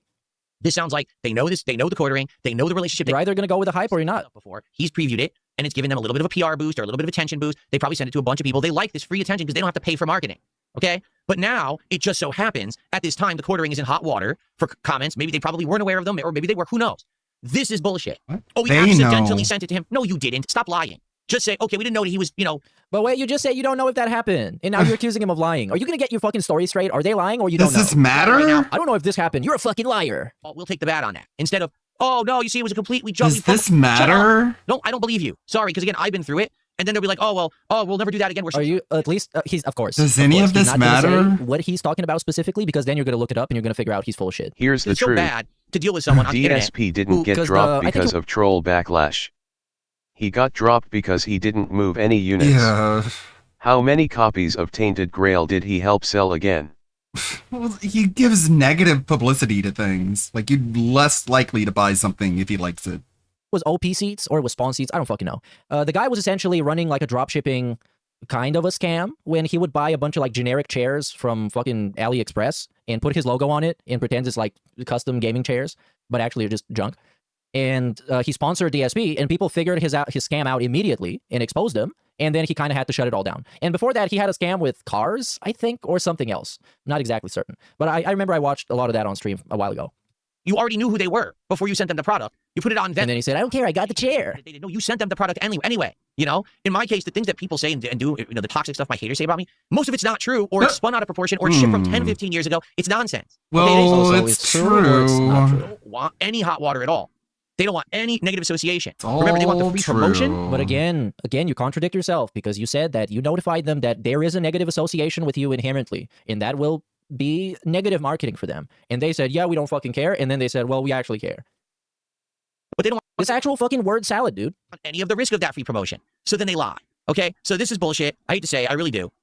I don't believe it. You can believe it if you want. That's something I personally been through with multiple companies, and then they blame me and shit. It's like, no, you knew up front what you were getting into. I even warned you, and you did it anyway. Now it's on me somehow. That pisses me off. And again, I'm not sweeping for Jeremy. I'm going to tell you right now, these comments he's making online, it sounds like he's getting drunk and he's saying bad things online, and people are holding him to task for it. That's fine. But then you don't blame him because you sent him a card pack and he opened it, and they're like, oh, we weren't supposed to do that. That actually really pisses me off being in his shoes. That pisses me off. Okay. We would not have Okay. his receiving of these cards had the ass. Unquote. Completely irrelevant to the issue, man. Feeling like a total moron Wild. to think that Wizards had just extended the olive branch and everything was going to be good. Jeremy in this video compares that statement as an endorsement to witch hunt him, simultaneously claiming that Wizards of the Coast are listening to an extremely small minority of 30 or 40 people, while also stating that he is receiving Phil, a if massive you amount truly of hate. think that The one stink problem with is this ever controversy going is that to Jeremy wash had- off He of was you, receiving ask hate the in his Slay first the comments, Spire but the 2 truth devs is, how that's yes. working out When for these them companies currently. react like that, okay, all of a sudden about these all that. toxic communities will rally and say, Oh, yeah, the shitty ass dubstep. this game developer or this company doesn't like the person, so we're right. And that's the problem. Really, that's the problem. So let me get this straight. You offered me a free product because you thought that I could, open it, enjoy it, promote it for you. You said you knew who I was. You were okay with that. You send me the product. My haters go and harass you on social media because of it, even though I presented myself well with the product and I'm showing you what it is. And everyone's saying, oh, that's a good product, right? Now you're blaming me. And now what happens is when you say, oh, it was a mistake, we didn't mean to do that, we'll never do it again. Now, Hello, victory Nico, for the haters, victory for the online cool bullying. happened. You empower these people. So this is wrong. What Wizards of the Coast did, But bro, come on. is legit wrong. And also, like, a lot of the times, the marketing department that gives out these game codes or whatever the product is, they got nothing to do with the actual development teams. Like, he thinks it's all some, like, weird coordinated thing. No, they just give a bunch of shit to a bunch of people, and some of them turn out to be fucking scumbags. And then you're like, well, I didn't want to give this fucking scumbag something. We just didn't do the research. They actually did wrong him, okay? Again, I don't agree with what he said. I think that it was heinous stuff he was saying, and he was getting drunk and acting a fool. But what Wizards of the Coast did here, it did wrong Jeremy. That's messed up, because now he looks even worse. On top of the fact that he said the bad things, now he's got giant companies supposedly shaming him for it when they lied. That pisses me off because it's happened to me too. All right, for me, I get to the point where I just don't want to take anything. I think they had a real issue with him. When at any moment Phil? you just completely lie about the situation and then say, "Oh, we didn't mean to do it. Oh, What do you mean he's a bad guy. lie? I'm so sorry." Get the hell out of here. Thank you, Guitar Player, for a No. $10 super chat. I appreciate that very much, Guitar Player. Thank you for the support tonight. Found angle to solicit donations. One that could weaponize culture and anger, in combination that would bring him much strife, but also considerable wealth. You can speak with your wallet and take the plunge and back us on Patreon. Yeah. So here we go. There we go. Rally his troops and say, well, if everyone's going to crap on me, let's stick it to the haters. Let's stick it to Magic the Gathering and let Wizards of the Coast, let's stick it to them. Support me financially. That's the grift. Yeah, let's win. This is how we win. Right there. But, DSP, how many times has he said, we hit the goal, so my trolls, they don't fucking want to admit that I'm successful, but they're going to fucking like it. Like, this is a million times, and it's been going on since forever, and it still goes on. Voice we can have. Yeah, glance at chat, you asshole. Can do. Wizards can't. Wizards won't fly me out to PAX. We'll go to see them at PAX. Hell yeah. That's big enough. Can I come? Fly to every major event. And I'll Am I going to get to see your wife? do coverage for you. And I'll try to keep it real 100%. This was the beginning of Jeremy's capitalization of outrage. In the following years, Jeremy would master his craft. Meanwhile, what happened? The audio is leaning to the left side of your ear? I haven't done anything with... No, that's his problem. Everything is my mic. Everyone seems good. So my apologies if something went wrong with the audio all of a sudden in the middle of... Jeremy revived Pokemon headquarters while still posting to MTG headquarters. The video announcing his return sits at less than 1,000 views. Jeremy posted on his Pokemon channel from late 2016 to early 2017. The channel failed to gain any momentum, with its videos far underperforming compared to videos found on MTG headquarters. It was here that Jeremy resigned himself as a pack opening channel with the occasional commentary video. The latter type of video was often My on the trolls topic or don't want tangential me to his make information. $1,000 during my May 1st marathon. Let's rally and prove them wrong. Yo, he was the king of hate. On June 5th, 2017, the king of hate in the Magic community. Jeremy posted his final claw machine related video on Clawstruck and live streamed while drunk. While he often tweeted at or commented on other creators in the MTG community, there was one that he targeted unprovoked. Oh no. This was cosplayer Christine Sprinkle. Serial virtue. Oh, I hate this part. I hate this part. This should have been all about the cuck drama, man. June the King. Why do we have to cover everything? Now we have to look at some fucking dork drama with cosplayers and Magic the Gathering geeks. For fuck's sake. Prying for Patreon. And for DSP to say, oh my god, oh my god, oh my god. Good thing the editor is going to edit it together in a really entertaining and fun video. Cosplayer. I wonder how long that's going to be. That can't be longer than like half an hour. There really isn't anything to put in it. See a Sprinkle Run posted yesterday. Allow messages to my Facebook page again. Question my life choices immediately. Posting out, came for cosplay inspiration and left only with an erection. In all seriousness, though, I love your work. He's drunk and he's slurring his words, and you can tell, obviously, right? So he's continuing down this path. You know, no one has stopped him. No one has course corrected him. He's still doing the same drunken content and commentary. This is definitely how he got into the culture wars and politics stuff. This stuff. Okay. Jeremy was commenting on Sprinkle's post and the comments found within. A post about receiving unwanted comments. Here we go. Victor Puente, cuckold. You know this dude's a cuck. Oh, yes, she's just under constant. I mean, a kind of ironic comment. DS Did he say that as a know compliment? when someone is drunk. Direct messages. Like, she is literally triggered. Here, Triggered alert. This again. Yeah, trigger those cucks, Jer. You have to be. It makes me sadder that I'm not even surprised. Me, despair. And he's not even the fucking fun drunk. He's not the funny drunk guy that's like gonna do fun stuff and have like high energy. He's the fucking the dude Wizards that melts of the down into a Coast puddle tried of to piss course when he gets correct drunk. him. The annoying lame drunk, corny You just drunk. got the mad DSP over drunk. it? Yeah. Over social. Just They do just cocaine told at him that he was a point, because That might problem. make you kind of entertaining. And then you're like, nuh-uh, they lied. You're not a problem. I'd agree with that. Obviously, Sprinkle is a pro cosplayer. You know she's a professional cosplayer. Yeah, let's get drunk and talk about Magic the Gathering drama on Twitter. And then cry in her Patreon video. And have none of it be funny. Beta cucks to give her money. I mean, it is like an all-you-can cuck buffet on this thread. Oh, I'm sorry, Sprinkle. Let's look at your cosplay. Hold your on. Art. Hold on. Where some poor 14-year-old kid was unfortunately he made an erection comment about you, and fuck him for being such a degenerate. I mean, what is sexual about this? Nothing, right? Oh no, totally nothing sexual about this. Oh yeah, here you go, Sprinkle, another totally non-sexual picture where the Pokeball happens to be right on your fucking bush. Okay, let's see what we got here.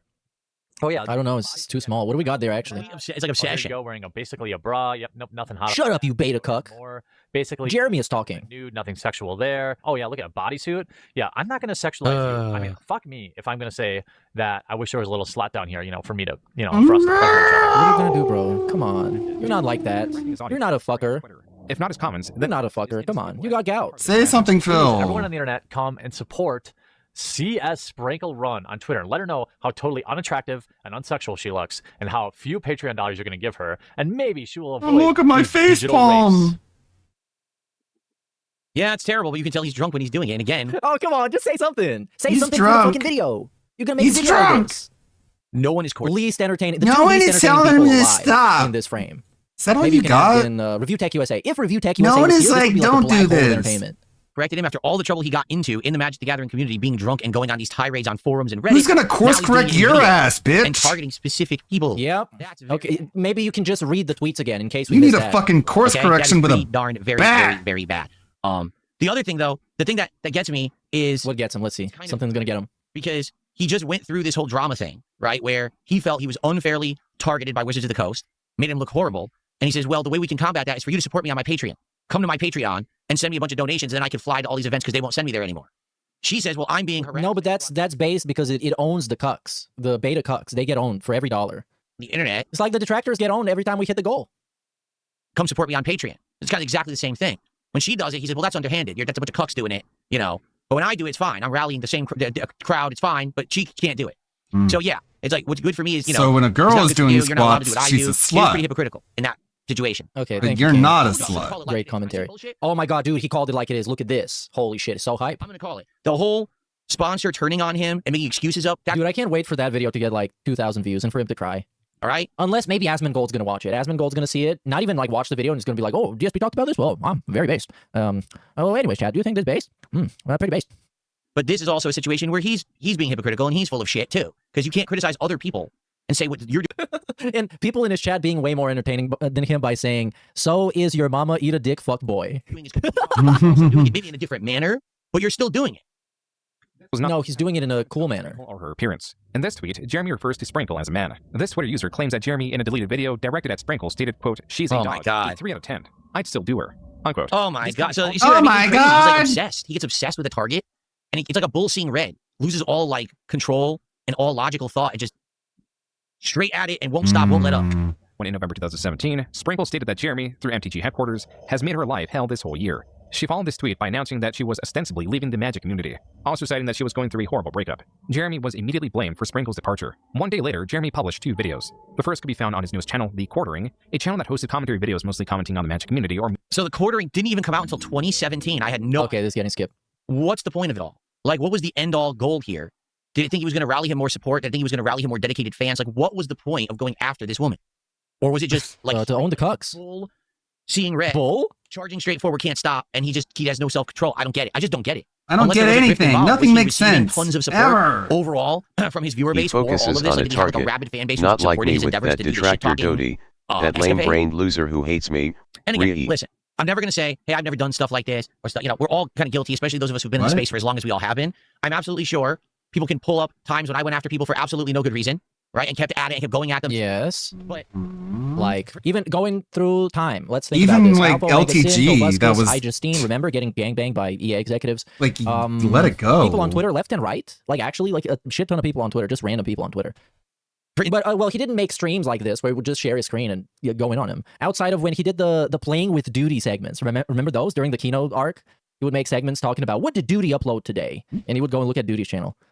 In this case, like direct hypocrisy. But that's because he was the king. The reason why he was so angry. The king can do whatever he pleases. Like, it didn't even seem like they had association with him. They had never wronged him. He actually called it playing with Duty. I can't fucking believe it. Then you flat me out for $2 because I told you this is a shit show. Oh, and of course the old forum post. That's right. I mean, here's the SRK post. That was classic.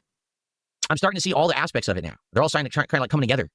as we get further into this. Let's keep going. Because we still have a good amount of time on You're tonight's stream. And the pattern we're getting into the meat of noticer. it. Do we have a good amount of time? Yeah, we do. MTG headquarters. These videos bring attention to the ongoing campaign to get him banned from Magic the Gathering, a campaign whose supporters were galvanized with the departure of Sprinkle. Commenters and creators alike were calling on Wizards of the Coast to take action, pointing out Jeremy's comments. Yet there was one often missed, a video in where Jeremy does not target a specific creator, cosplayer, or commentator. Rather, Mark Rosewater, the head designer for Magic the Gathering. I ran a similar scientific poll, and I even asked everyone to tell the truth. I said, hey, quick poll. Whoa. How many of you did Mark Rosewater touch inappropriately? Parentheses, tell the truth, internet. Since internet polls are That's like a DSP poll. In parentheses, tell the truth. Because that's how you know they're going to tell the truth. scientific fact, consider this your trial, Mark Rosewater. Now, I know he has me muted. That's fine. Jeremy created a poll insinuating that Mark Rosewater was a predator even after Mark had blocked him. This was Jeremy's attempt to discredit Twitter polls and also his response to Mark Rosewater citing a Twitter poll as evidence. So, I guess what's happened here is he already said it earlier, and now I think we're seeing this. He's finally not kind of really come to fruition. following, is he? If the internet, Oh, is Mark I guess Rosewater what's also a happening dork? is I would love that. I I don't would love for know. everybody involved in this to be a complete fucking geek. That would be awesome. I guess he wasn't even the quartering yet, right? If the internet is going to make Jeremy a villain, and there's nothing he can really do about it, then he's just going to say, to hell with it, I'm going to lean into it. I'm going to completely become this devil-like character, and I'm going to... That's dumb. Devil-like character? So in this case, Magic the Gathering has already kind of thrown him away. The community has already ostracized him for his comments that he said in Twitter posts and Reddit. So now he's, well, forget it. I'm going to go all in then. If you really are going to hate on me anyway, and now even, you know, Wizards of the Coast are going to say, oh, he sent you stuff by accident. That guy's a jerk or whatever. That's it. Like, maybe that's what it is. Maybe it's not that he's obsessed, but he's actually trying to do the most extreme thing on purpose to piss everyone off and get attention for himself, since everyone was just so determined to villainize him.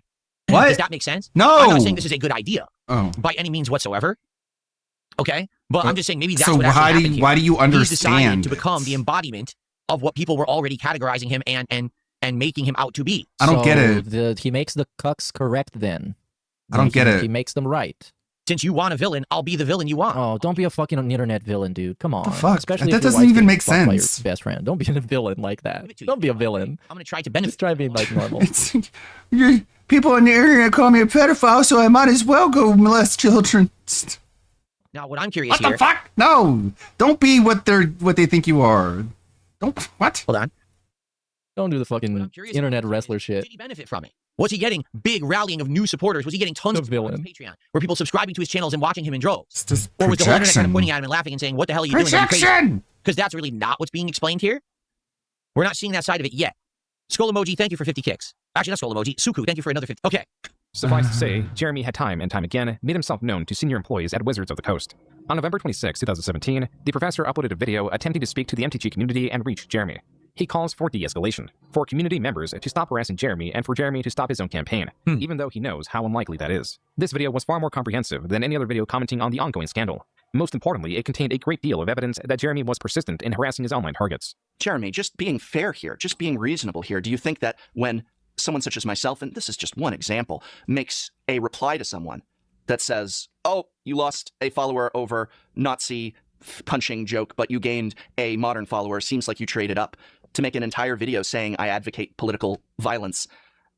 I received so many comments about Nazis and the Holocaust and my being one and what I'm doing. And, you know, most of my family died in concentration camps. The professor's video saw mixed reception. While it was touted for the amount of evidence against Jeremy, some creators took issue with the professor's presentation and the alleged scope of 2 years that Sprinkle was harassed by Jeremy when there only existed months, not years, of evidence of harassment online. It seems to me like the way you present yourself is... Hey, who was this guy? This was Dankula. Yeah, dude, I haven't thought about this guy in probably like fucking 10 years. This virtue signal for what you feel is... What a blast from the past. That was creator Count Dankula, a creator that would later start a podcast with Jeremy. He encourages his audience to research this for themselves. Advice that would go well to Jeremy's own response to the professor's video, not found on MTG headquarters, but on the quartering. So, I guess this is where he starts to do all his drama content on the quartering, and this is where the channel blows up. So it seems like Flatman with the $5 super chat says the problem is Jeremy. I hate this so much, man. It's my least favorite type of content, and I have to watch Darkside Phil react to it. The actual petty internet drama that is not entertaining, is not funny, it doesn't have anybody I like involved in it. It's just like pigs in mud. Anyways, let's go back to him playing the fucking video. Video opened with the professor's minor comment about Nazi Well, at least we get to own the cucks. Let's own some cucks. Let's own some cucks. To strengthen your video about mean tweets. Jeremy failed to engage with the overarching arguments that Jeremy is disruptive and that he encourages unwelcome comments. Instead, Jeremy chooses to comment on the professor's superficial qualities. I want to point out, look at how disheveled he looks. I mean, come on, man. Come on, man. Come on, man. Oh, this is Internet 101 these days, right? This is seriously Internet 101 these days, right? Someone brings up a bunch of good points, so what you do is you don't address them. Just insult them. Insult their. Look, this is what LTG does to me. That's what you do. I'll be like, LTG, I'm better That's than what you you do Street to Fighter. Let's him. play a match. Oh my god, LTG segment. No, this just got 1,000,000% worse. 1,000,000,000% worse.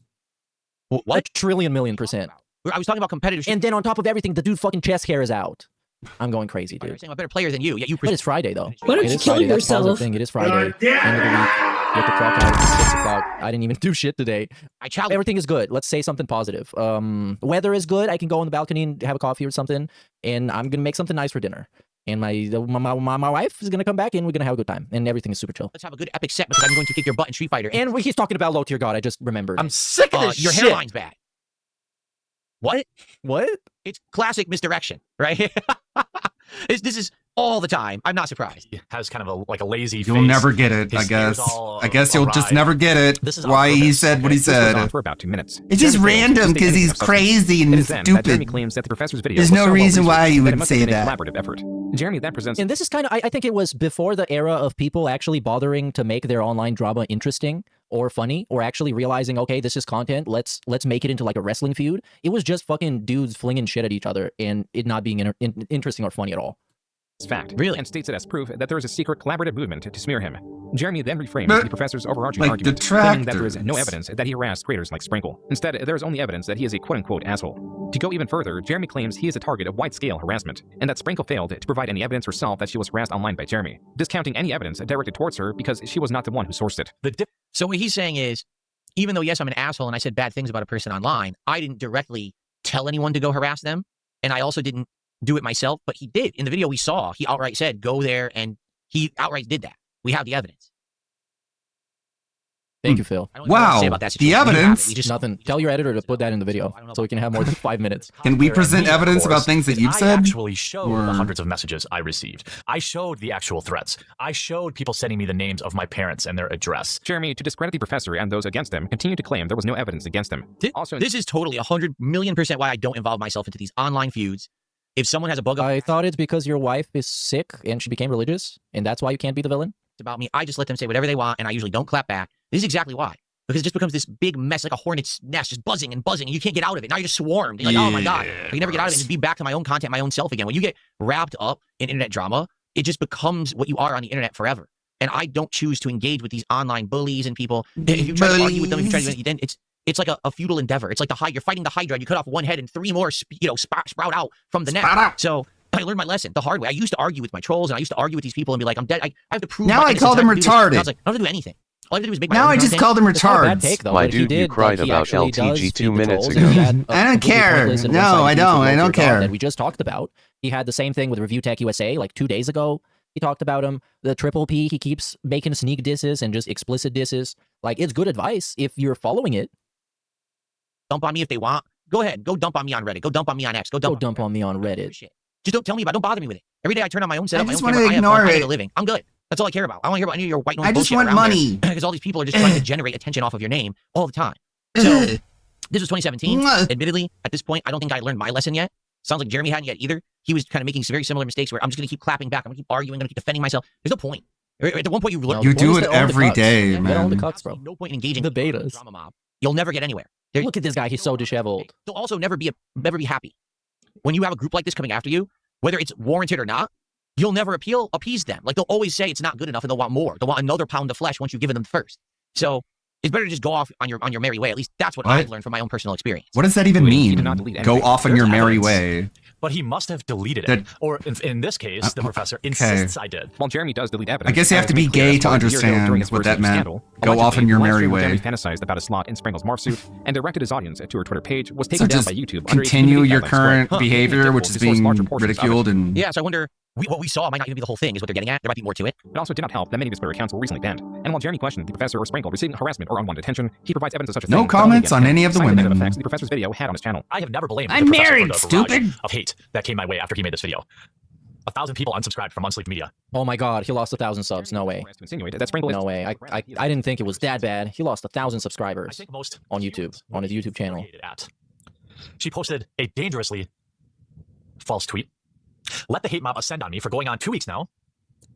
and has done nothing to correct the situation. Though Jeremy claimed that the professor is a manipulator and failed to bring a shred of evidence forward, Jeremy, in his video response, skips all the evidence presented. Notice how in Jeremy's reaction, the video inexplicably jumps. This is because Jeremy skipped from 4 minutes 24 seconds to 6 minutes 55 seconds, over 2 minutes of voice clips, portions of his removed livestream, and more than 10 tweets directed at Sprinkle or cosplayers in general. Jeremy does not acknowledge this jump, and it was not the last time he would edit around evidence. This next jump is even more egregious. Jeremy pauses the professor's video at 7 minutes 25 seconds. One more second, and he would have displayed the evidence against him that he claims does not exist. For the next 7 minutes, the professor shows countless tweets and video clips, all of which Jeremy skips. Again, not acknowledging that he did so. Oh no. Who would do such a thing? Kind of like what Jeremy you closes do. this video by insinuating the professor is similar to Adolf Hitler. Someone who is willing, as I said, to evoke the Holocaust. Literally Hitler. Crusade to silence and ban someone whose ideas they disagree with. Someone whose ideas they don't have to interact with. Nobody's forcing him to watch my videos. Nobody's forcing him to read my tweets. You know, Professor, you actually sound a lot like somebody from history that your family might be familiar with. Jeremy pressed on that there was no strong evidence proving that he had harassed anyone throughout this period, even selling a shirt in that theme, which he allegedly donated the profits of. So okay. He is accepting the fact that the magic community thinks he's a villain. He's becoming the villain. The more he leans into the character, right, the more he's apparently benefiting from it with his audience. Or else why would he keep doing it? Why would he lean even further in? He's seeing success as a result. With a video, like, he's time skipping through the video because he's making the video for his own audience. He's not making this video to convince anyone. His audience is already convinced. They already love the guy. So he doesn't need to make a video proving his innocence. He just needs to make a video saying, oh, see, it's nonsense, and then move on. And that's exactly what it seems like it is. So that kind of reminds me of the DSP admitting of WWE Champions video. Because who was that video for? That video was exclusively for his audience because he was scared that they were going to leave. You know? Let's hear it. Someone named Astronaut tipped me $5. Okay, no, this is going to skip, bro. They said, it's not just that, all right? There are some people that are going to say that in a few segments, I said things that were maybe seen as defense of things Jeremy is. Oh, we get it, dude. We get it. You're not defending him. You're just considering all the points of view and all the nuance. We get it. And they'll say, oh, even though at every point he said literally everything possible he could have said to downplay anything that would make Jeremy look like a complete piece of shit, including just kind of straight up insinuating that he's just playing a character. He feels sweeps for Jeremy. But then on the flip side of that, I've been critical of things he's done, and people will say, oh, he feels anti-Jeremy. In reality, I'm not either. I'm in the middle. I'm just making factual observations based on the evidence that's being presented to me tonight. That's the best I can do as a neutral bystander, a commentator, someone who's seeing the situation unfold. And I'm just giving you my rational takes on it. And I'm trying to compare it to my own personal Wow, he's you should put that so as a disclaimer rational. in the edited video. We're about an hour in. Just about. We're going to keep going. We'll probably get another 10 to 15 minutes. We're about an hour in. And I can understand where polarization is coming, where all this is coming, this ire and this anger towards this man. It seems like... Yeah, because he's a cringe retard. It doesn't take long. Into the internet villain persona. Like, once people started calling him a villain, he said, well, I'm just going to be it then. And as long as my followers are... Like, I think the first time I saw the quartering was about... I don't know, some fucking wokeness in a Hollywood movie or something. And even though, like, I agree and a lot of that shit is cringe, he just completely failed to make his videos entertaining or interesting in any fucking sense. And I just tune in, and I'm like, whoa, this guy's a huge geek. I don't care that I agree that Brie Larson sucks and that she's annoying and a bad actress. I don't really care about that. It's just like, this video makes me not care about anything at all. So I just left. And there's a lot of people who make similar videos that I think are pretty funny and interesting, and I used to watch them back then, but the quartering always been in that bracket of fucking weird geeks that are just not talented entertainers in any facet of anything. It doesn't matter whether or not it's true, whether or not everyone else likes me. If I have enough people who do like me as that person, that character, that whatever it is, then I'm going to be successful to hell with everybody else. Maybe that's really what's happened the whole time. Could be. It's a bad idea, Let's man. keep going. Show me the receipts. Sure, Phil, make sure you're extra comfy sitting on that fence. Whatever the most reputable, You're like, gonna men's be shelter there a is in the area. while. So make sure you get your shirt with a fan-drawn face of me saying, let's show me the receipts. Jeremy did get the receipts. On December 7th, 2017, he received an email from Wizards of the Coast notifying him that he received a lifetime ban. What is this? Oh, well, he ate it. But no, now he's a victim. Now he's a victim and they're persecuting him. And there's a campaign to silence him and he's a victim now. Because when you're a badass, a villain, you also be a victim because that makes you look a lot cooler. Events. I can't play online. In fact, they actually He should have cried. Online. If he cried, it would have made him look a lot cooler. Cost of his digital collection via PayPal chargebacks. As for the you guys still like me? There is something seemingly sinister at play. At 10 minutes and 20 seconds, Jeremy begins going through the evidence Wizards of the Coast sent him and then informed their choice to ban him. Notice, at the bottom left side of the screen, it is clearly stated that there are 12 attachments. Attachment 1 is a tweet where he calls Wedge the Hamburglar. Attachment 2 is presumably a joke about trolling a friend. Attachment 3 is a tweet about trolling that same person and the professor. Attachment 4 appears to be another joke about wearing a shirt with the famous internet cartoon frog Pepe to trigger people. Attachment 5 is what appears to be another joke that includes Pepe. Attachment 6 looks to be a joke about concentration camps. Attachment 7 is Jeremy alluding to a magic player having a quote-unquote pedo smile. Attachment 8 is Jeremy in response to an accusation where he encourages R-wording individuals, responds by saying he will not even R-word the poster. Then this is attachment 9. I love the ladies of Magic. Dudes who bring their girlfriends to stand over their shoulder every game are annoying as fuck. Teach them to play or go home. What's wrong with that? Am I not allowed to have an opinion? Am I not allowed? Oh no, they're taking away his free speech. I mean, fucking cucks. This is the evidence. It's factually fucking based, bitch. And I would love them, since I don't know the context, I would love them to actually be lame cucks, because then he's getting completely fucking battered by lame cucks, and he's seething, and it's embarrassing. And look at this, by the way, DSP is loving this. He's loving reacting. Look at this reaction. This has been probably the most sincere reaction he's had the whole time.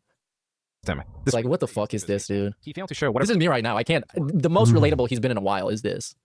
On the topic of deception is this screenshot of Jeremy defending himself in the third person, presumably failing to log into an alternate account to defend himself. It appears Jeremy is not being entirely honest to his community, and Jeremy has a possible motivation to be dishonest. You should subscribe to it so that I can send it to Polygon and tell him thanks for the press and all the new subscribers. No reaction to Subscribe if you don't like him the content. So many of you defending are, like, himself on a sharing sock videos account? where people are Something that you would do? Polygon idiots. I mean, Polygon is trash though. Yeah. This is like two retards fighting, and DSP is watching him, making it two retards fighting and one observing, and then I'm another retard observing the observation of the retards fighting.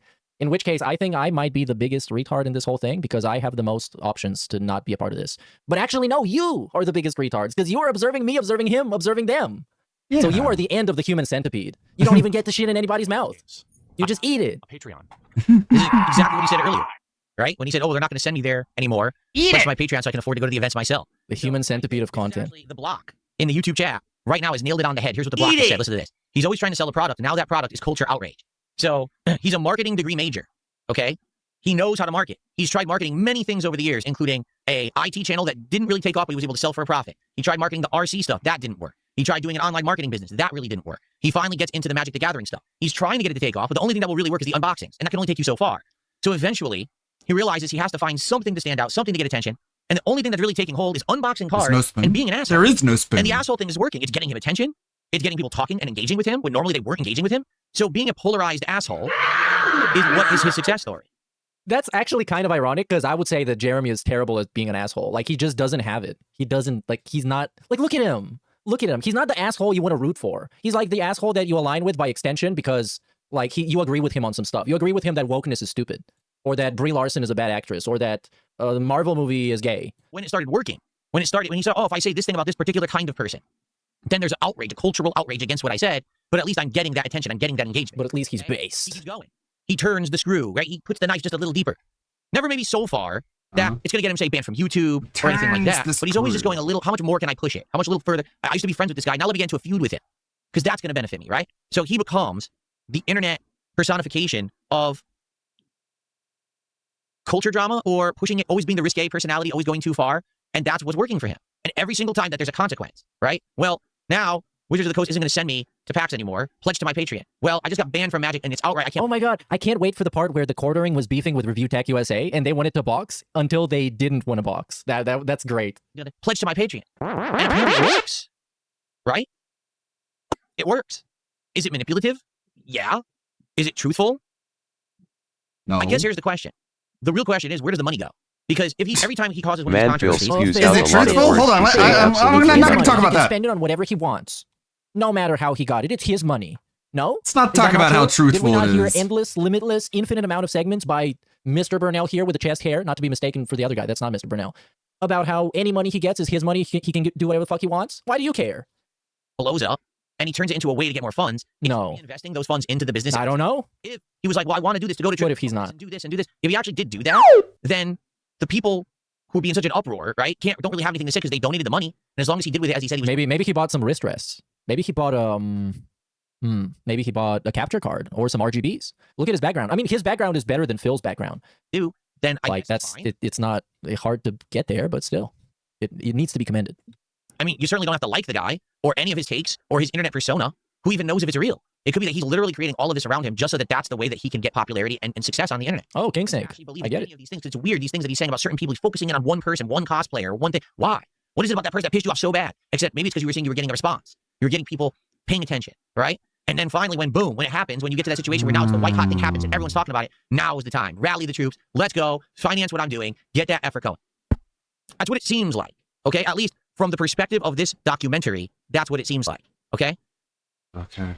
That's what I have to react to. I'm reacting to the documentary. I'm not reacting to... Okay, disclaimer man. To the documentary. Thank you, disclaimer man. We needed that. Okay, and that's what it looks like. I want to go just a couple minutes. It seems like they're going to transition to another thing now. And if that's the case, this would be the perfect opportunity to end tonight and then determine if we want to continue with this later on. Let's see. I think we're ending the magic arc. And if it is the end of the magic arc, this is perfect. So let's see. Or if you want to, say, throw a few bucks, that would go a long way. I have a one-time donation link to the war chest. The war chest. Yeah, be a part. Go in the trenches. I would die for the quartering. I'm dying for Jeremy Hambley. Give me the vest right now. I'm going to go against his ops, and I'm going to drop a contribution into the war chest. Set up a war chest on PayPal where people, if they choose to... He calls it a war chest. Believe me that you don't have to. This is no, clearly it's the king's coffers. The war chest? What? Come on. Like literally the worst Cringe. time to be shilling for this kind of stuff. So you are But cringe. It goes without saying that money is power. And I can make the And I want it. there, or people that decide to back on Patreon. So many of you have already, and I'm so thankful for that. 100% of that money goes back into the channels. Jeremy's promoting of his Patreon was for naught, because come February 2018, it will be banned because, quote, you recently doxed members of your online community. What? Now this sounds like a whole different can of worms. What? We're going to- Doxing members of your community? I would never do This such a resulted from Jeremy's thing. new crusade against pedophiles in the Magic the Gathering community, specifically judges, mostly all former judges that were convicted but not on the banned list next to Jeremy. Though Jeremy failed to find a large number of active judges that were predators, his attention to the matter did appear to influence an update on Wizards of the Coast terms and conditions. Oh, dude, why did people give him money for this? Now he's gonna keep making shitty ass fucking reacts like this. And those who think God damn it. interact with the public, meaning this is the one thing they shouldn't have paid for. it was celebrated amongst the Magic community, a community that, due to his ban, Jeremy was drifting away amicably from, as in this video, he claimed that he made contact with Sprinkle and the two apologized to each other. Jeremy then renamed NTG headquarters to Unsleep Media in an attempt to pivot to covering the card game genre as a whole. His recent scandal introduced him to a cast of new allies and helped him refine a lucrative genre video that he had been making for the wrong audience. The same type of video that created enemies in the Magic community was going to usher in Jeremy's largest and longest running channel. And all these people grew up to be the same fuckers in middle school that were like, well, if you don't subscribe to the popular idea, maybe Pogs at the time, or starter jackets, I don't know, I'm old, then you're not cool. Or if you were poor, Pogs? cool. Or if you... Okay, I would assume I don't know There's this. a whole variety of things that would make you outcast. But now, when they get older, they get a little power on Twitter, they can find more people that, it's like the blob, and then they become this massive thing of groupthink and toxicity that's trying to push everyone out who disagrees and then just absorb more people into their ideology. What I want to do, hopefully, with this channel is to... Is this actually what his video, the music is, or is it that June put the music in? push these conversations forward. Obviously, I don't want any bullshit. June put this music in. It's the quartering. Yeah, shut up. It's probably a funny edit. SJW lesbian space gem. Oh no, we get SJW segment. Mohawk guy, general SJW buzzwords. No, Brie Larson is coming. I can see the transcript. No. Feminist agenda person, feminist propaganda. Everyone needs to stop getting triggered. I'm not a fan of Brie Larson. Brie Larson. Maybe it's because Brie Larson. Brie Larson. Brie Larson is going to help you. And that Brie Larson. The cosplayer was the litmus test. It was successful. Once that worked, he said, I'm going to do it again in a few years, but I'm just going to find a celebrity or an actress or something good to. And he did it with Brie Larson. You and me. All female. I hope this is like a short segment. It's Brie. Directed by Brie Larson. Brie. Just posting, my fifth Brie Larson video. She's the one. Things like that. I'm already known as the guy who makes 1,000 videos about Brie Larson. The action has got to be live. It's got to be in the moment. You are that I'll guy. admit that I really dislike Brie Larson. Though Jeremy may be capable of having a nuanced discussion, for the vast majority of his videos, he certainly does not display it. In his past, his incuriousness and inability to formulate a cohesive argument has forced him, time after time, to make videos reliant on emotion or sensationalism to draw an audience. This is why Brandon's technical breakdowns in their RC channel often outperform Jeremy's. It is also why Jeremy was relegated to opening packs of cards in a game known for its complexity and strategy, areas explored and dominated by his contemporaries. When forced to create meaningless content, the only variable Jeremy can control is content frequency. Card opening videos were easily replicable. It created competition that Jeremy admitted he could not compete with. Guys like Open Boosters came along and... Dude, Brie Larson was like the worst thing ever. Because she was annoying by herself and going on like interviews and talking about, yeah, I don't want to make fucking videos for dudes, for like musty ass dudes. But then the musty ass fucking dudes came out of the woodwork and started crying about it. And it was like, again, two retards fighting. And we get like the human centipede. You get it. In terms of... Get it? You know, forget it. Ultra rare vintage product. Brie Larson. But this is not the only time Jeremy was outperformed by other channels. And also there were a bunch of claw machine channels. Here's some deep lore. They were faking their wins. It's hard to compete winning plush, Bart Simpson plush, when these, 15-year-old kids are faking winning Xboxes and this and that. So everyone lost faith. Jeremy is limited to producing sensational videos. He is deceitful and or manipulates footage to favor him. And he uploads frequently and typically on the same day the video was recorded. Jeremy is a perfect fit for a political commentary channel. But political commentary narrowed to only culture. And again, narrowed only to pop culture. For Jeremy, the era of selling channels had passed. Now it was the era of selling outrage. If this was all that Jeremy did, he could be very successful. Only he has two major flaws. There is a part of him that demands respect online. The same part of him also seeks fellowship online. These two elements drive the opposite of the desired result. Thank you for your purchase. Sargon of Akkad. Oh, don't stop here. We need Oh to watch. God! No, Oh God! No! That was the Don't end of his stop beginnings, this. Right? Where he had started on YouTube and now we're full on. The one interesting thing that could have happened. Him like quartering drinking Sargon of Akkad's literal sperm. And he's not gonna watch it? Quartering arc. Look, I get Jeremy was obsessed with Brie Larson. He's actually But gonna let's end it be here. Yeah, he honest, actually ends it here. Wrinkle in Time was ass cheeks. Fair enough. I still never saw Captain Marvel. This would have been interesting. At least Didn't he even would go have had near something it. to say about it, or like, I don't know, goat laugh. Fuck it. First attempt. God damn it. And The now whole we're gonna get to the Marvel's outro, which is like, arc people are is gonna just say that I'm fucking defending him. avoidable. I'm not defending him. Shut up, you're stupid. But also, I'm saying it from my own perspective. Okay, because that was a lot. And that's the first actual exposure I've ever had to any of that subject matter whatsoever. Okay? He quits Yeah, before dude, the good this part. sucks, bro. Of course. Of course. Why would you get to After the about good part. 2 hours, it's about an hour of the actual documentary and about an hour of me adding my own commentary. What do I think so far Terrible. about the documentary and about Jeremy? Because I can't even say the quartering because we haven't even got to the quartering. Like, we're at the quartering now. Like now it begins in his storyline, right? The documentary, as usual. Someone's gonna tell him about this part and ruin the fun. Two black holes of charisma and entertainment. And this, like, he managed to completely destroy any entertainment value out of this and completely sap it for anything that it could have been worth. It's so fucking annoying. Well done, right? Well narrated. Seems to be well researched. You don't know because I didn't research anything. All I can do is talk to what I'm seeing. And the way that stuff is presented, it's understandable. It's well done. It's a typical June the King documentary. I think it was done pretty well. All right. In regards to Jeremy, okay? Interesting parallel. Okay, I'm going to put this on super speed so we can get something out of it, but also not listen to it, because come on. We started all the same time you do, but again, we didn't include it for me. It was all about fun, never take a job. We did a job. I just love doing something money. And I've done the same thing generally for over 15 years. Okay, so Phil did it for the fun and the money, and the quartering did it for the money. I shall just react. The duality of gout. There you go, the duality of gout. Yeah, but is it duality if they're both pretty similar? Because the duality would be if they're pretty different, I guess. I don't know. I kind of disagree. So I guess the question is,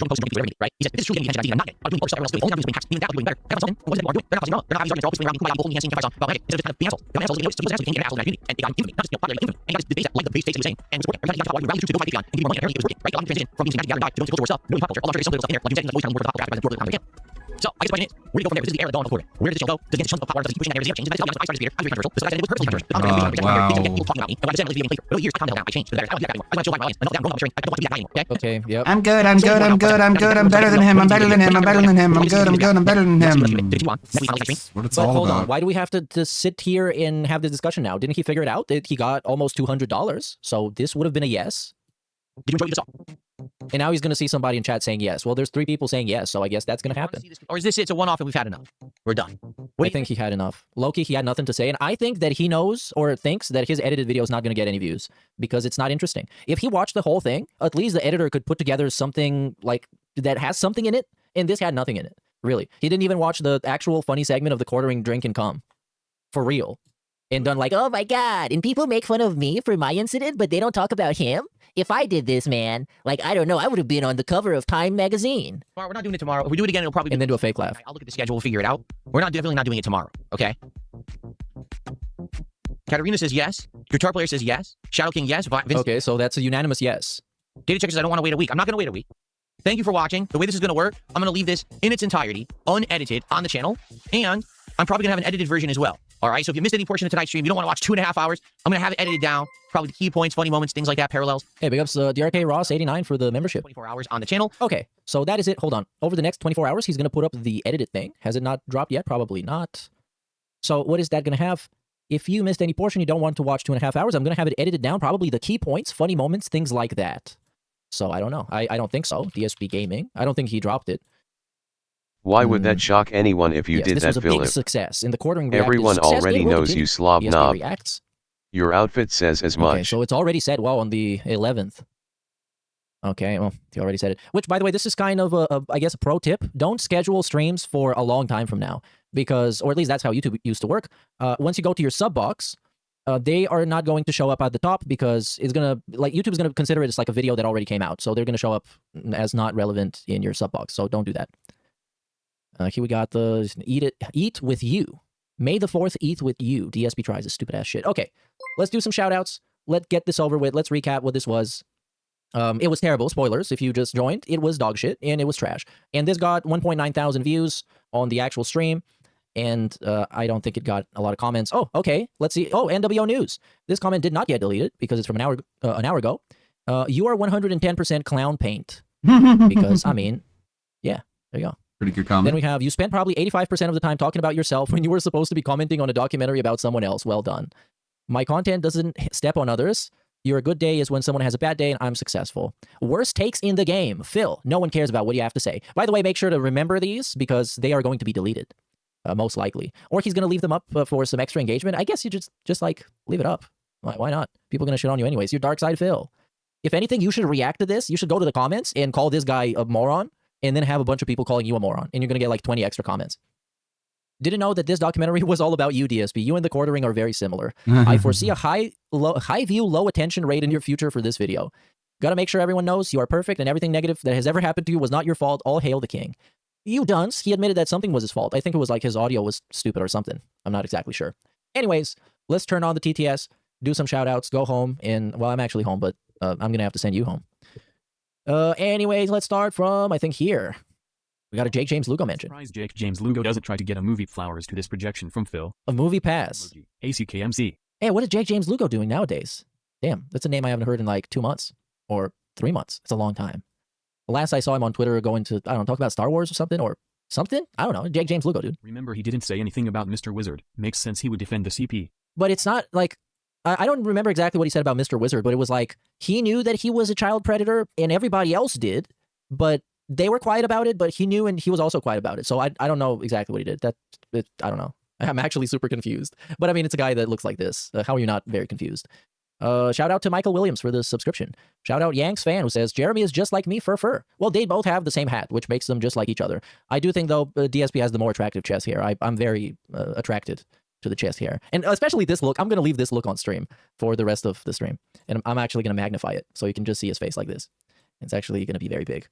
And we're going to put the Gout Reacts logo on the hat like this. Oh, yeah, this is it. I'm a marketing mastermind. Master degree. Master rank. Big up Sneed Feed says this. Has probably banning a like you hint comments.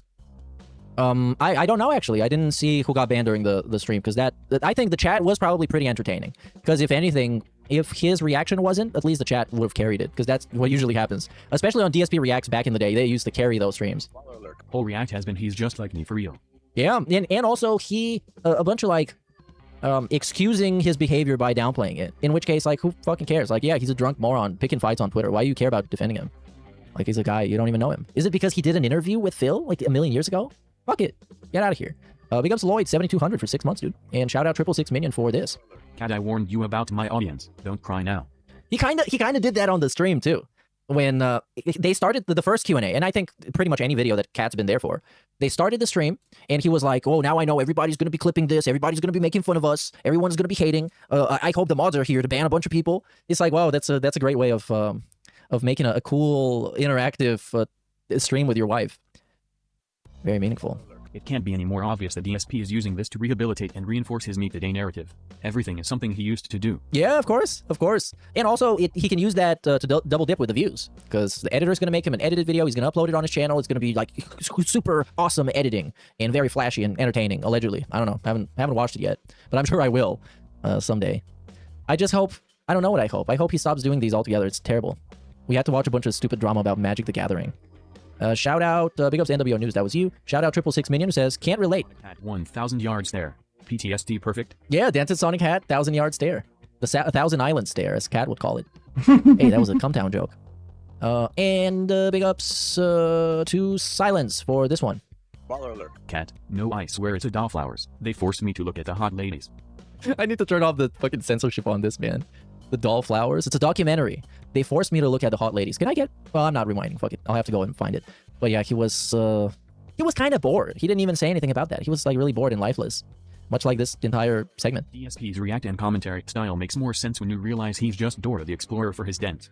That makes sense. That actually makes a lot of sense. Because the dents, the cowboy man and his gang of cowboy fellas, they need stuff be explained to them. And I guess June the King doesn't do a good enough job at explaining everything that ever happened. So he needs to explain it again. And say, is that a good thing, kids? I don't know. It might be. Anyways, big up Iwamoto. Phil will not sweep for Jeremy, yet he puts up an Iron Curtain defense that would send Phoenix right into a terminal depression. Every time a normal person would call him out, he just moans, like a parent knowing they can't get upset at their kid. Yeah, but I guess it's because he, right off the bat, framed this as, whoa, they're calling me just as bad as Jeremy. So he kind of attached himself to it. And everything that he had to say, every time he had to have an opinion about something, it was how that actually relates to him. So that's kind of a bad way to do this. Just like watch the video and see what happens. Especially if you know nothing about the guy. Like, fuck him. Fuck the quartering. Baller alert. I thought this was about the quartering, not DSP. Well, it was DSP's coverage about the quartering. Maybe my coverage about DSP's coverage, about June the King's coverage about the quartering should have been about me. And every time, like when he was talking about drunk tweeting, I should have been like, oh, you know what? I've also drunk tweeted before. This would have been really cool. And then somebody can react to me and make it about themselves. That would be epic. That's the future of doing stuff in general. I'm all for that. Big ups to Casey. And shout out to Log Likely for this one. Baller alert. Very positive and chill episode of Gout Reacts. Fun. Gout Reacts, yeah. Look at this, a custom logo. That is really meaningful to me. Really meaningful. Also, finally, big ups to Tony T, who says, let June cook. And that was a great edit, and he stopped it at the funniest part. The semen consumption ceremony. And that was it. Finally, shout out to Elizabeth for the 35 months of membership. And that will be it for this one. Hopefully, he's going to keep quiet and not do anything interesting. But anyways, I'm going to go visit my family for the weekend, so I wouldn't be around anyways, except on Sunday, for that being said. Yeah, I'll be back on Sunday, for that being said. So stay tuned. Go and do whatever the fuck you want, and I'll see you around. Sunday? Thanks for watching. Bye-bye. Call it Baller Alert. Got no problems with Baller Alert. With everybody on Baller Alert, and anybody else out there talking shit about me, here we go. Okay, well that's it for that Meerkat stream. Uploading and editing in the background, of course, as always. Let's see. Very good, very entertaining.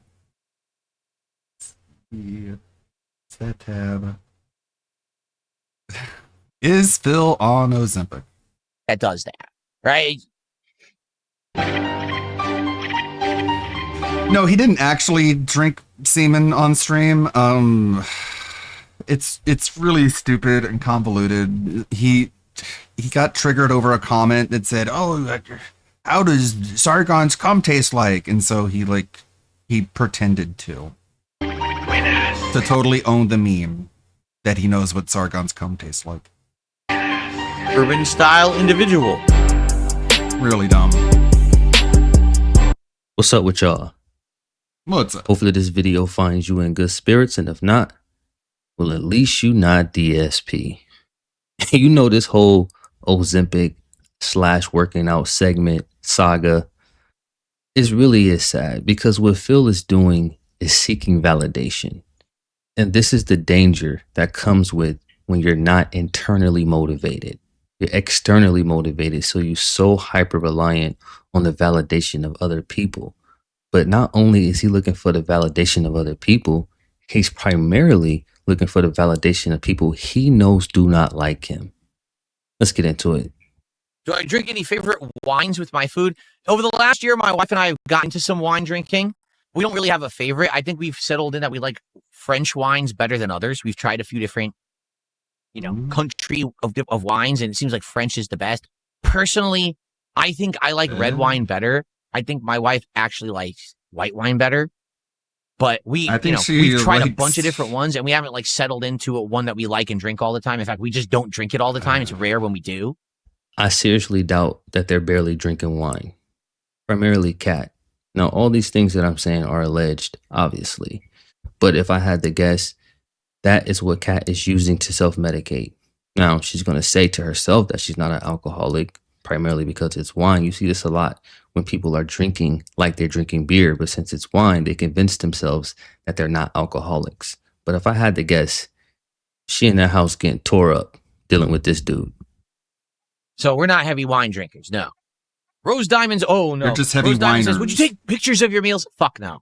There's no point. Number one, the meal is meant to taste good and be healthy, not to look good. These are not, I went to a 4-star restaurant and they plated the fucking meal. You know what I'm saying? Like the pasta we eat straight up doesn't look that great, but it tastes good, and that's the point.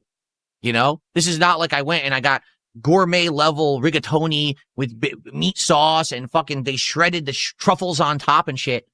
Once again, dwelling in extremes to try to make a point.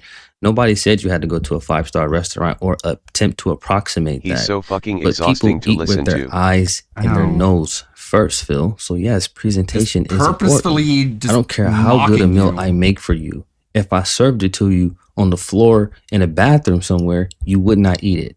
So you can't tell me that presentation is not important. On top of that, you fashion yourself as being healthy and working out now. So naturally, people want to see evidence of this, Phil, because this is something that you always talk about. So what people are trying to do is see the other colors that you're using to paint this picture. It's, that's not what the point is. The point is you sit down, you eat it, it tastes good, and you got the nutrients you needed, and, you're off on your day. Anytime that I take a picture of anything, everyone just fucking says it looks like shit. It doesn't even matter if it actually is good. They say it looks like shit because they're shitbags. So there's no point. No, I don't disagree with him here when he says that. There's always going to be a component of that based on who you are. But why are you worried about that? it seems to me that you're worried about appealing to the wrong people. Who am I showing off for? Do I care about what my meal looks like? I don't. Apparently. So why does anyone else care? Ava Cowboy fan, we're all well aware that you want to see Digimon's Storytime's trailer. We get it. I don't think you have to say it every time you're here. Just being honest, like now, literally every time you're in the chat, you talk about it. We kind of get it that you're interested in it, and maybe I'll play it in the future. Thanks for the input. Noted.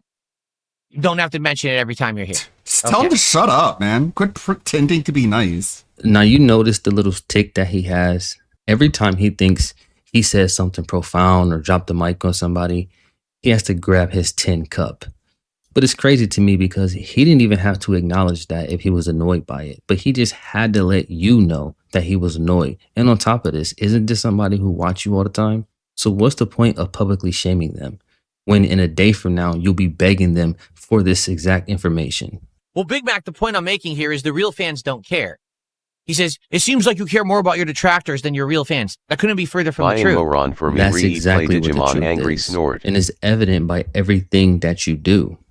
Everything that you do.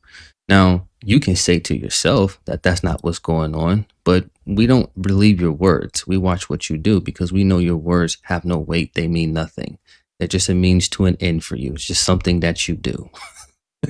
I'm here chilling with you guys right now, having a fun conversation. We're going to have a great Pokemon stream together, right?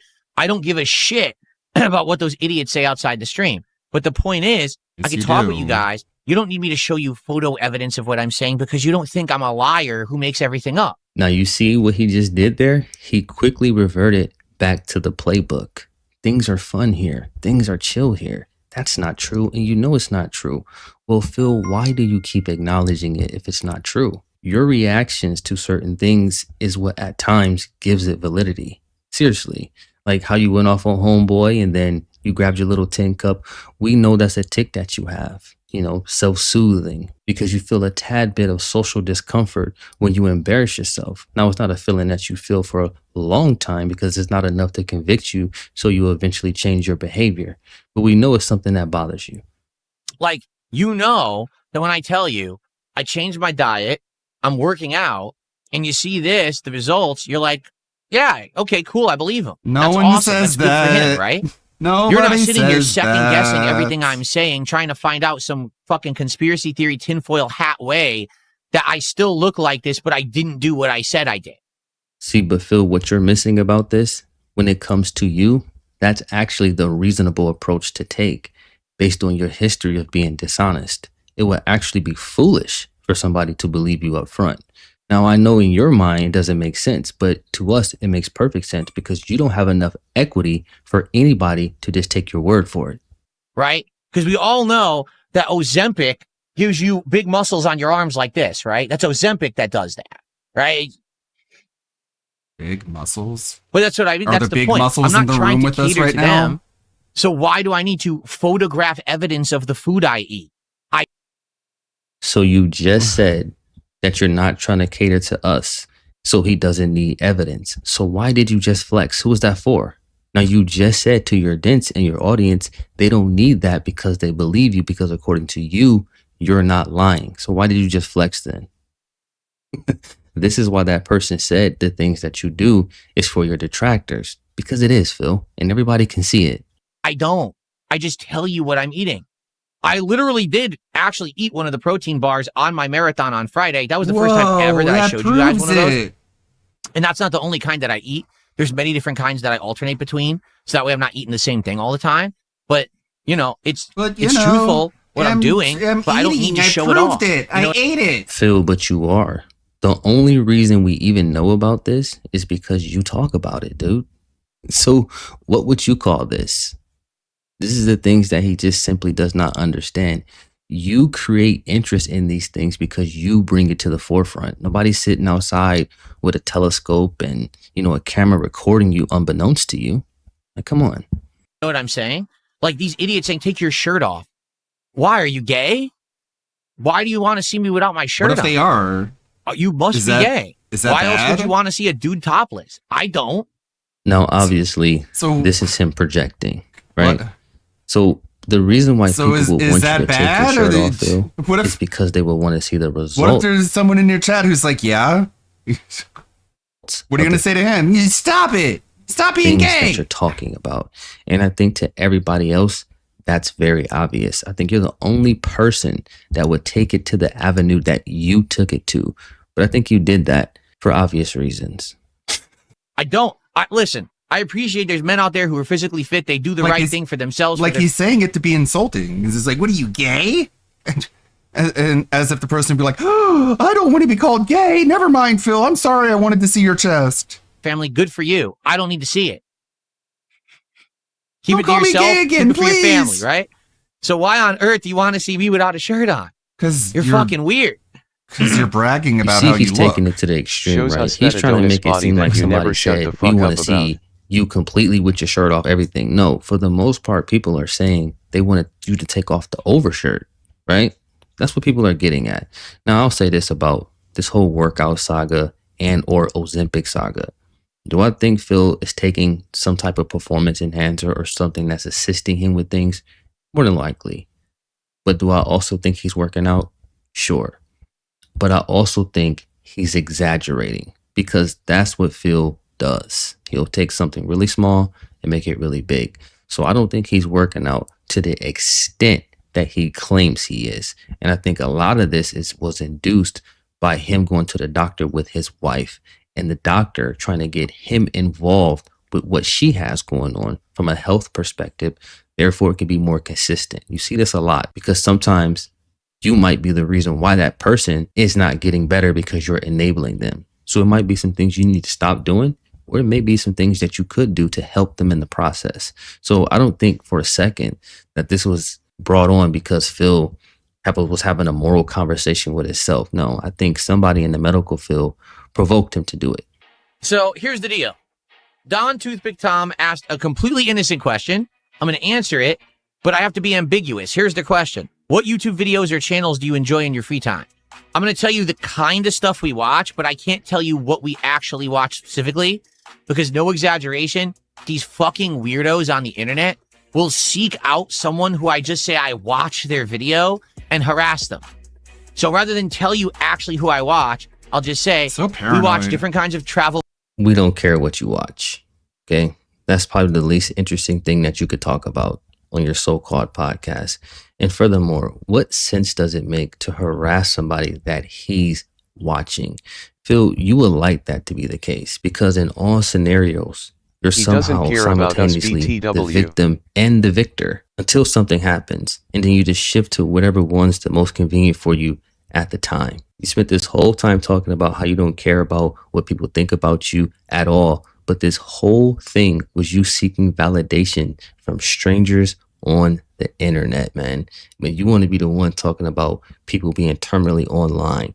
Phil, you embody that concept. You are that. And if somebody was teaching that at a university, you would act as a great illustration. Seriously, all they would have to do is pull you up and be like, look, this is what happens when you're on the internet indefinitely all the time for 20 plus years. You start talking to yourself and you start talking to yourself so much to the point where your voice is the only voice that your ears recognize. And the truth is, I don't give a damn either way. You're taking Ozempic, whoever's taking Ozempic, or if you're working out. Now, I would highly advise that you just get on your face and break a damn sweat like people did it in the old school. It's an old proven method. Everything else is people trying to get away from pain. Pills, supplements, all that stuff, and supplements to a lesser degree. But you know what I'm saying? The actual shortcuts. What it really is people are mentally weak and they're trying to avoid pain. But like the old school saying says, no pain, no gain. There's just no way around it. It is what it is. That's all I got for y'all. He doesn't want to be hurt. No. Peace. Like, why would anyone be surprised that he's using cheat codes? Like, that's what he always does. In your hometown at the same spot for the last 15 years. I see a lot of you guys don't got memberships no more. Come on, boys. Are y'all leaving? All right, guys, let's clean chat up or we're going to go to members only mode. Wings. Wings never changes. Since the dawn of Richard, he has been crying and blaming all of his life's problems on anything but himself due to narcissism and gluttony. Years on, Richard's life has become an uninhabitable abyss of Pepsi Cola and Wendy's chili boxes. It was in this modular home Wings was born, and it is here that Wings will die, because in Trailer 101, no one ever enters and no one ever leaves, because Wings, Trailer 101, Wings never changes.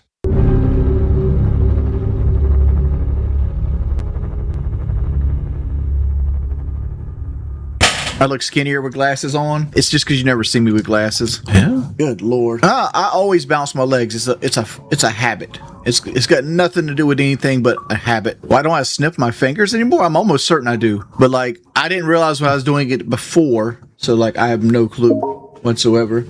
No, snipping my finger isn't a habit. It's touching my nose. Touching my nose is a habit I've had. It's like a tick. It's kind of like shaking my legs. Doesn't turn it off.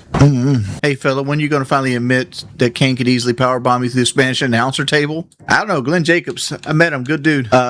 He probably could. I mean, like, he's picked 400-pound guys up before, but the problem is like most of those wrestlers are very athletic and they're helping. That's not true. That's 100% true. That is 110% true. I see a lot of you guys don't got memberships no more. Come on, boys.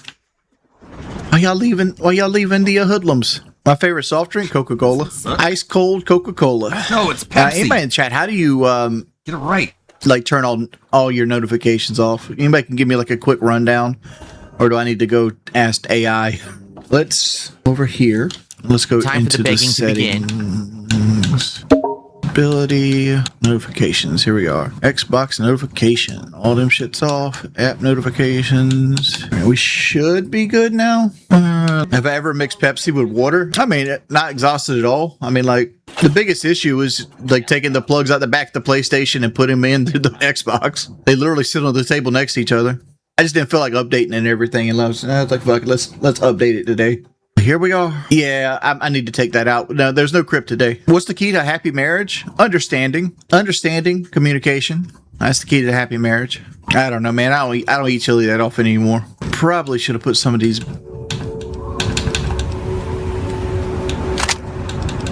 things up here. What's the key to 100% trophy in games? Really enjoying them. I don't do DoorDash. Like, I'll generally go get it. All right, this is not good. Fucking bloatfly as well. I don't even know what my karma is. I'm completely neutral. I don't even know why the talent company are spawning in. Why not? All right, guys, let's clean chat up or we're going to go to members only mode.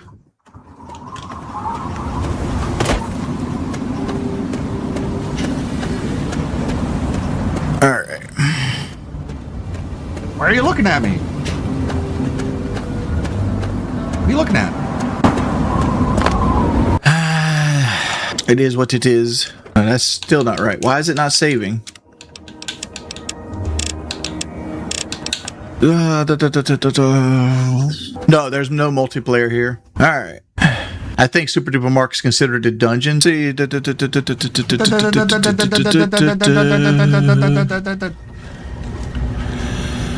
I'm looking over for something to react to in chat, and there's nothing. Okay. It's like, come on, man. Come up with something. Can somebody please write something worth having? Can someone guide me into a conversation that I want to have? Someone say something like, for about example, a food, mods, please. Pickled impure. Any food, please. I'll talk about it. Dr. Now and a couple other guys should just go ahead and be banned. Anybody spamming or doing the same thing over and over again, just ban them. Is porn addiction real, or is that a red herring? Of course it is. I would say it's real, right? Like, there's some dudes that prefer watching pornography over actually having sex because it's more of a selfish act, and you don't have any like partner to do with it, right? Like, they like the idea of a sexual partner, they just don't like the act of having a sexual partner, if that makes sense. Wait, what? So if they were having sex with a partner at the same rate, they would have a sex addiction? For so what makes it an addiction? Let homeboy come find us.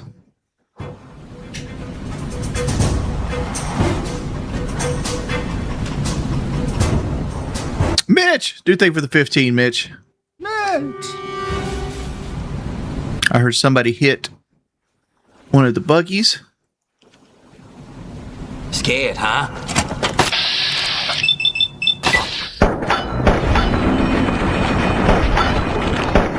All right, time to.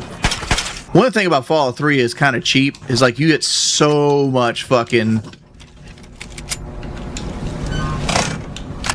thing in VATS. Like I don't even I had to play with my controller hooked up because I don't even have the battery pack or batteries to put in the controller, and it went to the false again. Come on. Okay.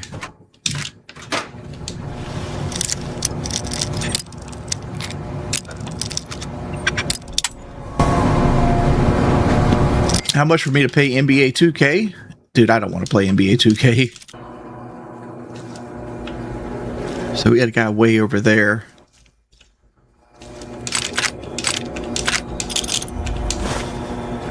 Wish we could take a shot at him. That guy's got a melee weapon. He's not going to be too big of a deal. Hide behind here. Second.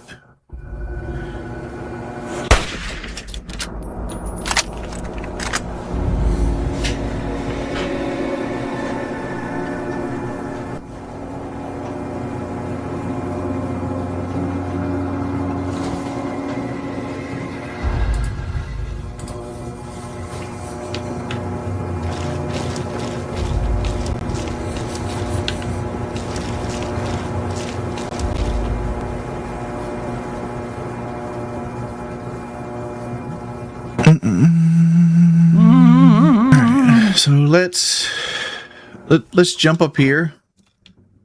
Oh, let's drag this guy into the mines because he's going to come through that door and hit the mines. So he's down. So that we can actually move the mines here. The way stealth works in Fallout is that they come to the sound of where you shoot your gun. So he might actually look over the counter and try to shoot at me here. Fuck. Damn it.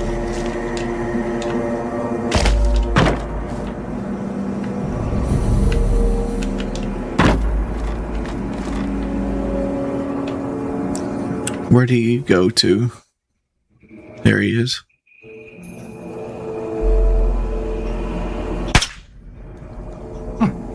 What a way to play. I'm gonna make sure he comes.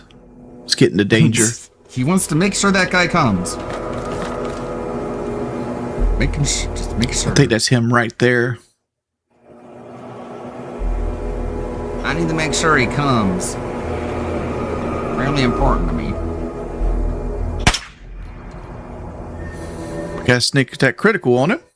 Snicker attack? Come on, boys. All right. Good. Let's walk over back here. Good. This should kill her. Haven't seen you in 8 years. Wow, this is like seeing the same old homeless person panhandling your hometown at the same time. Appreciate it, Con. All right, let's go collect our mines. Jerk. You misread those sentences and mispronounced my name. Kian. I'm sorry. Let me read it again. Haven't seen you in 8 years. Wow, this is like seeing the same old homeless person panhandling in your hometown at the same spot for the last 15 years. Giving him some change because you feel bad. Appreciate the love, homie. That's DSP as well. They're like, oh my god, you're still here. And they're like, yeah, Basic I ain't going away. And he's playing the game like it's Alien Isolation KEKW. I'm an idiot. Oh, wait, it's still not under control. Shout out to Matt. Ronald Reagan. Some other names. That's most definitely What's Up, Big Fan. Been a long time coming. Dude, thank you for the $25. It's kind of hard to see if you're a fan or not because like you came in here just insulting me. It's you don't deserve respect. You deserve just get pity. the insults. I got you. I don't say about a lot of those names, Kian. It's not because I just don't know if they're like serial killers or like some like person that was bad. That's what most people do, and it's not. I'm not trying to insult you or something like that. It's like I try not to say names I don't recognize. I don't get bored of video. I 100% get bored of video games, but it's basically my job, man. Like I'm working on my 18th year right now. Next year's year 19. You want me to prove that I have all the Good morning, trophies on Carnival PlayStation Phantasm Catwig. while I'm actively having my Xbox hooked up? Hey. Appreciate it, homie. Thoughts on Thai cuisine? I wish I had some. Dude, I don't even know where Thai cuisine would be at, man. Thailand. Like, the closest thing we have here is, like, spicy. And, like, that's Japanesey. Dude, thank you for the 10 pounds, though. Japanesey? I don't know if there's a Thai place around here is what I'm actually saying. All right. Like, at my Fallout 4 save, I got, like, almost 10,000 caps. And I see, like, oh, I want 600 caps for these 100 shots of plasma. And I'm like, fuck you. I bet you do want 600 caps for the 100 shots of plasma. I ain't giving that scroll up. Fallout Conway. What are you guys spamming Fallout Conway for? Did I say the truck I drive costs more than the trailer I live in? No, my truck's worth about $32,000. My house is worth Monsters. right around $200,000. Why do I spend money on fast food? Because it's my vice. It's my vice. Like Boss Man, that's like asking Boss Man Jack, why does he buy lottery tickets? Is Nuka-Cola spicy? I don't think so. I think Nuka-Cola is supposed to be an orange base to it. Like, it's supposed to be a real fruity drink. So, like, I think if I had to guess what Nuka-Cola tastes like, you remember Coca-Cola Orange? I think it would be that. I think it would be that almost to the T. It'd have a real citrus flavor to it, but also a cola taste to it. I think that's what Nuka-Cola tastes like. Like, let me see if I can find a link to it. Yeah, this thing right here. That's what I picture Nuka-Cola tasting like. Wrong? How are you telling me I'm wrong? Have you seen the ingredients in Nuka-Cola? You get access to them in the Fallout 4 DLC. I'm still soda free. 100%. How's my memory so good about random autism? Autism.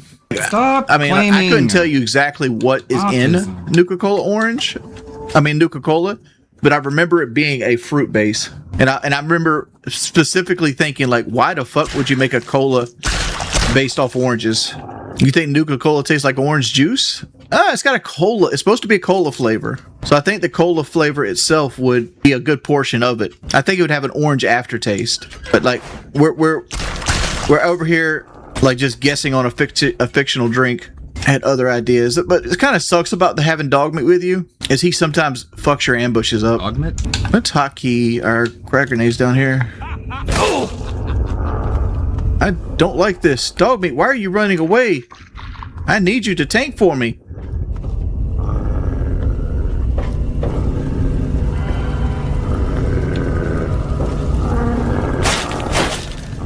Alright. Do we have the vacuum cleaner yet? I don't think we do. Don't think we do. What's the most weight you've ever lost after a stinky? I don't know. I don't weigh myself after stinkies. Don't weigh myself after the stinks. Stop. Hey, Wings, are you going to play the DLCs as well? If we get there. If we get there, my friend. It all depends on how much people are supportive of the show. As always, if you like what you see, hit the fucking like button. Come on, I hit your Mongoloids. fucking face? Can I say it a little nicer? I said it nice. Go get the other guy, Dogmeat. They made Fallout South Carolina already. It's called Point Lookout. Oh, fuck you.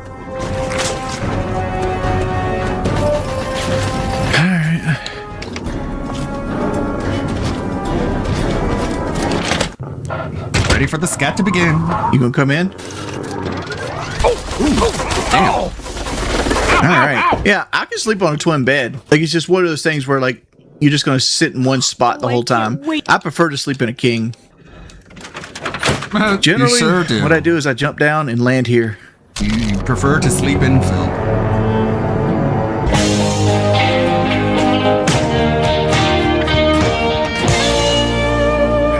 Damn it. I fucked up my upload order. Now they're out of order, so I have to put them in the right order. Shanny's back. Buff Weeb is someone I've been performing for. Yeah. For the hotel for a night. We got a good deal. What's going on? In fact, maybe I should call the FBI. Yes, of course. I think I might. Because I honestly believe what I endured was torture. How's it going today, everybody? The last time that we spoke about Shanny for Christ, she was having Rev run all over Scranton. She was pretending to have multiple injuries. One time her hip was hurting too Ludwig bad, for Christ. and then she was having terrible teeth problems. Yeah. All which Not faded really. away quickly I don't once they have- started getting a little bit I don't have that much love. I'm sorry. I fall short.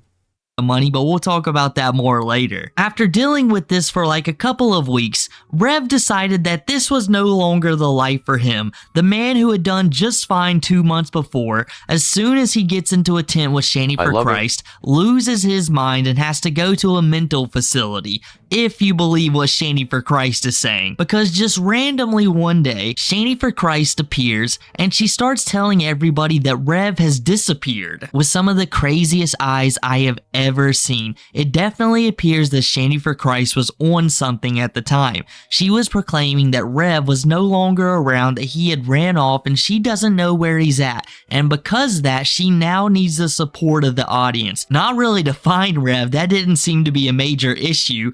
For people who are so codependent, you would think that she would be freaking out, but not really. And almost immediately, Shanny for Christ was called out for this. You could even kind of hear Rev's laugh in the background in one video, but it's just speculatory. We really don't know. People speculate, even myself, that Rev was never gone. He might have spent one night in a mental facility and then got out and they started to try to do their ploy. Because if you don't know, it appears that Shanny for Christ and Rev have become heavily addicted to some kind of substance since they've been on the streets. And because of this, not only have they been begging more because of the situation that they're in, they've also been using it to supposedly feed their addiction. And Shanny and Rev certainly in the past have used this trick many times to bait sympathy from people who aren't really aware of who they truly are and get some donations off of them. But ever since they became homeless and Rev quote-unquote returned from the mental facility, Shanny would have Rev go onto live streams because he was the more liked one and would receive more donations. And Rev would listen, causing a begging live stream that would immediately get turned off as soon as one person sent a donation. And I also gotta say, they mainly did this while sitting in hospital rooms that they most likely certainly didn't need to be in,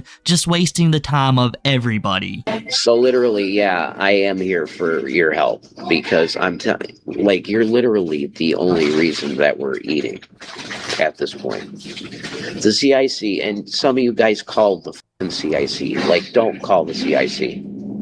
They do a good service for what they're given. They do a great service. It's very tough out here, guys. I'm telling you. The cost of living is not cheap, you know. So we get some money in, but it's like, it's good for the day. So you're going to see me again going, I don't know what the fuck to do. I know it's like, oh, go get a job. I know.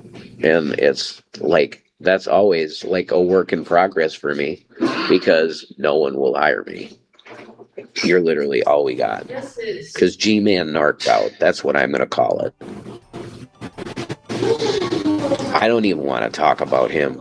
Like, he wanted to control every single aspect of our life now that he was helping us. After mysteriously returning with little to no acknowledgement on what really went down, Rev and Shanny began hanging out with G-Man. If you don't know who G-Man is, he's a notorious figure in the Shanny for Christ universe. He would hang out with Shanny and join her and Rev with a bunch of other people who would debate topics such as religion and things of that nature. They haven't spoken much to G-Man after Rev gave G-Man a house for $1 and then gave the dollar back to G-Man. And after going homeless, he asked G-Man for some money or a place to live, which G-Man refused, which definitely soured the relationship. It really goes to show that Rev, no matter what position he's in life, will give to somebody, and yes, that can be a great thing, but give things that you should never just be willingly parting away with, and then expecting somebody to return the favor, which G-Man definitely shown him that that is not always the case. This will be a recurring pattern throughout Rev's life, something he'll once again show later on.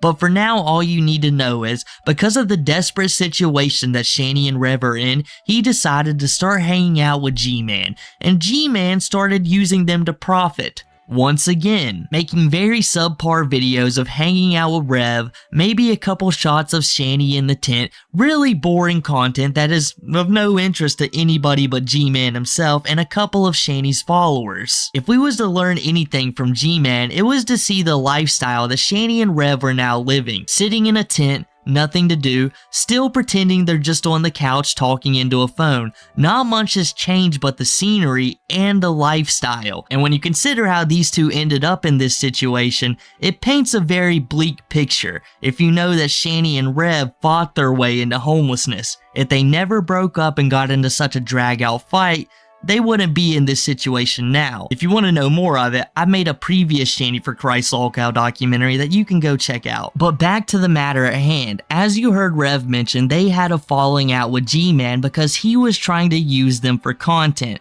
Now keep in mind, this was only bad because Shani and Rev weren't profiting very much from it. Only thing G-Man would really give them is a couple of things of candy, maybe some food, and a little bit of money. Maybe. And this would kind of start like a small bidding war between multiple channels who wanted Rev and Shani on their live streams, mainly from a guy named Hussy and Buff Weeb after G-Man fell through. Hussy was only offering Rev and Shani around $60 or so.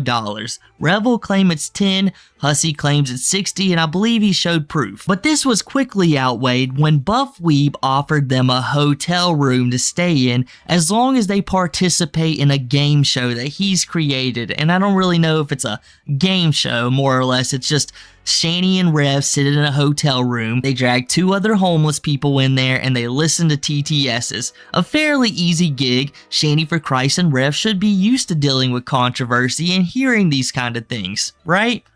Well, as you'll later see, that's certainly not the case. Rev seems to be willing to go through with this, with Shani a little bit iffy until she hears she can make a lot of money off of it, and she gets to stay in a hotel room, and she says take a shower. Okay, you can believe her if you want to on that one. I have given you nothing but the best grace possible, Hussy. Do you know the most I've ever said about you is that I think you're talented and funny. So could you please tell me why you would f over a guy that's literally giving you nothing but good grace and calls you talented and think you're good at what you do? Be nice to me. I may have a JBL earbud in here, but I can still talk to you and say, why would you treat a guy that's giving you nothing but good grace like an ass like this?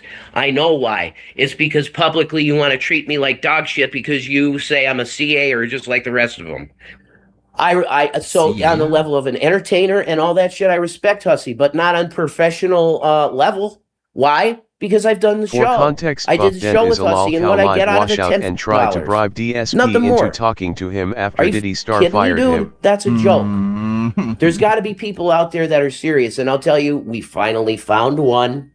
I will plug now for the rest of my life because he literally, I was ready to go back to a nut ward. This shit, it's really tough for me. What? Jason, stop using the hospital as an escape for homelessness. Yeah, I intend on never doing that again, Firefly Dreams, because you're right about that. I feel bad about that. Why don't you guys get a paper route? What? Okay, cool. Jason, don't you feel you should get a job, support your wife?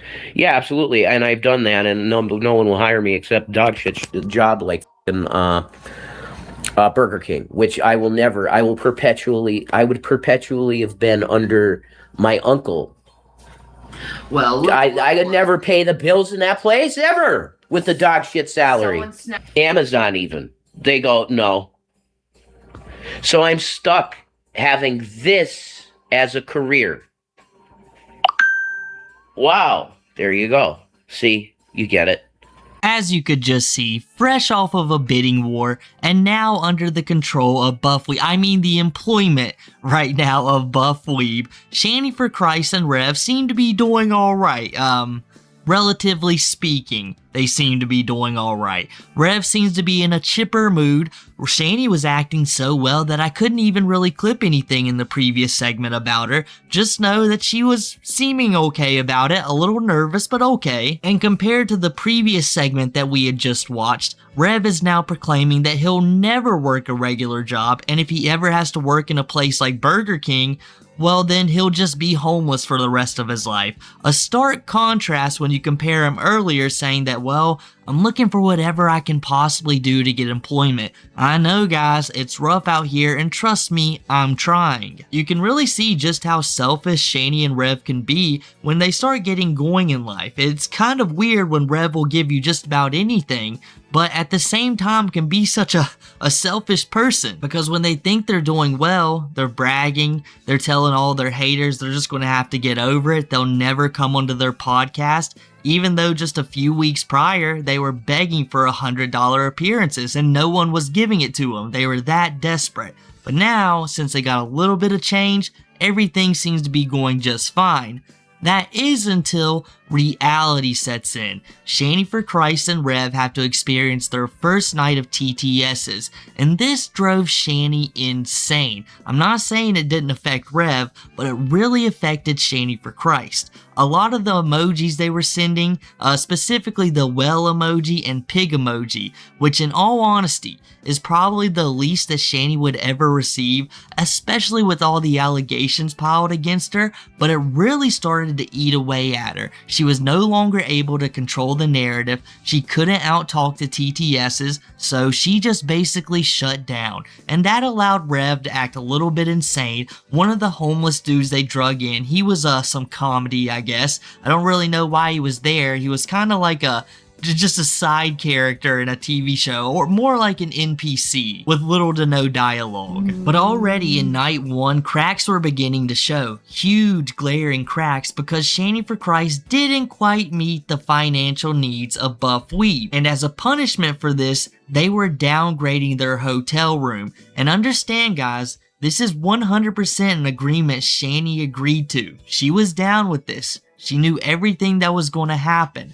But when reality started to set in and she had to listen to somebody else, well, she wasn't having that too much. And a stipulation of the show, she didn't earn enough money to stay in a nicer hotel, now they downgrade to a crappy one. And you can already see Shani for Christ's mood shift. Rev was still begging for laptops from Buff Weeb, so his mood hasn't quite soured yet, but rest assured, that'll come in just a moment. How did I forgive him? Why? Because he was homeless. And I've already been homeless several times in my life, and I know how hard it is, and I know how vulnerable he can be sometimes. But he made it, man. Nope, you want to talk to me? Hussy, $200 up front. No questions asked. I don't expect people to take me in. I expect myself to work myself out of this, and I'm going to take every opportunity I can. We're working. Yeah. We're working on it. Wow, it's a skinwalker. Check it out. Oh, that. I've already heard them. That. Oh my God, it was real. Oh, that was so. It was real. The fuck? And then it sounded like a child. It had a sound that sounded like a legitimate child. And then the whistles. It had this chittering sound, and then it had like a whistle, and then it sounded like a wolf for a bit. But it wasn't. I'm telling you. It was a distorted wolf sound. It was very distorted, and then the voice changed into something that sounded almost human. Like a child. But then later, it was a kid. It was what, 4 in the morning, 3:30? Yeah. And we heard a child near the tent. That's impossible. 3 witnesses to that. 3 witnesses to it. And 3. Me, Chris, and you. Yeah. Well, you could, maybe the bear guy? No. It's us. We know what we heard. And it was goddamn chittering, like they say that the skinwalker. Look at this piece of shit. Look at that. We had to change hotels to some crappy roach motel. And we're currently in an undisclosed location. Had to trek it here. to get to the Roach Motel and get off the Roach Motel because we gotta wait till 3 on checkout or check-in. Probably the freaking place is gonna be bugged, I figured, because this is some weird reality show we're in, and it may be my paranoia kicking in. The challenge is he gave us exactly the hotel price, so we got nothing. You know, now we want to save up for. You'll find out in the future. I want to get my license. He wants to get his license, you know.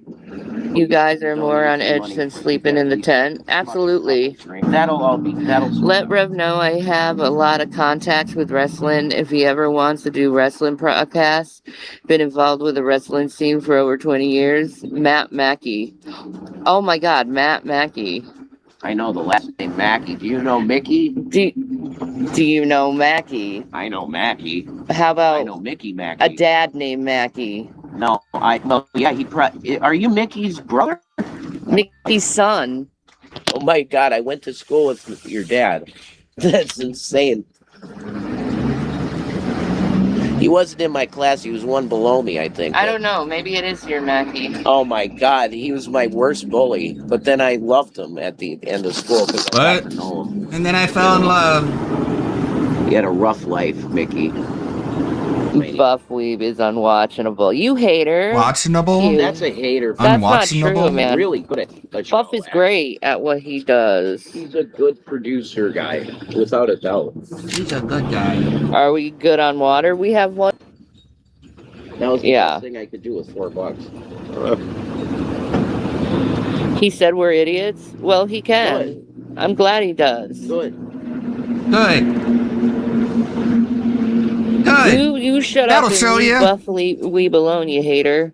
You Leave have to him go through alone. me first. As you guys have just saw, Shani and Rev seem to be suffering from some kind of delusions, most likely because of the substances they're now partaking in, and this has caused them to be, well, crazier than normal. Rev has been saying that he's been seeing Jesus-like figures walking around, angels and things of that nature. And not only that, Rev has now adopted a new personality of his that he likes to call Kitty Dooms, and it seems to be a split personality that Rev has conjured up so that he can get away from the traumas of his regular life. You know, the traumas that he brought into his life willingly. Over and over and over again. And with Rev being less mentally stable than he normally is, Shani is now suffering all by herself. After the night in the Roach Motel, the TTS has never let up. They started earning more money, but the problem was Shani didn't think she was earning enough money, and she would go on to start claiming that Buff Weeb was taking advantage of her and Rev. Whereas you've seen just in the last clip when they was going to the Roach Motel, Shani for Christ was licking the boot of Buff Weeb. She was still kind of holding on to the thought that she could ride this out, but Shani was not mentally strong enough. Shani will constantly proclaim that she is one of the most mentally strong people on the planet. But when things get rough, Shani completely crumbles. When they were losing the apartment, Shani absolutely crumbled. When her and Rev were having their breakdown fight, Shani crumbled. The only time she didn't was when her snacks was in trouble and she lifted a literal car off the train tracks. So in all reality, she was just setting herself up for a drastic downfall. You know, I haven't vented in a long time. A very, very long time. I have not vented. A very, very long time. I've been trying to be courteous and nice Very, very long. and kind because I really like being like Jesus. Okay? I like following his path. What I don't like is when promises are not kept while I'm catering to other homeless people, like real fucking homeless people. Not dirtbags like me and Jason. That's what I have a goddamn problem with. And you know what? I was like, fuck it. I'm gonna go and give them a good night at a nice hotel off my goddamn back. And I brought this stupid lug with me too. No, but there was very much expressed written, or there was written agreement, but there was also a very strong oral agreement between us, too. And I would think that a man of God would have the balls enough to keep his goddamn word. Why is it me that I'm always keeping my goddamn word and I'm treated like the worst? But these guys, they have a good day because he did pay us, but he didn't pay us our fair share. He promised us things and he did not go through with it because torture is not fun. It fucks with your mind, it fucks with your head. Some people are more susceptible to torture before. I don't think Jason's ever taken that much torture in his entire life, and his mind broke. Me, I've been taking nothing but torture my whole life. I knew I could take it. But when Jason started coming after me, that's when my feelings got hurt because it got personal. I love that man with all my heart and soul. He knows that. He knows I have fucking agape love for him. But man, that was just an amount of cruelty that is not right to do to any person. And it probably should be reported for abuse of a vulnerable adult.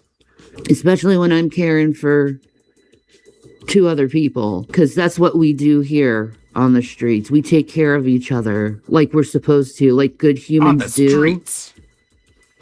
Homeless people take care of each other. What do you guys do? You're not on the streets. You're not on the streets. You ain't on them streets like we are. And you pay for it. One thing you'll notice at the beginning of the segment you had just watched was Shani saying that she's taking care of 2 homeless people. And, well, she technically is, I'd guess. Most people speculate that a couple of them just have a few substances on hand that Shani and Rev are willing to partake in every now and then, if you can catch my drift, so they keep them around. So when they got a hotel room from Buff Weeb, they brought in 2 other people along with them. And to help other people, you first must help yourself, something that Shani and Rev completely forgot about or just threw out the window, I imagine, because they have nothing. They have 0 money in their bank accounts. They're relying on this Buff Weeb guy to continue supplying them with funds. Well, if you're in that kind of situation where you're hopping hotel room to hotel room, you by no means are able to take care of 2 other grown adults. It sucks to say, but they should be doing things for themselves, not having you 2 take care of them. It's one of the most perplexing things about Rev and Shani, is they will do things for other people. Every now and then, only when it benefits them though, which is why a lot of people speculate that perhaps one of them might be a dealer of some sort, or has a good connection with one. But either way, I just don't think it's a good idea to drag 2 random strangers into something that's going to be very hectic for you. As you can hear Shani saying right now, or I guess as you previously heard, she's mentioning that Jason just couldn't take this any longer. He was the one breaking. But what she truly meant by that is it was really getting under her skin, and it caused another huge argument between her and Rev, and I don't know how she didn't suspect that was going to happen. When her and Rev were living in a 2-bedroom house, a 2-story house, her and Rev were able to get away from one another, but still yet was able to run upstairs and have one of the biggest breakout fights we have ever seen on YouTube. One of the most toxic things I have ever witnessed. But still yet, Shani thought it was going to be a good idea with the camera on them. TTS is calling out all of her previous actions, and her and Rev not going to be able to get away from one another. That was a recipe for disaster. I'm surprised more arguments didn't come out from it, because Rev is insanely insecure, and so is Shani. You add the trolls into the mixture, and the police are probably getting called that night, and they'd be back out on the streets. But either way, they ended up back on the streets because Shani's own ego. As you heard her say, she thought she deserved more money. Well, they ended up paying for that and ended up producing one of the strangest live streams I've ever come across. In fact, there's at least over an hour I literally can't show you guys. Everything on that was pure degeneracy, and it was obvious to anybody who has a faint idea about these 2 that these 2 were under the influence, on the verge of being back in their tent and losing their mind. I'm sick of Jason. He's a fucking asshole, piece of shit. You know, always insulting me and treating me like shit and never giving me a time or day and always making me second. I'm on all things. So I've been kind of getting feelings for someone lately. You know, it happened. It happened. No one has when feelings for Jason you. ran away. You know, we just ended up getting close in a tent one night. Maybe it's not about, you know, the bond per se, but the fact that we really enjoy each other's company and always have, and we've been very playful together. Like there was this one time with unicorn and peanut butter. They know what I'm talking about, the unicorn and peanut butter. So okay, yeah, the big reveal. You can come out now and show yourself. I feel so guilty. Hey, baby, how you doing? Hey, honey. How you feeling? I'm doing good. That time in the tent was like fur. Oh my, see, I'm so sorry, Jason. You know, maybe you shouldn't have introduced me to her in the first place at the CIC, because you're a f***ing moron and I take her. You know I eat oysters, Jason. No! You got a f***y with me. I told everybody about it, you know. I had no money. That loser Jason wasn't getting... He could have f***ing at least been working at f***ing Burger King, the only job he could get. Because he ain't lying to you about that. But he could at least work that fucking job and bring something in to get some some good stuff, you know? He's a fucking ass, lazy fucking piece of shit, fake Christian ass. Man. I don't want to be made to feel True. like a girl. I am very grateful for that, and I want to thank Buff Weebs from the bottom of my heart. Thank you so much for this opportunity. I hope there's plenty of opportunities in the future. Maybe minus the constant harassment, maybe, you know, some actually interesting challenges. But we still need another night. We still have a couple of nights that we can stay and feel a little bit comfortable, but we still need to make it our goal so we can continue to do this. Like, I have a goal of getting our IDs together and put together, and then saving up for an RV, and then RVing around the country, showing you guys the country and stuff. Before Shanny for Christ and Rev were homeless, they were living in Rev's Uncle Tommy's house. And to get kicked out of there, as I've mentioned before, they had a very toxic meltdown fight that caused them to end up homeless. Now, one of the catalysts of that fight, one of the many catalysts of it, was Rev's new character he was performing in the middle of the night while Shanny was streaming Stardew Valley or sleeping, Kitty Dooms. Kitty Dooms was a character where Rev would put on some cat ears and then start making some odd voices and some very suggestive poses to the camera, start talking very explicit to it, and mention how he's going to do very odd acts on camera to get some money out of it. This was after their fight with Shanny's son William, and many people thought it was a mental breakdown of Rev's. And it's hard to argue when it seems to be getting worse as Rev's mental condition starts getting worse. Because if you don't know, Rev doesn't really want to leave the situation he's in. He thinks what they have going on with Buff Weeb is a good thing, but he also doesn't want to get into another argument with Shanny and lose her as well. So he has to go with what she says, and that's leave this situation alone. So what you had just witnessed was the last couple of nights of Rev and Shanny just getting absolutely blasted and playing pretend on camera for hours on hours. It's really odd because, as I mentioned, one of the main problems with their last fight was this Kitty Dooms character, but now Shanny for Christ is completely willing to go down with it. And part of me believes it's because Shanny realizes Rev is probably going to do this no matter what, and she's not going to earn near as much money without Rev as she would with him. So she just got to listen to this. Or it's possible that Shanny's addiction, she just doesn't mind it anymore,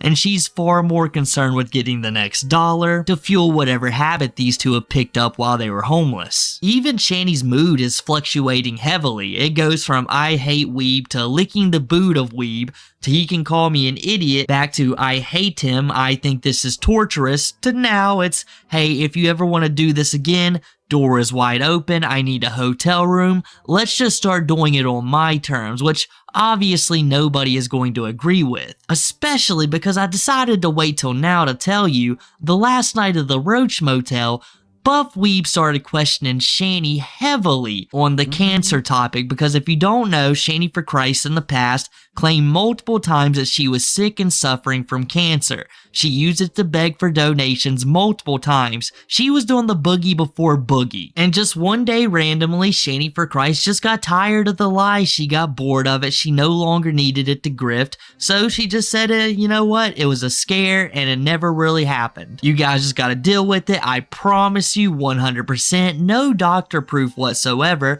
that this is the case. Just trust my word. And as you guys probably know, Shani is a very unreliable narrator, and her just dropping something as serious as cancer and pretending it's no big deal is a heavy criticism upon her. And because Buff Weeb was bringing attention to it, she had to run away. But trust me guys, when Shani sobered up the very next morning, her reaction to Buff Weeb wasn't so pleasant, especially when she realized she had to get out of the hotel. He hasn't paid for the hotel. He hasn't even gotten a hold of us. I'm pretty sure I'm not going to go through that series of torture the way I have, because it's really affected me deeply in ways that I don't think I possibly could explain. The money wasn't worth it. The money is f***ing trash. No one did what they said they were going to do with the f***ing money. He led us to believe we were going to get a lot more money. Nah, he's pocketing it all for himself.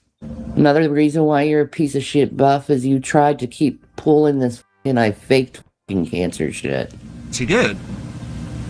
When it was clearly a cancer scare back in that time. Then why did you say you have cancer? Explain over and over again, but nah, you gotta go. Oh, what about this clip and this clip and this clip and this clip? It's called presenting receipts. Shit. Wonder why I didn't talk about it. How dare you show evidence that I lied? Why? Why? What do you care? What does it matter? People are just using it for drama's sake and drama's sake only. Just because they pulled a boogie. That's why you people are evil. Trust me. I hate everyone. I hate all mankind after all of this. Well, feelings mutual, you lying bitch. There's good people in the world. It's gone. It's dead. So yeah, maybe I will call the FBI because I really feel like I was tortured on purpose. I was short-handed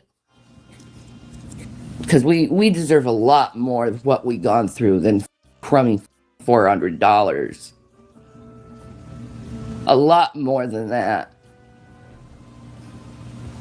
And you can't fucking say he was paying for your hotel. No, we were paying for our fucking hotel. He didn't have to pay anything out of pocket. Everything that happened, we earned by enduring your torture, you piece of shit. Oh, man.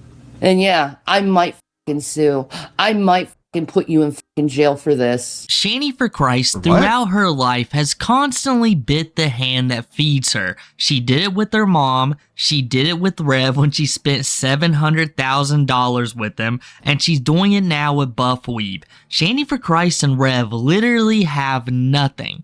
But Shani, because of her own ego, decides that, you know what, I can't do this anymore. The well emojis, the pig emojis, and especially Buff Weeb poking at her about the cancer stuff she was pretending to have, it really got to her, and she just said, you know what? None of it. She put on the delusions that she's super mentally strong. She tried to tell chat that as well, and then she's gone back out into the tent. And well, we really know what the tent means. It means Shani's gonna come up with multiple illnesses, and Rev is just gonna be dumb enough to follow every single order of hers until he loses his mind. All while Shani sits there and says that she's gonna sue Buff Weeb. She has every single right in the book, and I don't think Shani has a case whatsoever. I mean, not only can Shani not afford it, but Shani willingly went there. She signed a contract, and she claims that there was other agreements that were oral. There's no documented proof of it, and to be honest with you guys, If there was, you'd think Shani would record it. So it kind of seems like a lie on her part. That would be something very important you want documentation of, especially when you're in such a situation as she is. She needs every dollar she can get, not only because she's gluttonous and picked up a habit, but because they need a roof over their head. I mean, it's better than not having one than living in the tent, but nope. Because of her ego, Shani has decided that now this is their best option. It's highly not okay, the level of hate. It's off the charts, spouting whale emoji, Highly not pig okay. emoji, you know? Highly Horrible. not okay. Okay, Phil. Whale emoji. Whale emoji. It's degrading. What the fuck? I had a week out of the because she's tent, fat. and it was phenomenal. And if Buff said do it with me and you get a room now, I'd do it. What? You would do but it I with wouldn't him? leave her, so I can't. I would never ask her to do anything like that ever again. Never. But that degrading her like that, I'd never do that again. No. A show like that. That's disgusting. No, that's unethical. Yes. And dehumanizing. You which just means, gotta like, end the emoji use. You Stop kill it! emojis. And everything's cool then, I think. No, I don't think someone should be sitting there and interrogated for hours. I would do that, though, if it's not going to degrade you. It's not mentally healthy to interrogate people. I agree, but it's worth money. I'd do it. Because I know my truth and I'll Buck is tell a my buck. truth. And my truth is the truth. I'm not embellishing on stuff. If I get an offer from someone of, like, doing something like the Buff thing, and it's just me, because I'm not going to put you in that position again, I would do it and come back with all the money. I wouldn't spend any of the money. Just cigarettes and shit, little things, right? Just and a I would come little bit. back I'll with take like it for 800 myself bucks. because Would you be I really willing need for that me to smoke. do that for the family, the crew? I thought I was coming with you. You can't. No, because you're not going to be the show. They pay for me. Me. I'm not. You're not part of the. You can't go through that again. But I'm saying I would be willing to do it Well, again. how is it worth it if I'm going to be in a tent while you're in a hotel? I'm making the money so that I can get you a hotel. Yeah, I'm not for that. Oh my God! See, Oh what the my fuck am I supposed to what do the with this? Oh my God! How about Richard Vampire Boy? Okay, I'm done. I tried to make money for the family. I'm done. For family, I'm calling it the family. Charlie. Yeah, the kids are taken away, man. Well, how what are you is it doing? worth it for me if I'm in a tent? It's not. still, It's worth it to you. alone and paranoid. Oh my God! I don't understand how you don't understand. Yeah, what you don't understand the mental torture that would be. Fine. Never mind.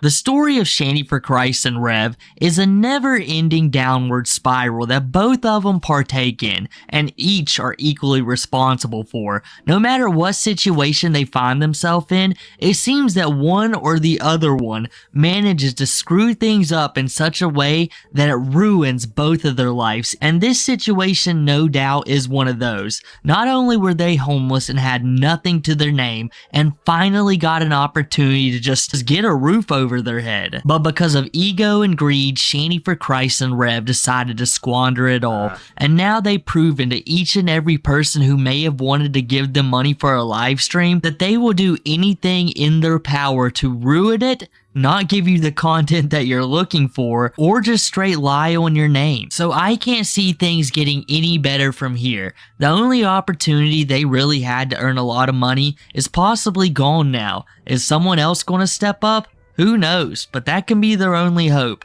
But I think that's enough for me today, guys. If you enjoyed the video, make sure to drop a like, subscribe, follow all the socials down below, use the new hype feature, comment as well, and I'll catch you guys next time. Oh, the pre-stream, restream. 4 hours ago. Oh, it was short. Appeal and the neat content that I put out early on. Oh, no, it's live. Name it KFC, that's messed up. All right, ALT is doing the recap of yesterday, and we're not going to watch the pre-stream. We're just going to watch the recap of yesterday at 1.5 speed. Waiting for $5? What do we call this guy? This one, and it might not even be fun, but we'll see. It is DSP's shortest videos coming at you Saturday night, 8 p.m. Eastern Standard. We're gonna go through, I would say, at least 50 of the shortest videos ever, and we're gonna finish with the final video will be the 0-second video that is now public on DSP's channel as we speak somehow, and it's still up, and it's a part of a playthrough. It's part 30 something of a playthrough, and it's still up, hidden to be found for all of us. But anyways, moving forward positively here, before we get to the recap of all the shit that went down last night and yesterday. I'll start with this, because this is very interesting to me. So remember yesterday how we heard that rant about kick, view, cope and shit, and DSP said, it's not because I ban everybody. The only people I ban are the ones that want me to kill myself and all that stuff. Well, interestingly enough, I have the daily graph of all the bans that has happened since April 15th. And, I don't know if you might have noticed something. There was 0 bans during the night stream. 0. And you might say, well, ALT, that's because you're not tracking the DSP Reacts channel. Oh, no, I was. And it was 0. On Kick, on YouTube, 0. And we ended with 6 yesterday, and that was where it ended. It ended with 6. So he definitely is actively trying to not ban people now on Kick. So adjust your predictions accordingly. All right, because I think he might have a slow days on Kick coming up, if you know what I'm saying. So we will see how that goes. ALT Loves Emiru says, Melanie being filtered by Kino Casino was great. Oh, I haven't even seen that yet. I'll go to feud with them. Leave her alone. No, I haven't seen it yet. I have no idea what it was, but we will watch it. Okay, we will watch it, of course. I know I do have some Kino Casino to show today as well, because obviously DSP is trying clearly to get, himself back in the Kino Casino's not good graces, but at least spotlight. You know what I'm saying? So it'd be funny if the Kino Casino does the move where they just don't bring up DSP anymore. That would be kind of funny, wouldn't it? But anyways, all right, before we get to the recap last night, let's go through a few things in the day stream. There's always some shit. We started early. We got time. We got fucking time. Okay, so lolcows are complaining that Kino is focusing on Quarter Pounder. Yeah. The lolcow union is complaining. Kino Casino, we exist. Hello. We're doing stupid shit too. Kino Casino. Hello. Okay, moving on. Let's get a little Pokemon in our life and then we'll move on. Tony T says, I didn't know she was damn near 40. Geez, yeah, see? That's like me, damn near 40. That Not didn't there yet, last damn near long. 40, He's Tony T. already banned 3 people on Kick today. I feel the same age bracket, same generation, huh? All right, let's go. All right, wait, guess what? We got to name this thing, and no one has named Moltres as of yet. Yeah. So if someone contributes $5, you can name it. If someone beats the $5 contribution, then they're going to base it like highest up to $20. If no one contributes to name it, then we got to figure out a name together. Yeah, that was incredible. Oh, trust me, I know. After the 90+ minutes it took to catch Articuno, I know that was a lucky catch. That was good. Okay. We're just waiting for $5. Waiting for $5. Name it KFC, that's messed up. No, waiting for $5. What do we call this guy? Waiting for $5. Oh, that being said, it's Sunday. Sunday. All right, Sunday. Same in the house. Those are good ones, Blaze or Phoenix. I like those names. Popeye. Hello? That's messed up. Popeyes, come on. That's I forgot to censor. I didn't get my, Here, let's go. Name it Zapdos. Just make it very confusing. Name it Zapdos, and everyone will get what's going on. Hello? 450. Santa Ann? What is that? I don't even know what that means. Santa Ann? 450? So far, I think Phoenix is the best one. I do like that. Phoenix. Oh, Assassin Gamer with $20. There you go. Name it Fox. Just waiting, and it works. The dented auction works. Iwamoto says, actually turned 40 today. How about you? Well, I'll tell you when I get there. Happy birthday, brother. Because you want to be able to get to Island 2 quickly. I don't know the feeling. Oh, okay. You can fly catch Zapdos, then fly back to one island, then go to 2. We need to go buy Pokeballs. Where can we go to buy Pokeballs? That's what we need to do right now, is we need to go buy Pokeballs. Oh, God, look at this map. What happened here? Look. One island, Kindle Road. Yeah, see, is this 2? 2 What do you think? Berry Forest, Bond Bridge, 3 Island, 3 Isle Port. Yeah, I can't fly. I can't do anything. Oh my God, just tell me what to do, guys. What do I have to fucking do? Yay, Pokemon. This girl's like 2. Look at her. What? Oh my God, what's she doing out here by herself? It's a Pokemon game? She's out here in an inner tube by herself with no supervision. This is not good. Someone alert the authorities. I don't know, man. It's a kid's game. It's a Pokemon game. What's going on, Mad TV? So, Mad I don't know what that was, but all right. She goes, what happens now? Now you get out of my way. Oh, yeah, he would slap the shit out of that kid in real life, that's for sure. Annoying. See? It looks like there's a trainer out there. There's different trainers to fight. There's our supervisor right there, by the way. He wishes he could slap the shit out of that kid in real life, honestly. Yeah, Mad TV, I don't know. He says, besides Botrix, is anyone else here to help protect people with a massive sword? Dunsfelter's monument is going up. Sometimes it helps moderate on the Kick chat. Everyone to the Dark Side Down shows up. And I do have other moderators. They just don't really go to Kick that often. Like, they do on Kick, but they don't really use it that often. Yeah, we might have to start looking. Matt TV is extra sad, isn't he? Because Matt TV thinks this is his ladder to stardom is going through DSP. So it's very funny how he's trying to be in DSP's corner. DSP has found exactly one compadre on Kick, and his name is Matt TV. Somebody new, as a moderator, since Dunsfelter absolutely was the most active moderator, and apparently has moved on. Moved on? Okay, we need to get a new streak of how many days in a row are we going to talk about Dunsfelter? Right now we're at what? A week? My mommy said I can't swim without my floaty ring. Where is your mommy? Was that her we just beat up? What the fuck is this? You guys, think about a name. If someone contributes $5 or more, you can name Pidgeotto. The claws on its feet are well developed. It can carry prey, such as an execute, to its nest over 60 miles away. Wow.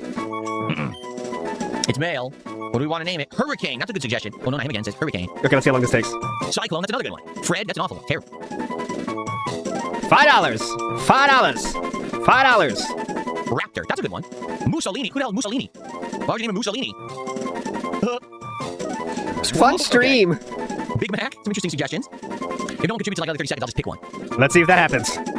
No, not Bird Jesus. How dare you? Unacceptable. Let's see if that happens. $5. $4.50. 4. Rutherford. That's an interesting one too. Rutherford. And how dare you forget Bird Jesus? Actually, doesn't know the fucking lore of Bird Jesus. Oh, it is. Yeah, I don't know, Renee. I've heard about that. That Dunsfelter is now moved on. He's taken up his modding gear and moved on to a different streamer. Apparently, I don't know if it's true or not. I haven't seen proof of that myself, but that would be pretty funny. I mean, you go to any other stream, you got to find more entertainment. Dunsfelter, that's for sure. Nothing. I still don't think there's an update on my Steam controller. I'm gonna check in a second. I still don't think so. Dude. Why? Nicholas, you got emotional at the end of Prime. I'm sorry to hear that. It was a good game though, right? Is there an update? When's gonna come? Let's see. What do I want to name it? It's like a man-child with your toys. Is the toy gonna show up? Good Feather.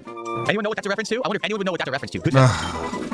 Couldn't spell it. I am old. Anyone know? I'm just gonna hit this preemptively. Oh, great reference, King. Very timely. Yes, it's from Animaniacs. Fully. The Good Feathers.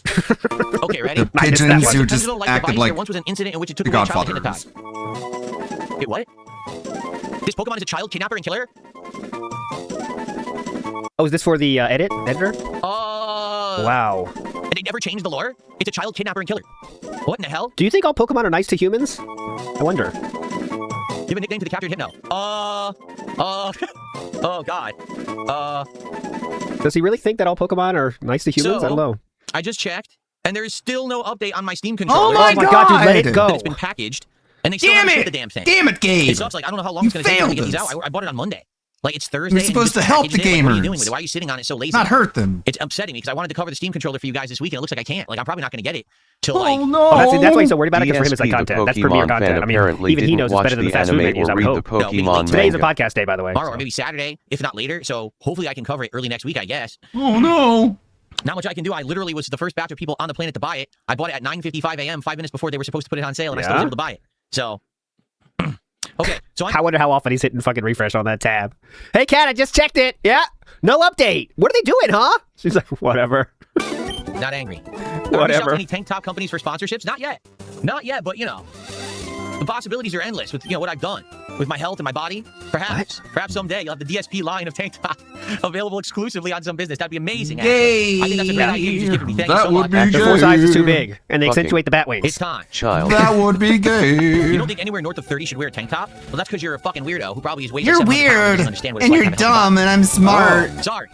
If this is a healthy body, you don't want to have a healthy body, guys. Shape, you'd also want to wear nice clothes. Nice, cooling sensations and, If this is in shape, you don't want to be in shape. Trust me. You're dumb. God damn it.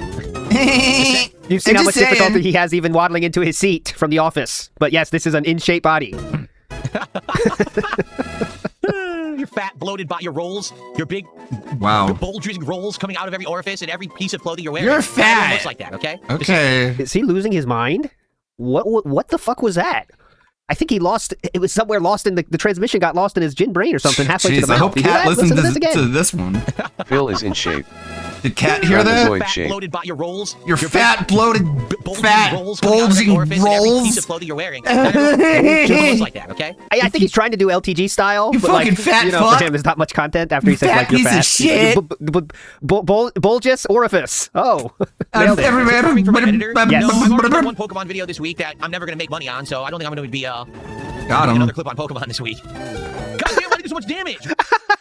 So he just admits to it straight up. Yeah, I already got a video of me clowning out on that game. Don't need to do it again. I mean, what's the point? What do we name Electrode, guys? Again. Oh If my you contribute God. $5 or more, you can name it, or we could just have some suggested names in chat. We'll see if we pick the best one. Poland? Why on earth would we call it Poland? What? Oh, I don't know. Maybe it's Who the flag. cares? Why on earth would we name it Why on Poland? earth would we call it Poland? Oh, I don't know. Do they need a I don't reason know as well why. as their I money? wonder. I will show those that don't know. For those non-geniuses out there, this is the flag of Poland. That is electrode. Why would he do that? Or Why we would could just that have some be? suggested names in chat. We'll see if we pick the best one. I don't get it. Poland. Why on earth would we call it Poland? Why? What? Huh? Smirky. Big Mac. Kaboom. LionGod TV says, normally I'm against body shaming, but he's such an ass about it, he kind of deserves it. LionGod Avocado, I am too, except when someone says, I am the picture of health, when it's like, all right, man. All right, man. Let's just chill it out. You know what I'm saying, dude? Let's just chill it out. And he's all right? Polish, right? Here's an example of more. That's when you funny. say, like, remember when he kind of flexed saying he's wearing a muscle shirt? Like, just because you're wearing a muscle shirt doesn't mean you have muscles. You know what I'm saying? Just because you acted in a porn movie doesn't mean you're a porn star. Same premise there. How about some more body shaming? LionGod Avocado said he loves body shaming. So here's an example of DSP Worst doing it. part Big ups, about Davey. all is he's gonna drag it out to the post game. Clip. Even if I were buff and I did that, it would still wiggle. Because the only people that don't wiggle are people who are completely flat chested because they have absolutely no muscle whatsoever. The only people that don't wiggle are dudes that are flat chested. Yeah, don't they fucking suck? The flat chested dudes, I hate them. Give me some. I need some more mass. I'm tired of these flat chested dudes. Come on. Buff and I did that, it would still wiggle. Because the only people that don't wiggle are people who are completely flat chested because they have absolutely no muscle whatsoever. They never developed any muscle there. Those are the people who go like this and nothing happens. Even people who are buff, when they go like that, they move because there's something there. You see? So actually, the whole point is Actually, develop muscles and shit. So I'm totally buff. When I move, they move. Just like that. When I move, they move. they move. When I move, they People who move. go like this and nothing happens. Even people who are buff, You've got to move it, move because there's it. something there. You've got You to see? move So it, actually, move the whole it. point is, you're right. I'm a man with developed muscles and shit. I'm a So when I move, man. they move. Get it? That's the Like, best. If you do that, it's like if you're a flat. I'm a man, you piece of shit. Oh, God, thanks so much for sending this. I forgot that, how unhinged that was. That was a year ago, by the way. Remember when the podcast could get 1,000 views? Those were the days, huh? Now we're hoping for 400. But those were the days, huh? You're doing great, Philip. Things are going well. If you are enjoying the stream, everyone, and you're on YouTube, it would be great if you could give the stream a like. I'm being told we're at 69 likes. The goal is 100 likes. We do have a likes goal. I'd like to hit 100 likes on every stream if possible. Being that we have almost 200 viewers on YouTube, it would be great to get some more likes. So if you're enjoying the stream, please give it a like. He's saying, let's get those likes up, all right? Thank you, guys. For the record, any contribution now gets a pop-up, whether it's kicks, subs, or gifted subs on Kick, whether it's super stickers, super chats, or membership on YouTube, or tips, everything gets a pop-up on stream now. Finally, we got picks. The kicks particularly just last night. So anyone who contributes, you're gonna get a nice on-screen animation if you do $1 or more. Okay, just so you know. Okay. Thank God. I was worried about I wouldn't get an on-screen animation. Smiles, Rocket League King, says he could drive to Valve and pick up his controller, maybe even get a studio tour, but can't because of trolls. Remember he said that was a goal of his? Smiles, I don't know if you know this, but while he was trying to explain to his audience why moving was a good idea, remember he has to over-explain all of his big purchases, he said he had the idea of going to the Nintendo studios, going to, I believe he might have said Wizards as well, but yeah, he wanted to go there to kind of give you a tour and he could film it and stuff. And he also said he could get hired by Nintendo. Yes, he did. Bungie, yeah. I'm so surprised that didn't happen. It's very weird. I don't know what happened there. Did I watch Wings' Missed opportunity. I actually did watch some of his stream of it. Not all of it, but I watched a bit. I skimmed through it. I actually thought it was entertaining. I was actually having a good time watching him play something like that. That's how you know DSP is truly dented, huh? I've showed you Wing streams. You know how those go. I actually think that's in like Why that's would his you wheelhouse, like it? that kind of game. It was entertaining to watch him play it. It wasn't boring. Like when he plays Battlefield, it puts me right to sleep. Like I can't even watch that. It's so fucking boring. Yeah, because it's too much. Like there's too much going on in terms. You know what I mean? Like say what you will about Wings, but he's been like at that level at the game, whatever level he is, for a long fucking time. And I don't know how high it is, Gary Diamond or whatever. But like he's like many levels above DSP, where it's like a different game almost. You know what I'm saying? Just him blabbing with these guys who are just like fucking complete dunces, saying dumb Wait, shit. what? Yeah, okay, so it's really about the friends. Field, Yeah, it puts me right to sleep. Like Yeah, I the can't even friends. watch that. It's so fucking boring because it's just him blabbing with these guys who are just like fucking complete dunces. Those guys. saying dumb shit, Uh-huh. playing the shitty game. I can't stand it. But when he plays other stuff like that, that was good. those guys, the guys that know about DSP and share the lore of DSP with Wings. And I want to remind you, they don't make anything up. They just tell the lore as it is written. Yeah, that's the thing with Wings. If he does more variety, I do believe that he'd get a better viewer base. The problem is, No, he likes wouldn't. to go back to things that he feels safe playing. That's why he keeps going back to Battlefield and stuff like that. Like, if he would bring... That's the only thing that gives him donations, actually. Isn't that the lore? People that know Wings more than me, please share. But isn't that the thing? Like, he actually does get donations when he does Battlefield, so they beg for him to play Battlefield. So anytime he plays anything else, they start bitching. Like, all right, we're out. Oh, Mal, who wants this mouse shitty game? That's all they do is scream at him to get back to shooting games. Well, you know what I'm saying? Real, you know, his what got him big on the YouTube in the first place, those kind of games. more, people would know he plays other things, and then they would do well. The problem is, he only does it rarely, and even when people suggest, hey, do this new thing, he'll fight back and be like, I don't know. Like, dude, just spend the money, buy the game, play the game. People are going to come eventually if you try different things. But you Is that happening to you with your diminishing fan base that can't even get 180 for Pokemon now? have to try. You can't just do the same thing every day. You get bored. You do? Oh, Brackman High Five, beautiful. In a Kojima game, he would be named Developed Muscle Man. Yeah, definitely. Tank Top Man. And there's like a lower reason he has a tank top. You know what I'm saying? I can't cover my arms because if they don't touch air 24 hours a day, I will die instantly. Like. That's not slander, by the way. Kojima, you understand that, right? Please. Kojima's a fucking cocksucker. That's DSP, not me. I would never say that. The Melting Man. The Melting Man is good. The Melting Man. Long time. 20 years ago, I was cursed by the witch of the candle, and I've now been living my life in this melted state for over 18 years on YouTube. I can't find any other employment. As you can see, my face is almost gone at this point. There you go. Why did we stream? Man. Who has a question for me? No one tagged me. Just if suffer. she had a question for me, she would tag me, wouldn't she? Snowbreak didn't just save the day. Snowbreak kicked ass. Can we get a flex for the macho brace? We haven't seen a frog emote today. Oh my god. There's a character in Metal Gear Solid 5 who wears a bikini 24/7 because she breathes through her skin. Kojima, you can't keep doing this. It has to end at some point. Please. Quiet. We love quiet. Please. He can't keep getting away with this. Oh, is that the one he scanned? Yeah. Come on. I saw the craziest one. So there's a movie I haven't seen with Mama in it. I think I might have said this before, but it's real quick. So Mama from Death Stranding, right? She was in a movie with Brad Pitt, and she's like supposed to be a teenager, and she says to Brad Pitt, like, can I give you oral pleasure in the car? And he says, you're not old enough. I'm not doing this. You don't have the ID. I'm not doing this. So what does she do? She puts her bare feet on the window of the car that he is driving, and it's like the entire scene is shown from the perspective of her soul, right? Yeah. Her sole of her foot. And that that's Tarantino. It's Once Upon a Time in Hollywood. Pretty good. It's an okay movie. Or she went on Death Stranding. So, Kojima saw that. It's like, yeah, I'm going to need that. Uh-huh. Yeah, I can make another character for Death Stranding, I think. Come on. Then you can't do that. She put her arms up to show that her armpits are hairy, which was kind of like a hint, like to tell Brad Pitt, like, look, I have body hair. I'm good to go. It's like that. And he was still like, nah. Please. The flex for the macho brace. Yeah, there were some weird moments, like today. We've had tremendous. Like, I don't fully understand the scene where Brad Pitt and Bruce Lee fight each other. Like, it just seems like it was just out of place.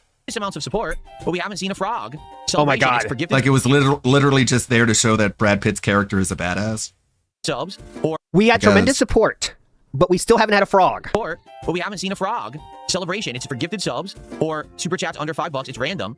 It's weird that we didn't see it today, right? I would have gone full screen like this. Oh my god! Flex, but there's been none. I don't get it. Oh no! There absolutely no frog emotes today.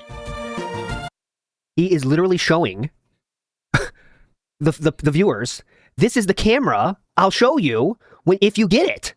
What? That's unbelievable. I'll show you this camera, guys. That's just a straight up cam girl.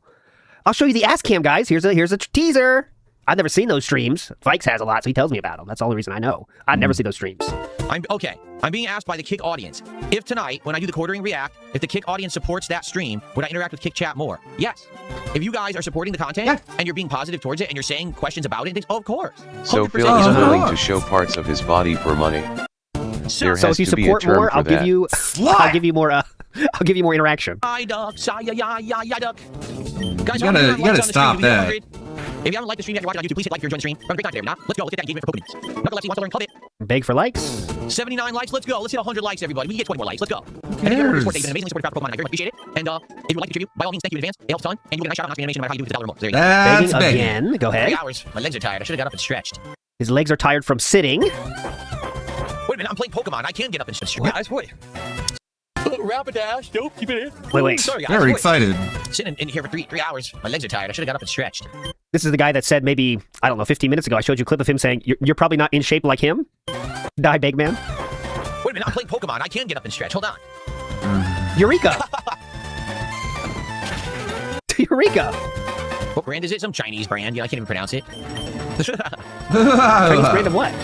My problem is spacing. Like, I can't get a really good desk in here because I can't fit it right here. If I were to redo the room and change everything around, so that basically this soundproofing was on my other wall, which is a bigger wall. Yeah. Okay? And if I were to move all the equipment aiming that way, reposition the PCs, reposition the air conditioning, then I could have a much larger desk over there. And probably would Yeah, if you didn't put the desk literally in the middle of the room, like a crazy person, then yes, you would have more room. better too. Like that, maybe long term, that's what I will do. Oh, we talked about the table in the last clip. My bad. Okay, yeah, I want to see that. The table talk. The table talk is very important. So, how are we doing? Please hit like if you're enjoying. I got to trigger. Acutely execute. I don't want that. But I was wondering. Here we go. They stop you if you don't have all the badges. No, that's what I figured. But I was wondering, is there any reason to like come here besides the end of the game? Could you get like items and stuff for having only certain badges, right? Or else what was the point of coming here? 79. Oh, the stretching one. I got you. Big ups. That was my bad. 79 likes, guys, right here. 3 hours. My legs are. Wait a minute. Oh, okay, here we go. Never set it up to. Remember, guys, he's more in shape than all of us, and not, what was it? Bulbous something? Orifice? I can't remember.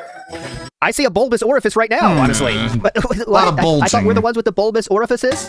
All right. No, my standing desk doesn't work. I never set it up to work. Okay. Yeah, I never did. It was So you bought a standing desk to never adjust. I don't think that the standing desk would have worked. I think it would have broke. So I just have it at the one level. It never goes any higher. So why did you buy a standing desk? A $300 standing desk for one setting, and the reason he keeps it at one setting is because it's cheap. $300 standing desk that he keeps at one setting. You can't make this up. How dumb can you fucking be on so many levels? $300 is not cheap for a desk, but that's how much a cheap standing desk would cost, which would make sense if you want to have a standing desk to use standing, sitting, go back and forth. But you don't want to spend that much. DSP spends $300 on a desk that doesn't move just because it's a standing desk that he's not going to use as a standing desk. Oh. It'll make sense in the replay. Good use of your money, Phil. You're not like the quartering at all. I think it's cheap for a standing desk, Demon Souls Pro, but not for a fucking normal ass desk. What brand is it? Some Chinese Quartering brand. is irresponsible. Brand, those Chinese, they can't be trusted, you know what I'm saying? No one course corrects him.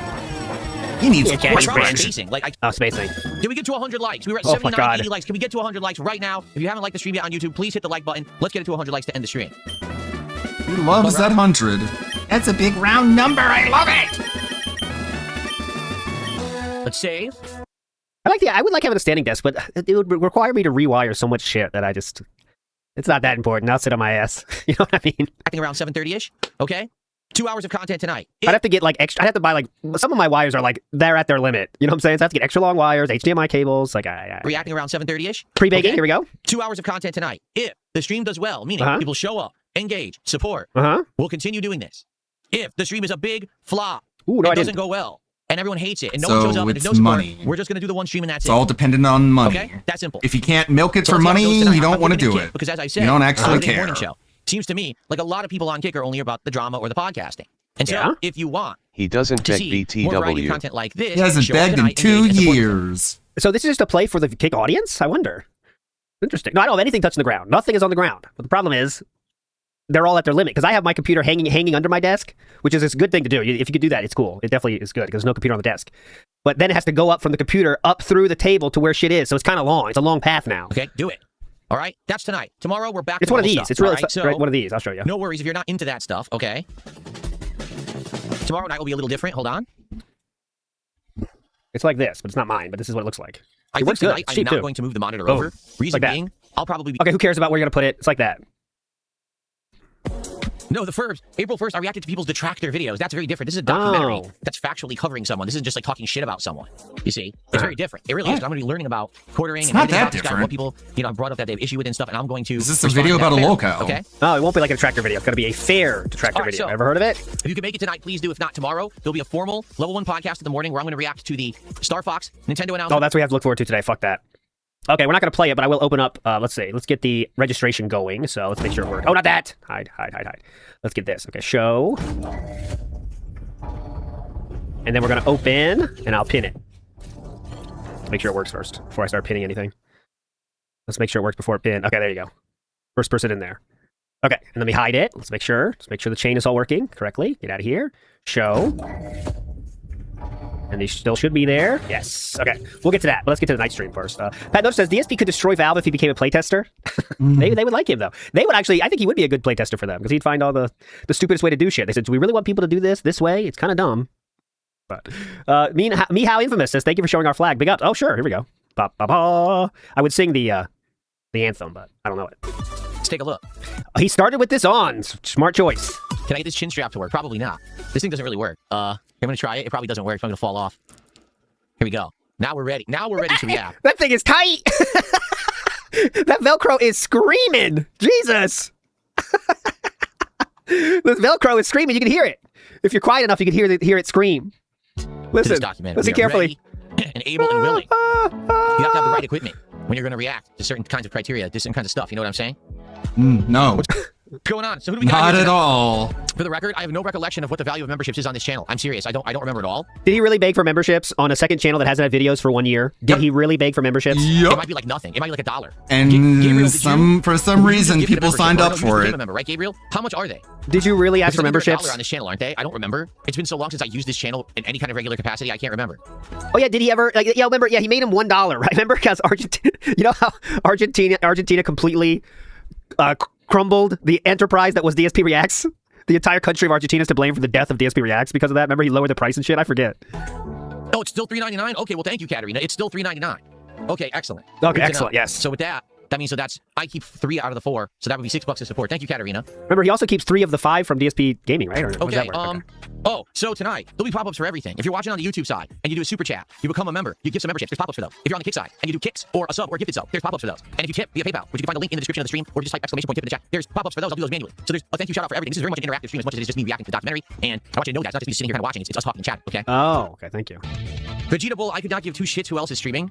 Okay, so this one is interesting. So, Vegeta Bull says in DSP's chat, Casino streaming at the moment. They taking all the viewers. Doing this tonight is a bad idea. I don't care. This is how DSP chooses to respond to I don't this. care. Kevin Sisman, don't we make enough fun of him I already? don't Look care. at him. Well, I mean, that's just his normal look for me. This is like the least stupid shit Doesn't he does for me matter. is the stupid Sonic Cats. Like, yeah, it's dumb, but this is level 1 dumb. Good stuff. Doesn't Vegeta Bull, even- I could not give 2 shits who else is streaming. I don't give It doesn't 2 matter. I'm not going shits. to I my only schedule give of other 1. streamers. I don't give a shit. I don't I give- told everyone yesterday, the Care. documentary came out. I don't care. There was interest. People said, yes, we want you to do it. I said, okay, let's do it. And so we're doing it tonight, period. I don't give a shit about anybody else. Yeah. Saying I don't give a shit about anybody else while you're wearing a Sonic Cat, trying to sound tough is very funny, isn't it? I don't give a shit about what anybody else. Fuck them. I'm my own man.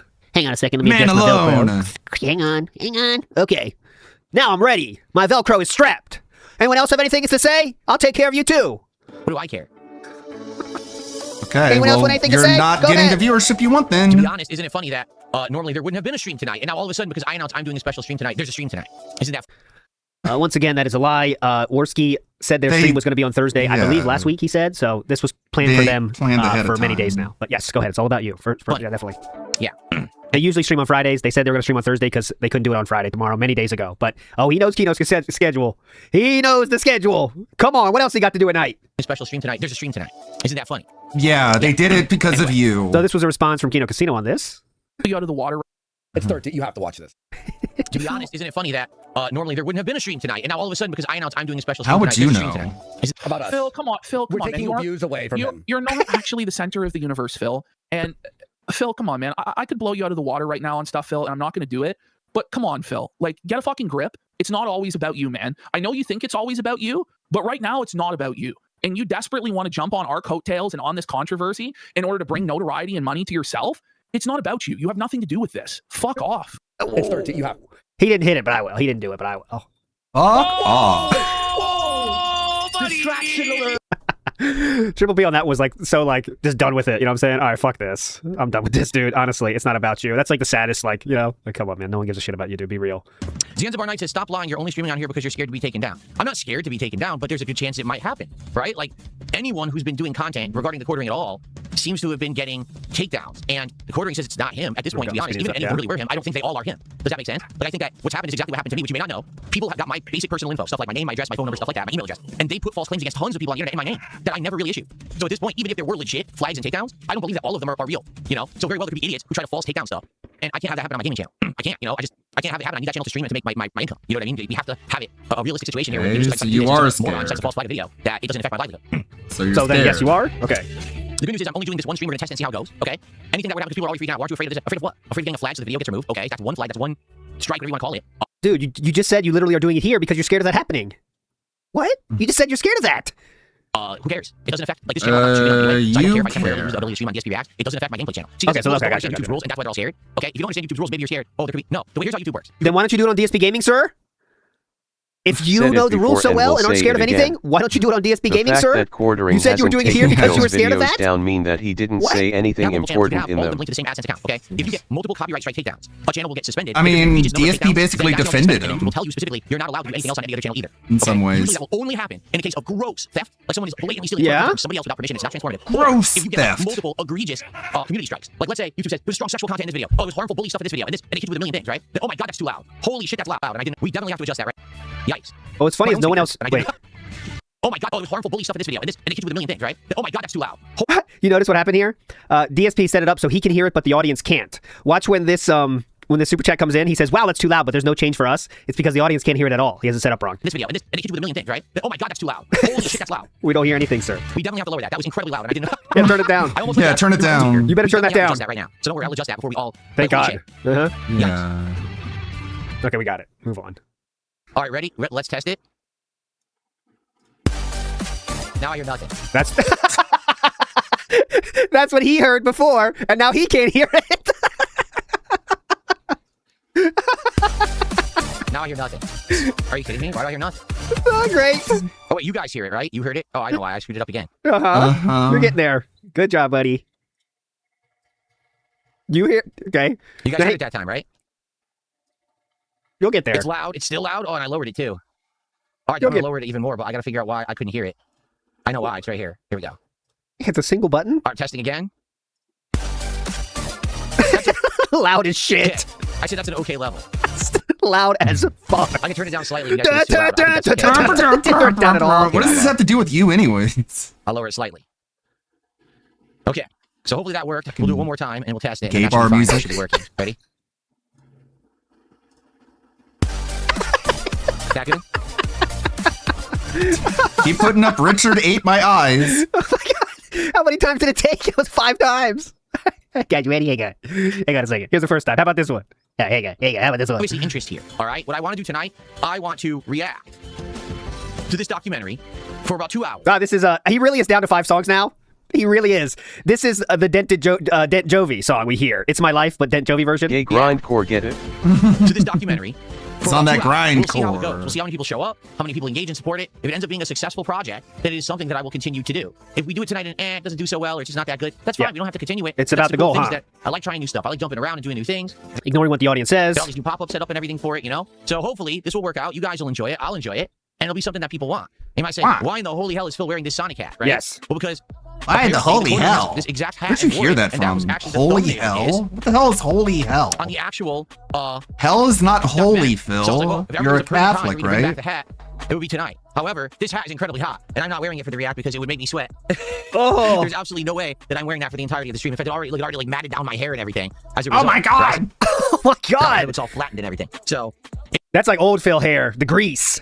Get the oil. It is what it is. Push it back. Oh, hold on. Yes. Who needs hair gel? Got the oil rocking. Pretty cool. Again, this was the pre-order bonus. Oh, at he's GameStop slimy. When it was either for Sonic Colors or Sonic Generations way back in the day. And this is it's like this hair. See?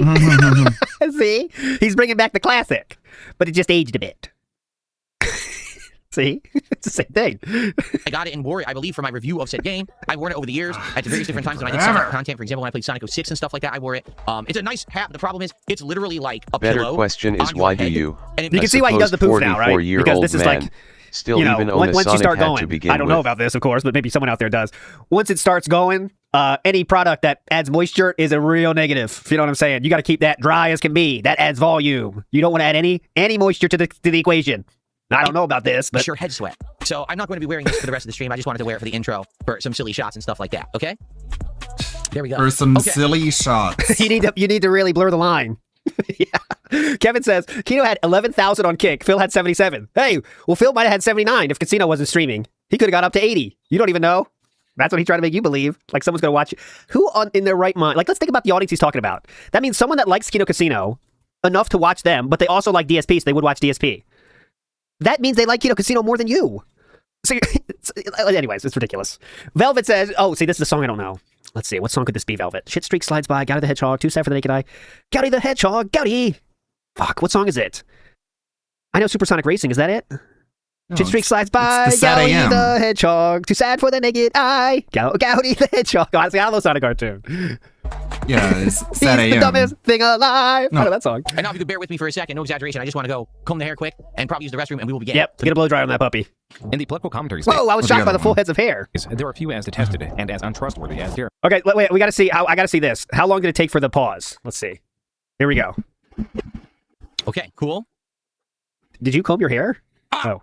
It's Ben Shapiro jump scare right at the start. That's Who is he, Phil? That's not cool. Do you know who that is? Warning or disclaimer when you're gonna have that on the screen. Good God. Okay. Okay. All right, are we ready to start? All right, here we go. Very funny. Wait, guys, please let me know. I haven't seen this. What do we get? I'll give him. Okay, so I've done up to yesterday 5. I'll give him 7 seconds. Oh, when we're gonna, if volume levels and everything, if it sounds good, if you need me to adjust it on the fly or whatever, let me know. All right, here we go. In the political commentary space, there are few as detested and as untrustworthy as Jeremy Hambley. He is Schrodinger's grifter. I mean, right off. 8. It was 8, and you just know DSP wishes he was in this lineup. Where's me? June? Did you forget me? I could have been there too, huh? June? Yeah. June? In the political commentary space, there are few as detested and as untrustworthy as Jeremy Hambley. He is Schrodinger's grifter. I mean, right off the bat, that's a pretty negative statement to start. Again, I want to preface this by saying I've had an interview with this guy many years ago. All right, out of the blue, he kind of contacted me, said he wanted an interview, did a little bit of research, said, okay, this guy's pretty big on YouTube or whatever. Did the interview. It was essentially a softball interview. Okay, I'm not a political guy, therefore it wasn't about politics, it was about drama and stuff, but it ended up being a deep interview, I would say, and it put me in a good light, I think. And then after that, no, it didn't. I never really had association with him. Every once in a while, maybe over the years, I'd say hello to him or something. You know, nothing major, never did any more content with him or anything like that. So I don't watch his content. I don't watch political content on the internet. I don't know what, you know, obviously I know he's conservative, he's right wing, but I don't know about the quality, the reliance, is it reliable or not what he says? I have no clue. I'm just, the quality of the reliance? At face value from what June the King, the documentarian, is saying. And immediately he slams it. So, okay. The documentarian. Did you watch the intro of your video that June the King made? Because it was very similar, not in terms of grifting, but he said, you know, I believe it was something about negative behavior online is what they said about DSP. But okay, definitely. The documentarian, Sir June, Esquire. Yeah, there you go. Just on coffee. Jeremy has an extensive history of fundraising for every facet of his business, but also a history of videos displaying his over $10,000 Fun fact, that RC interview track was with some of custom baseball Quartering's mixers, lowest $10,000 viewed in content at the What time. the fuck? That dude made an RC track? Snore worthy. That's money, huh? I want to make an RC track in my house while still begging your ass for money, too. RC track with custom baseball mixed dirt, his $10,000 in trading card packs, which he opens live, and his saltwater. Oh, that's cool. If I was a billionaire, I'd have that, too. You got that right. I'd be happy. Oh my God! He has the fucking Atlantic Ocean in his house too. This makes me hate him even more. I guess I gotta watch this. No fish. He's begging his audience for money with all this shit too. Jesus Christ! What's that? That's not thing you can fit a shark in there. All right, hold on. Let's listen. He's got a great white in there. Mixed dirt, his $10,000 in trading card packs, which he opens live, and his saltwater fish tank devoid of living fish, but not of aggressive monetization. Devoid of living fish, but not aggressive monetization. Oh yeah, I gotta watch this. This is confirmed for me. June, you got me. You got me, June. That was a good line right there. Let me hear it again. He killed him, or they? And his saltwater fish tank devoid of living fish, but not of aggressive monetization. Devoid of living fish, but not of aggressive monetization. Oh, I know saltwater fish are a nightmare. But if you, again, like any other pet, if you are signing up for a pet, you know what you sign up for. And I have no respect for anyone that doesn't respect the animals that they choose to put under their care. I think it's a very simple take. You buy the animal, you're saying, I got you, bro, for the rest of your fucking life. So, and if you don't do that, you're an asshole. And if you can't do it, you can find someone else that can, and not by just dropping them the fuck off. I'm saying finding somebody. There's ways. You know, there's ways. Fish tank I know it's not always easy, and there's some cases where it's not true, but you know what I mean. That's 99% of the time. $10,000 in trading card packs, which he opens live, and his saltwater fish tank devoid of living fish, but not of aggressive monetization. So is it a true statement that the issue that a lot of people have with him is that he's affluent? He obviously has money. He has all of these things that he kind of flaunts, but then he's always asking for more money. So he's not investing it well. Is that? Does that sound like anyone you know? To be the major criticism here, I suppose. Okay. That seems pretty reasonable. That sounds so bad. When you have no mortgage on your beautiful home, you can pee in it wherever you want. And the fact that they think this is the lore that I do know, the pee lore, of course. It's very on brand, but I do know the pee lore. On your beautiful home, yes. You can pee in it wherever you want. And the fact that they think this is some kind of own is weird. It's never something I denied. Maybe it is something you should have denied. Like, no lie. Why would anyone need to know that on the internet? Like, he was drunk as shit on stream? Why would anyone know that you have irritable bowel syndrome? And like for example, I made a big mistake years ago. All right, I did 100%. Oh, mama! Out of nowhere, my foot started swelling. Oh, I thought it was going to be the incident, but it's gout instead. Okay, go ahead. I took a picture of it and shared it with the internet, saying, "Hey, does anyone know what this is?" And of course, everyone's making fun of me, saying, what did you do? Did you break your leg or this or that? So come to find out, I had gout. No one was saying, did you break your leg? No one with eyeballs that saw that would say you broke your leg. Of course, everyone's making fun of me, saying, what did you do? Did you break your leg or this or that? So come to find out, I had gout. Okay, so gout is a serious, ongoing thing that you can't really ever get rid of. You know what's funny is like I never should have, because since then it's been a thing. Like the detractors knew it was gout before Phil did. Like once he started describing the symptoms, everyone was like, "Yep, that's gout." And then he got a diagnosis and was like, "Oh my God, it's gout." Like I think it was 2015. So literally everyone knew before him. He was the last to know. So here it is, 2026. 11 years, everyone making fun of me. Phil has gout. Phil has gout. Right? It's hilarious. Now, the good news is I don't really have flare-ups or problems with it anymore. But it was a problem for many years there. I had to change my diet and everything in order to adjust so that I didn't get it anymore.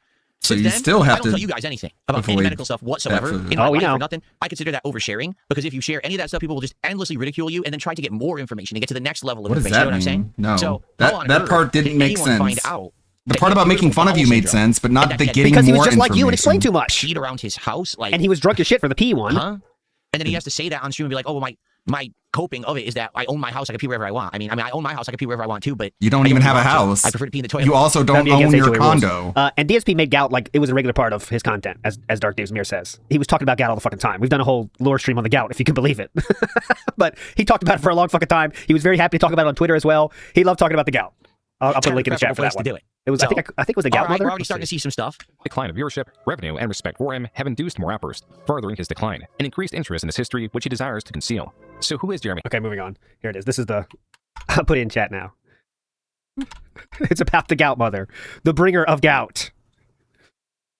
That was 2 years ago now. All right, here we go. No, that's exactly what I was going to say. The title of this is 2 Decades of Grifting, and there's other alternate titles. And they all say like Schrodinger's Grifter and stuff like that. Yes. Grifting. The term grifting, all right, is not in any way, shape, or form a positive term. Okay. Yes. Grifting definition.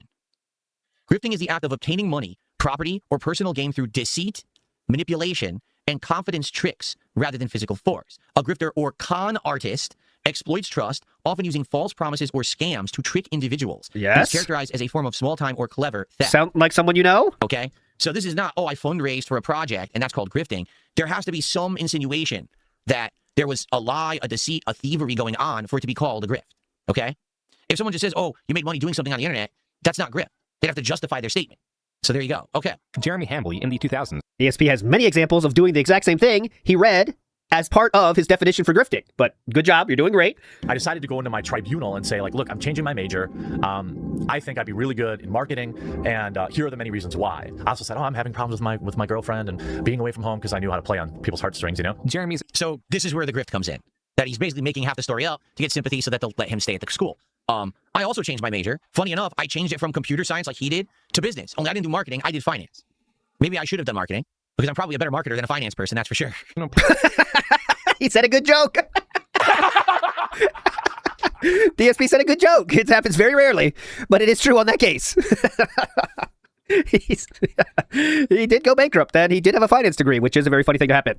Dan V says, Phil looks like he's on a register with this fit. Yes, he does. He looks like he's at the guy that can't go close to any elementary schools, if you know what I'm saying. That tries to stay in the line, though. He returned to the school to study marketing. Jeremy was refining his craft, claiming that he excelled in his marketing courses, eventually graduating with a bachelor. Okay, moving on. Master's degree. Well, good for him. That's good for him.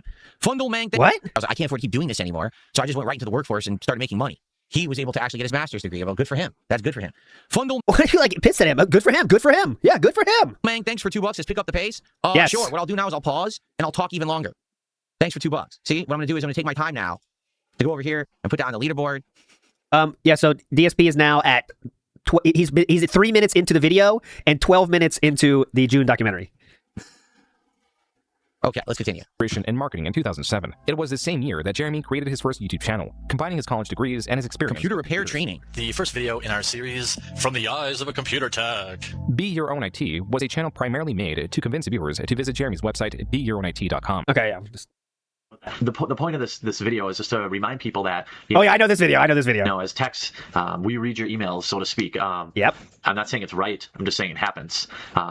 So if you have things that you don't want computer techs to see, you know, maybe change the folder name when you take it in if you can. While some would see this video as informative in how computer techs have access to users' personal information, others would eventually view this as Jeremy per his specific I skipped the best part. Invisible Mute. Where? Before the last clip? example, advising predators on how not to get caught. For the time. So, I mean, here's the All right, Invisible Mute. Oh, okay, here. See? This is what, 2008? I'm not sweeping for Jeremy here. I want you to understand this. This is very stupid what he did. He's basically trying to give advice, but he's giving advice to do something underhanded for something that should never be hidden. And you know what I'm saying? What? So, I mean, I understand. He's like, oh, so you should be careful about what you have on your computer. Here's how you can hide it. But wait a minute. You're telling them to hide things that are blatantly illegal. Like, okay, I got you, Kevin Smith. I'll go back. On the internet. The thing is, back then, no one thought that way. I want to make this abundantly clear. 2008 YouTube, no one was thinking, oh, this, you know, sweeping for child predators and things like that. It was just, just say and do whatever, make content, whatever. No one thought that way. You know what I'm saying? Like, what does that mean? Yeah, people didn't really care about sweeping for predators back then. It was just a thing. How wild the old days of the internet, huh? What? Is that what he's saying? People didn't think like that back then. You know what I'm saying? It was a different time. I used to do commentary that was over-the-top sexualized commentary. That's much different than this, right? Racial commentary. Back then, no one was offended. Today, if I were to do... People were offended. Multiple YouTube channels had highlights about the things you said that were fucked up. They started coming out in 2011, 2012, sir. But we can pretend those don't exist. Go ahead. Any of that content, people would be monstrously offended and like, oh my God, cancel this man, right? Or mass report him or whatever. You were literally banned off of a website for comments you made, sir. Remember that? That happened in 2009, sir. You forget about that one? But back then, again, what I want to say, no one thought that way. Like, he's probably thinking, I'm just attacking this from the tech side of things. But of course, years later, people are going to go back and find that old video and call him out on it, just like they go back and find my old commentary and call me out on it today, too. You know, it's just, it's inevitable. It's going to happen. So he really is saying and doubling down on the fact that he thinks this isn't that bad. Yeah, it's okay. He's just trying to share some advice. He was trying to share some helpful advice. What's wrong with that? It was a different time. This video was buried. Damn. Oh, wow. That's good. All right, I'll put that on. We got to show that on that big set for sure. That's a highlight. Seriously agreeable. Good for him. That's good for him. Fundle thanks for $2. Put that on the leaderboard. Yeah, let's continue. YouTube channel. You mean before this? I want to find this, but is this before this or after this? Made to convince us, Jeremy heavily promoted his personal computer repair courses, laptop repair courses, and even a guide on how to start a repair. So in 2008, I had a full-time office job, all day 9 to 5, and I would come home and I would grind away pumping out videos of Oh my god. Of all times. Okay. Of all times. On my original Dark Side Phil channel. So that was like, YouTube was my hobby. Yeah? I never intended to make any money doing it. It was just like a side hobby because I loved games. I was doing this improv. Okay, when he's talking about... Well, Invisible Mute's going to get a timestamp. Big ups Invisible Mute. I'll move on for now because let's keep going. We're not going to get through all this at all, but, you know, we'll go through what that being said for sure, but...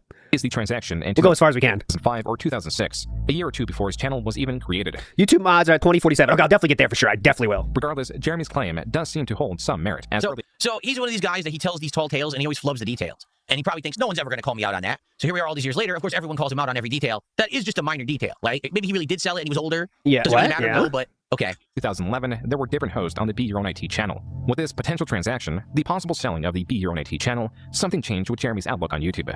Suddenly, channel growth could translate directly to revenue. The grift, as it were, was not entirely in the selling of products through his personal websites. It can now also be to sell a channel and the website coupled to it. This could explain RC Nightmare, a channel established August 27, 2010. Okay. Be Your Own IT. People just watching it. Okay. It's just so weird to be watching it because there's parallels. Like early on in my YouTube career, me and two of my friends made some custom Street Fighter joysticks together. We would buy a base joystick. Very similar to him, aren't you? Buy better parts, take them apart, upgrade them with the better parts, put better art on them, and we would document the process and make...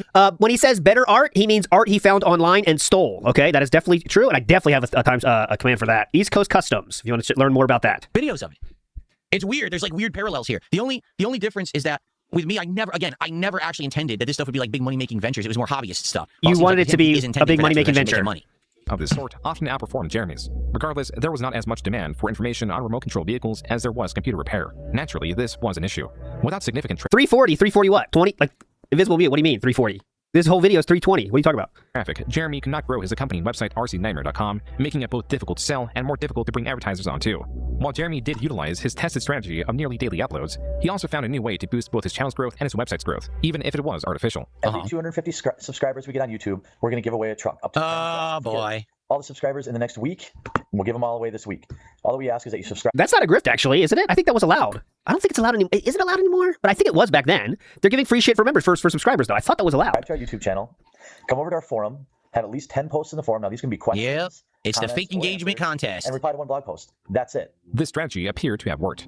Jeremy announced the winner on November 16, 2010, and a different set of winners in January 2011. 117 participants amounts to over 1,000 forum posts. Just 1 month later, Jeremy made another RC-related channel, focusing on RC discussion with both Brandon and Jeremy present. And in June, Jeremy promised free t-shirts to any user that reaches 100 posts on the RC Nightmare forum. These are likely the same t-shirts that could be purchased. All right, whatever. Me. Okay, so what we're seeing here is in his early years, he sees very early success with this tech channel, the IT channel. He sells it, apparently makes good money, selling the channel off. Early times of YouTube kind of makes sense, right? Yeah. Tries a whole bunch of other stuff, none of it works. His friend says, well, this isn't doing anything for me. I'm out here, I got a job, I gotta go make money. And he moves away. That's the end of the RC stuff. So now he's on to the next, right? So he's like, try something that doesn't work, on to the next, on to the next, on to the next. So, similar to how you handle games right now. I mean, honest question, is there passion for any of it? Does he actually like the RC stuff? Does he like... Is there any passion for the games you play? Do you like any of the games you play? The things he's trying to do? Or are these just get rich quick schemes? That he wants to, hopefully it takes off, and then boom, I can just sell it, and I can go on to the next and go on to the next, right? I wonder, like, I wonder too, yeah. He has passion for RC cars, right? But then why didn't you do it to the point where like you loved it and it was part of your content instead of just abandoning it the moment that your friend was moving away? It's a little weird. Then again, if he's gonna start now Magic the Gathering, maybe he loves Magic the Gathering. This is his passion. I don't know. For me, again, I'm trying to relate to this. You know, the gaming stuff is what I started with on YouTube. It's what I stuck with on YouTube. It's what I'm still known for on YouTube to this day. That's where my bread and butter comes from. You know, my content is sorely rooted in video. And I have passion for it. It's more profitable, less profitable. I still stick with it. You know, never once did I think I'll just drop and sell DSP gaming or something like that. It's just not. This is my thing. Was established under two goals: to lose weight from a starting point of 346 pounds. Okay.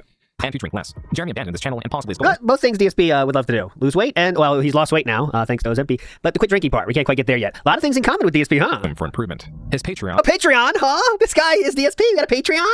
What are the stretch goals? To subscribe, and it evolved with giveaways. It was now incorporating purpose and community into his calls to action. Yet there was still room for improvement. His Patreon, as per the Wayback Machine, would not even reach the second milestone.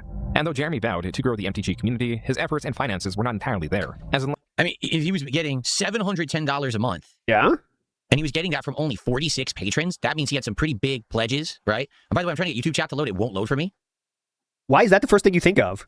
Damn, he must have had some nice patrons, huh? Wow. Those are some pretty fruitful patrons he had. Why is that the first thing he's thought about? Smile says ALP's Atlantic Ocean Fund. Oh, I'll show you. Yeah, no fish, just a big-ass tank. So I can't see what you guys are saying right now. I have no idea what happened to YouTube chat that it's crapping out. There we go. I just reloaded it. Now it's working. Okay. Yeah, I don't know what happened there. It was like completely dead. 2 years. And I did Wait, go ahead.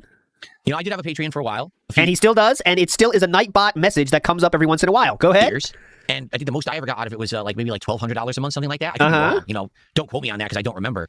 But he's doing all right on Patreon to have this extra income. You know, $700 a month, $1,000 a month. That's a good amount of supplemental income. And again, now it's Magic the Gathering is his big thing. That's the first time I ever saw, before he was officially a lolcow, well, at least in my mind. When I was in the Magic the Gathering for a little stretch there, and I was really into drafting, I remember watching him do that. That's the first time I ever saw him, but I thought he was just another normal YouTuber. I didn't think twice about it. For a long time. I mean, that's like, what, 12 years ago? More than that, 15 years ago? Jesus, that's scary to think about. 20 years ago, maybe. Oh, God. Kill me. 2014, he created another channel unrelated to Magic the Gathering, trading cards, remote control vehicles, or even tech support. Hey there, I'm Jeremy, and you've come to that part of YouTube where you might be wondering how the heck you got here. Together, with my beautiful wife and our best friend Brandon, we're about as obsessed with the arcade as anyone, specifically claw machines. So obsessed, in fact, that it really is transparent how... I mean, he's willing to try fucking anything. Now all of a sudden we like claw machines? already bought 4 different machines and have them in our houses. Clawstruck was Jeremy and Brandon's newest channel. Clawstruck? What are the names? We have Clawstruck, RC Nightmare. Big Ups Rare Trick says RC Nightmare is a bad name for an RC card channel.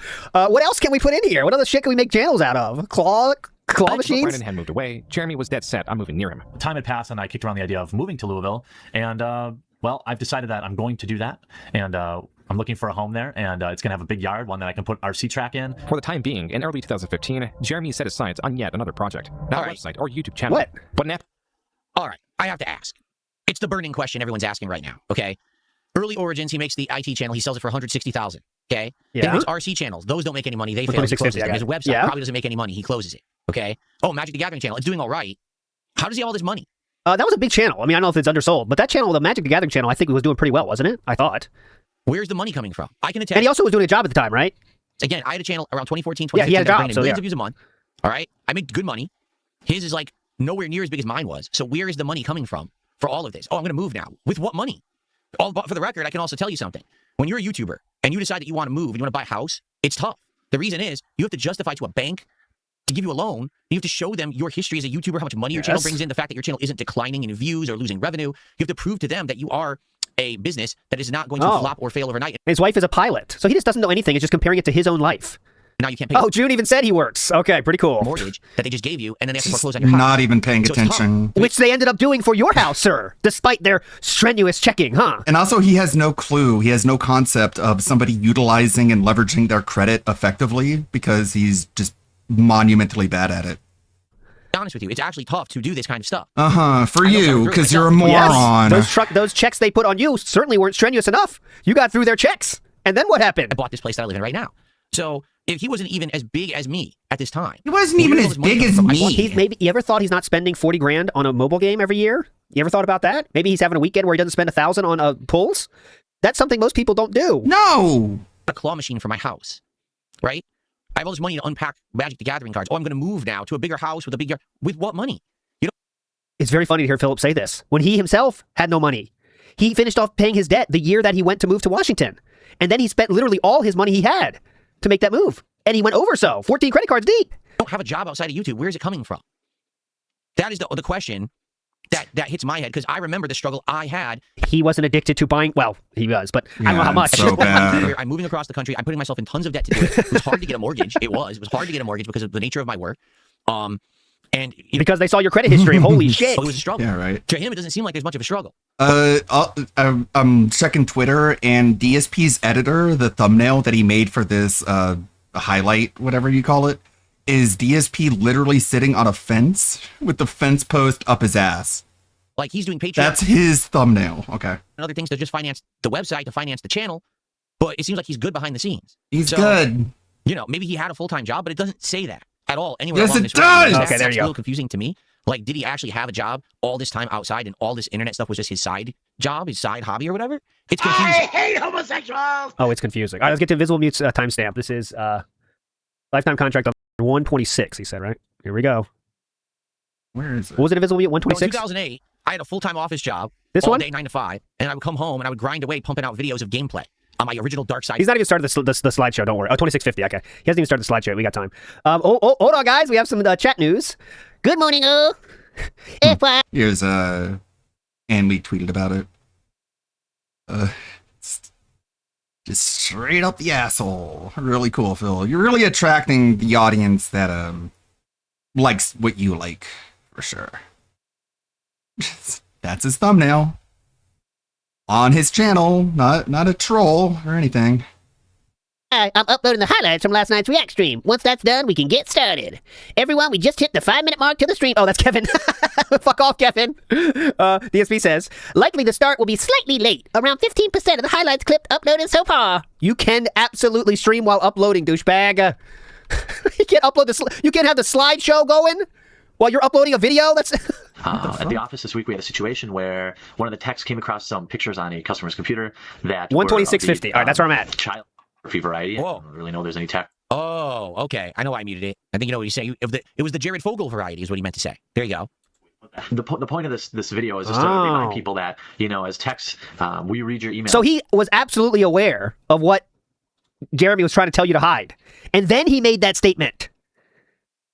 That makes it even more crazy, right? Like, he wasn't even ambiguous about it. It's like, that's what he saw, and that's what you need to hide. And then DSP comes back with, well, you gotta be, it's a different time back then. People were doing all kinds of crazy shit. Really? I'm pretty sure that was always looked down upon no matter what era we're in. You know what I'm saying? Of the internet. Fucking Young says, at this point, I think you like being cucked by Raw. I do keep it unmuted before, so I can hear it. Like, I don't like it, but then I like it secretly to hear it. It shows he's alive. I don't want to lose Raw. Right. How does he have all this money? Okay, we got that. Bottom line. Jeremy claims the app also Where'd had the budgeting money issues, go? such as spending too much on rewards for Kickstarter backers and too much on the development cost of the app, claiming to have spent $10,000 to $20,000 more of his own money to market. Being someone who's never dabbled in Kickstarter, GoFundMe, and stuff like that, is it just easy to do these things? Like to just say, hey, I'm starting a project of an app or a website or a business. Just throw me money. Do people just do it? Similar to how you set up Patreon. Yes, they do. Because this is so bizarre to me. He hasn't done anything in the video game space whatsoever. All his projects up to now have been RC cars, Magic the Gathering, claw machines. All of a sudden, on a whim, he decides, I want to do an app for gaming. It's like a social network for gaming. And then it says he opened this Kickstarter and he made $30,000, $40,000, $50,000. What? Is that how it works? People just throw you money? Maybe I got to start this. I was thinking, maybe I got to start this. All right, guys, Kickstarter this week is for the Burger King. DSP has to be like the only person who watches this documentary and is like, I should be more like the quartering. The Burger King. How do I be more like him? New TV show burger goal. We're looking for $45,000. Okay, I will eat the burger. I will also try all the sauces. That's going to be $4,500 for that first Harry Potter TV show goal. Thank you. Because if it's that easy, maybe I'm working too hard. Maybe that's the problem. Yeah, definitely. Maybe I should scam people. Entertains an audience, they reciprocate. Maybe I should just say, just give me the money here. Philip. Maybe I'll actually make an app or something. Maybe but here you go. Can you just give me money on the hopes that maybe one day I'll make something with it? That's interesting. No one trusts you, so you can't do it. Way that anyone would be like, oh, an app might be made. Here, have my money. That's crazy to me. But again, yeah. I've never been you want to at least see some JPEGs of sweaty men for your money. I mean, come on. What's this? Something that he has been unable to shake. Earlier in the same video, Jeremy explains how, approximately 30 times a day, he reaches into his pocket to make sure his Xanax is still there in case he has a panic attack. So, this is all bad. I know from experience. This is bad. You're oversharing. It's too much information for the public. The public should not know anything about this kind of stuff. Or maybe he shouldn't be doing it. I was worried it was a sound effects from something like on mine. Like, what a weird take. Like, this is why people think you're sweeping or fence sitting. You should not tell people that you're taking Xanax, okay? It's like, how about control your addiction instead? But no, that's DSP sound. Maybe by making it public, you make it easier for people to, like, intervene and help you out and course correct? Like, how can you course correct if you hide everything, Phil? For the public should not know anything about. No, I watched season 1 of The Boys, and I don't know. How about this? Does DSP abuse Xanax? Hey, do you? I don't know. It kind of fell off for me. I'm not really interested. This kind of stuff. It's a huge bad idea to Let's give go. this kind of information away. Even if it's true. All of it's true. Come He has on. panic attacks and it's a result of his diet and drinking and caffeine and whatever it is. Yeah. Don't share that at all. Yes. At all with the internet. Now, Just do your drugs in private. I already talked about the gout thing and all of that. For like the last decade, Don't I've let tried to anyone make it a know. dedicated thing that I don't overshare with the internet anymore. That way, people can't use stuff against me. But this is the kind of stuff. Like now they know. But this is oh, an he's on Xanax. addiction. Oh, he's got panic attacks. Oh, he's got this. This is 100% going to become fuel against him to be used in the future. Guarantee. But Well, that's the maybe- thing. Like, maybe he actually, it's not. deserves If you're a it. normal person on the internet that people don't grow to hate because of your own actions, like that stuff will be a joke. But it's kind of like that's it. That's the beginning and end of it. You know what I mean? Like, I'm trying to think of someone that's like zero controversy of any kind, right? I was going to say like Linus Tech Tips, but like that's not true anymore. Pick somebody. Like, I don't know. Pick anybody that's like no one even has anything negative to say about.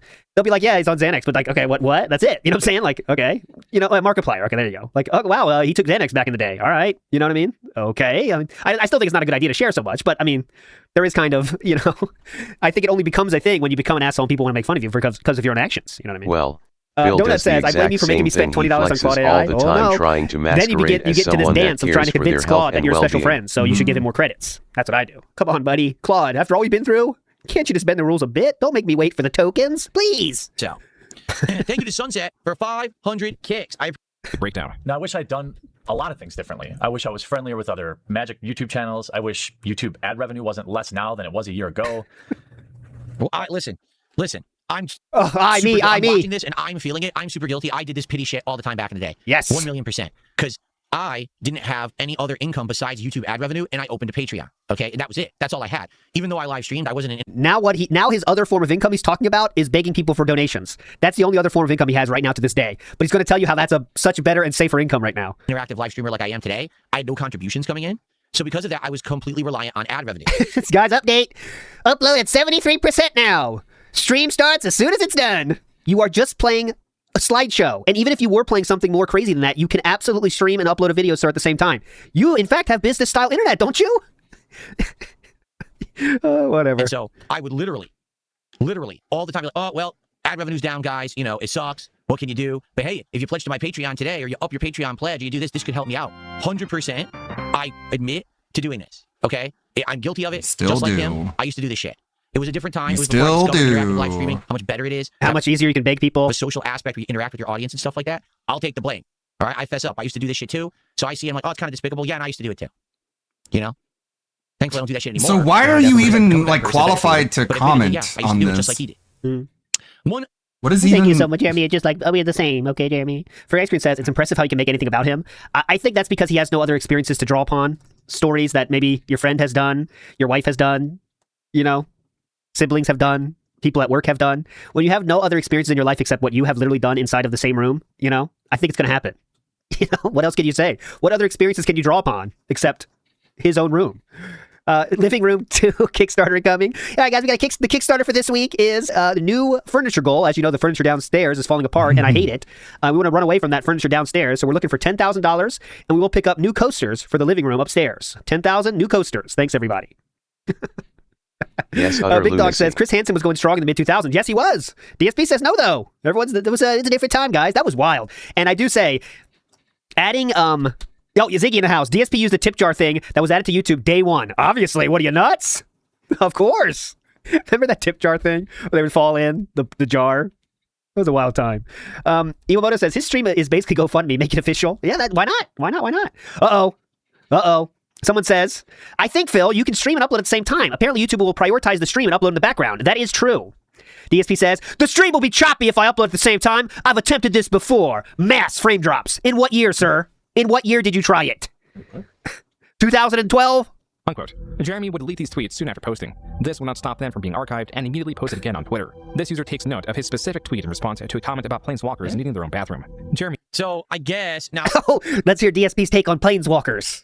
DSP's a noted toe walker, so maybe he knows about planeswalkers. Let's see. Comment about planeswalkers needing their own bathroom. Jeremy. So I guess now this is me coming from an outsider perspective where I don't really understand everything. Yeah. What people I believe say is that this is him drunk tweeting.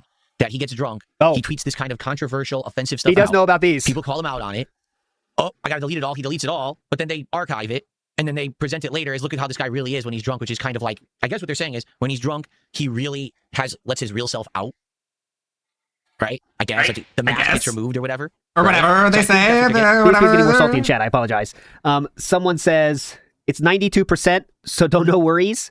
And then someone says, what about don't the risk Jin it. tweet? It's not 92%. Don't worry. Right, Phil, you deleted tweets Okay, after that's your the update. bender It's 90%. as well. That's the update. Yeah, so they're showing, this is the background to show that he used to do this in the Magic community. It's not just him doing it with politics and culture wars. He used to do this stuff even in the Magic community 10 plus years ago. Yes. Okay. I think I'm seeing where this is going now. I just got a $3 tip. Listen. And just like you with the drunk tweets, you do know all about those guys. Gang Bang Style, what a name, who's actually the former Dr. Lexus and many other names on Kick, just gifted a whopping 10 sub, and then Flatman. Actually, fortunately, the Jeremy situation is a shit show. Okay, his previous things that went, this is what's going to lead in. into the rest of the documentary. So now, why did DSP share who that was?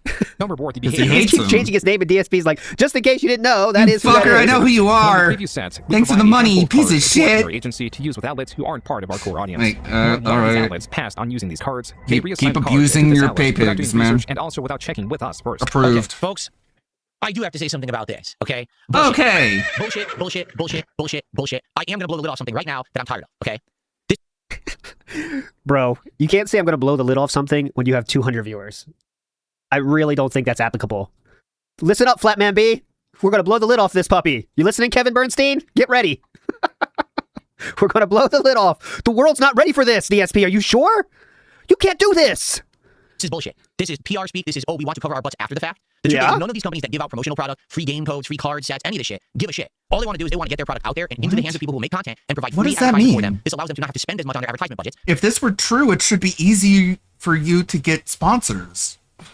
But still get the word out about their products. It's like the creator push, the creator hype, as opposed to, here's an actual, What do you mean know they that's don't not a care? secret, right? Okay, well, that's the first incredible thought. Oh, yes, go ahead. Marketing campaign we had to do to push this new event or new product or whatever it is. Okay. Wait a They don't minute. care you mean about Apple was giving behavior? iJustine iPhones for her to review for free because they wanted her to promote it on her channel for less money than it would take to make a real commercial? Hold on a minute. This changes everything. What? How does he know this? This is bullshit, and here's how I know it's bullshit. I've been in exactly the same position, and when it's happened, I can tell you 100% it's a lie. And here's how I know it's a lie. There's been companies who came out and reached out to me with detailed conversations, knowing who I was, what content I made, and the people that kind of stalked me all over the internet. Well, they know didn't who I was and fully said, "Hey, understand, man. Clearly. They whoa. They still know, or did they know after you warned them? Because that's what it sounds like to me here. I was in the knowing who came. Hold on. 100% it's Yeah, a go lie. ahead. And Go here's ahead. how I know it's a lie. There's been companies who came out and reached out to me with detailed conversations. The emails that everyone gets once you hit a certain amount of subscribers, they will reach out to everyone possible. And he's the kind of guy that will fall for those AI-made emails, by the way, because they'll say stupid shit. Oh, God, we're starting already? Knowing who I was. All right, well, we'll definitely cover this. And that being said, I can't stick around afterwards, but that being said, we'll get really into this, obviously, as you know. But everyone gets those emails, and they're usually like, hey, WPIG, I love your gaming content or something, and your interactions with the audience are amazing. And then, DSP sees that, it's like, whoa, how do you know about my show? Oh, my God. How do you know that much about my show? It is interactive and fun. How do you know that? But they send it out to 1 million people, and then they hope to get 5 hits. You know what I'm saying? And they do get enough hits because there's a lot of people like DSP out there. All right, here we go. It is time for Marbles. Get in here. Come on. Get Life Alert sponsorship emails. Uh-huh. You're an icon in the elderly community. Now, that one I would do. That's funny enough. That's what we said. That's the WPIG. And that being said, rule is we will do it if it's funny. If there's one that's funny enough, we'll absolutely do it. And Life Alert, that would cross that threshold for me. Pigpen Lord of Dirt says, how many times do we get the I'm successful now during this? I think his plans on collaborating with drama YouTubers again. That's why he wanted to do this. I think it really was more about trying to get Kick going again. Whether that means that, clock in blocked. I'm sorry. I got to move that up. I think it's more he wants to get back into people talking about him. You know what I'm saying? So whether that be Kino Casino, Kick needs to have some action. He's worried about Kick. I think that's what this is about more. And he loves drama too, so let's get real. But the pasta maker says, the new living room is because the house is sinking. Remember the leaky pipes warning from the HOA? He didn't listen. The pig's going down with the ship. Oh, he's trying to get higher above sea level? That's an idea. All right, let's go. It is time. That's a funny idea. He's trying to get higher above sea level. Sekai ga kurikurimasu. All right, let's go. That's a One Piece reference. Here we go. It is time. 3, 2, come on. Let's go. Middle side here. Come on. Winning circle is obtained. It is time.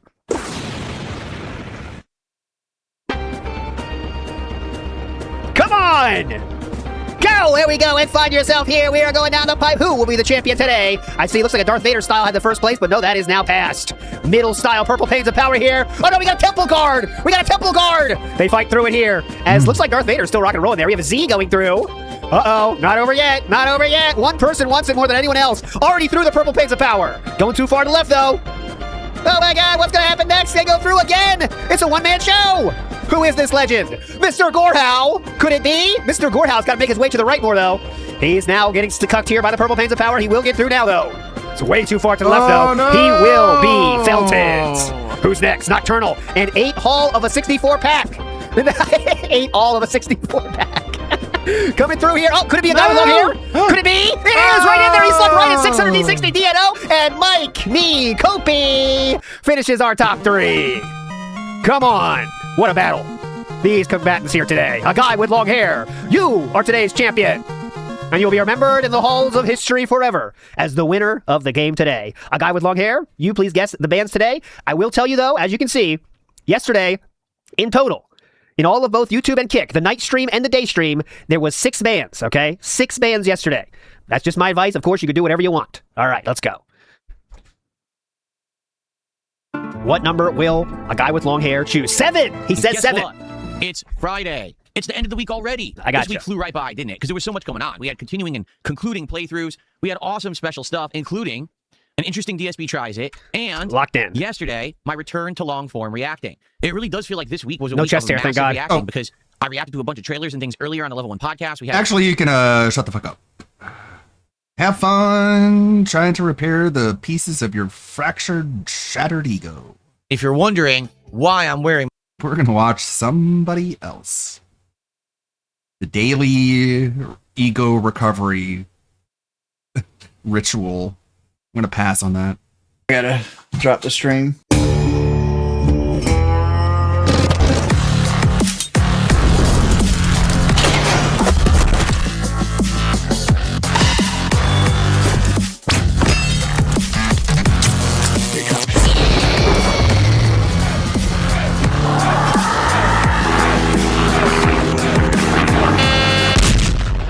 Say my name. Breaking Banquet. You're goddamn right. Oh, two ping. We got a guy at 150 just past the gate, near the gate. I'm reloading. Got guys on the gate on the fence line. I have a few cows, but I don't actively keep track of them. The cowboy hatch is because I think it looks cool. Bro's got actual cows, bro. Yeah, No, you don't. Like it started out as 1 cow and it's morphed into 3. We should probably move back. They got a fire coming that way. Got a guy floating in north 30. He landed.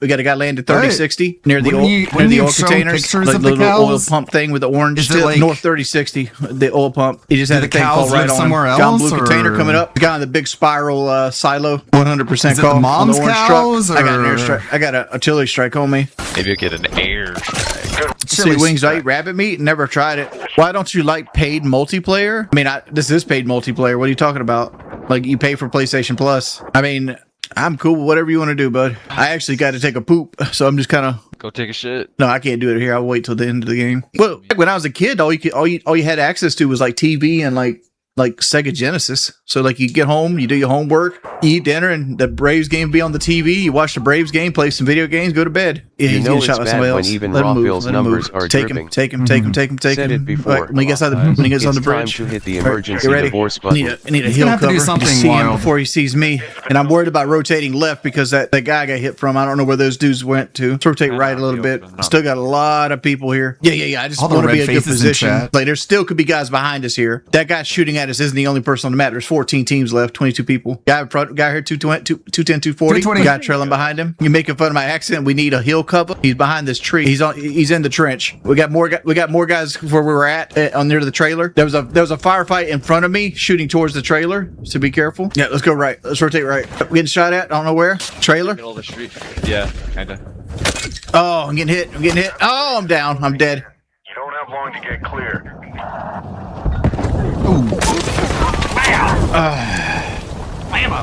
Gib. I don't know where that guy was sniping at me from. He hit me with 2 shots. Man, I hate playing the storm line like that. Shit's bad annoying. Sometimes your best isn't enough. It's just how it goes. See, that wasn't even like a gunfight. He just got shot while we were rotating, kinda. I tried to figure out where he was at, and I just couldn't figure it out. All right, let me back on the menu. I need to use the bathroom. 2 seconds. Let's see. Puffin never answers my comms. What did you say? I'm fast on poops because like I don't have solid stool. I haven't had solid stool in almost a decade now. Yeah, came back with a soda. I was number 1 ranked on PlayStation 2. But there was a lot of number 1 ranks on PlayStation 2. Just because Now I Grandma touched it doesn't have once to fish doesn't a mean I was turd the out best anymore. PlayStation It's 2 all player. watery. Means I grinded the hardest. It's the way the PlayStation 2 worked is you didn't have to beat good players to get points. Every player was worth at least 1 point in your rank. So you could beat up on a dude, right? And the player base was small, so it's not as big as achievement as I'm making it out to be. Like there's only like I don't know, there was like 2,500 people that actively played, maybe 10,000 people that played completely, because like it wasn't internet multiplayer wasn't that prevalent back then. Mortal Kombat Deception is it was the PC second players, 3D one. Like there was Mortal Kombat Deadly Alliance that came after Mortal Kombat 4, and then this is PlayStation 2 era now. And then Deadly Alliance didn't have multiplayer. Then they took Deadly Alliance's engine and made Deception, and Deception was the very first like multiplayer online thing. And after that came out Armageddon. Like I'm the best in the world. Talking like I play fighting games. I was ranked 1 on PlayStation 2 Mortal Kombat Deception. I was in the top 10 on Mortal Kombat Armageddon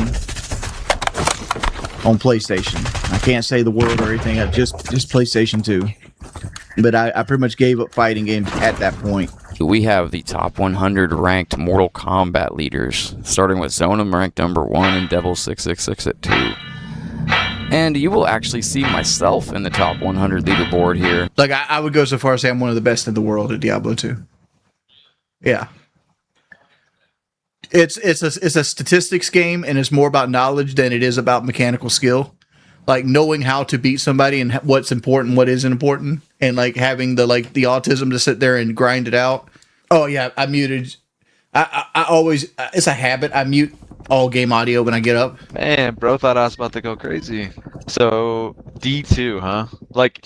Would you say you're top 100 in the world? It's hard to tell because, am I the guy who wins the ladder every year? No, because ladder running is an attainment of like teamwork and using the most overpowered build, which at this point is the assassin. But heads up, I'm seeing evidence of there's like decades in between my deaths usually. Oh, that game. I mean, there's probably not many people that can say that. Where I get this shirt at? DXL. I buy most of my clothes from DXL. Yeah, I'm a monster at Dead Space. Let's see. Like the last game I pushed to go pro in was Black Ops 1. I loved League Play. And it was too easy to get champion in League Play. Where has the best chicken tenders? Either Wingstop or Zaxby's, but I think Zaxby's win. But Wingstop's tenders are so much bigger. Like I love getting like spicy garlic, like Wingstop's tenders and dip them in the money mustard. That's just fire. Absolutely fire. I mean, Zaxby's fries are a little bit better, but I like the steak cut fries. But Wingstop's good too. Wingstop's just a little pricey. But I guess Zaxby's pricey too. Yeah, honey mustard. I don't have a favorite serial killer. Buffalo Bill from Silence of the Lambs. Top or bottom? I was hoping you'd not go up the staircase and just go up the here's your ladder. You coming back down on me? That. You got a gun? Let's ladder up here. I tried live pinging them for you. redeploy point near you. Oh, he beat me! Oh, I ran out of ammo. All right, I still got a life. Yeah. I shouldn't have lost that. Yeah. Is that thing I'm heading towards open? There's a guy on the roof here. The guy here. Weapon drop rolling in. Be there any second. In the fan to your left. Wow. I got melted, boy. I just lost to the got first shot every time. I'm terrified to talk to DSP. I just don't keep up with DSP like I should. I see, you guys hate DSP. I don't hate him. I don't hate him. We need DL5. I love him. Why do you want to lose? No, I mean he's the historian. Oh, I love him to death. Bro knows everything. People are saying he's on Ozempic. A lot of people are on Ozempic. Who cares? Being that critical of a guy's health that isn't your own. Then it's stupid. He cares. And Melody, you come across as a person that doesn't subscribe to the Wings of Redemption channel. You should change that. I average around 200. It depends between 100 and 300 a month. So 12 ish. Some days I lose subs. Some days I gain them. Yeah. I gain 300 a month. Eyes Wide Shut. I didn't respond to you because your comment was won't you do what DSP does and do what DSP tries it? No, I'm good. I'm good. You make fun of DSP for DSP tries it. You just want me to do it to make fun of me too. It's fine. I'm good. There's a lot of unique people in this world. That are, and that Phil's not even that for doing. Phil is his own individual person. But so Phil you think is not you shouldn't some do that? But people treat Phil like he's Cyrax or something, right? Yeah. He's a Cyrax is legitimately I want to check it out. I don't know. I I don't know anything. I thought too hard. Now my brain hurts. Right? Ouch. Yeah, most part, yeah. Like if not mentally, at least physically for certain. Where do I rank among the lolcows? I don't know, man. I don't know, I man. aspire not to be a lolcow. Link Hoskins. No. After I donate, say that. Okay. Too late. Next door. I can't talk about that stuff, Link. I hear a kitty. Did you take all the guns? Yeah, you want one? Here. I'll look down.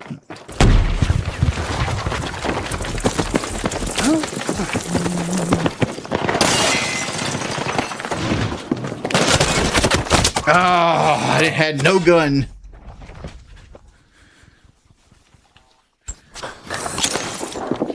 Nah, Gary, I can't do that, man. Alright, Like, good to go. Sending you back in. giving that shit energy is just gonna make it worse. What they saying? Same tired stuff they always talk about. Linky, if you want to know, you gotta get to me privately, man. I can't talk about it publicly. Please stop donating about that. Got to the left here? No, I didn't ban him. Let me make sure this guy's even. I'm worried like, about the right side channel. effects that we're gonna find out about these later. Yeah, just the same shit, dude. House for a second. I just wish this shit would end. I'm good. No, I'm good. Like trying to cut corners and cheat rarely works out in people's favor. Almost like just fundamentally something you shouldn't be doing.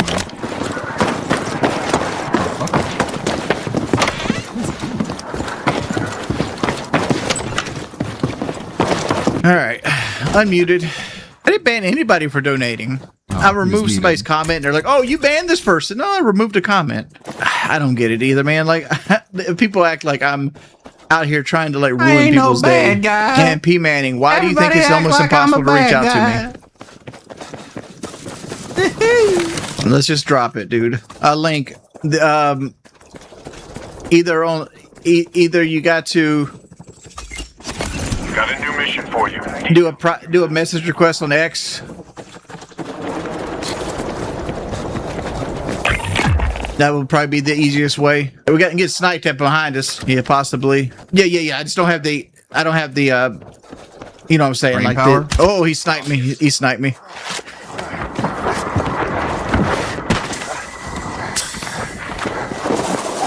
Oh God! What are you doing? How'd you let him cross on me? Oh God! I was outside. I'm in the house. No, they're over here on me. They're just killing me. Okay. Ow!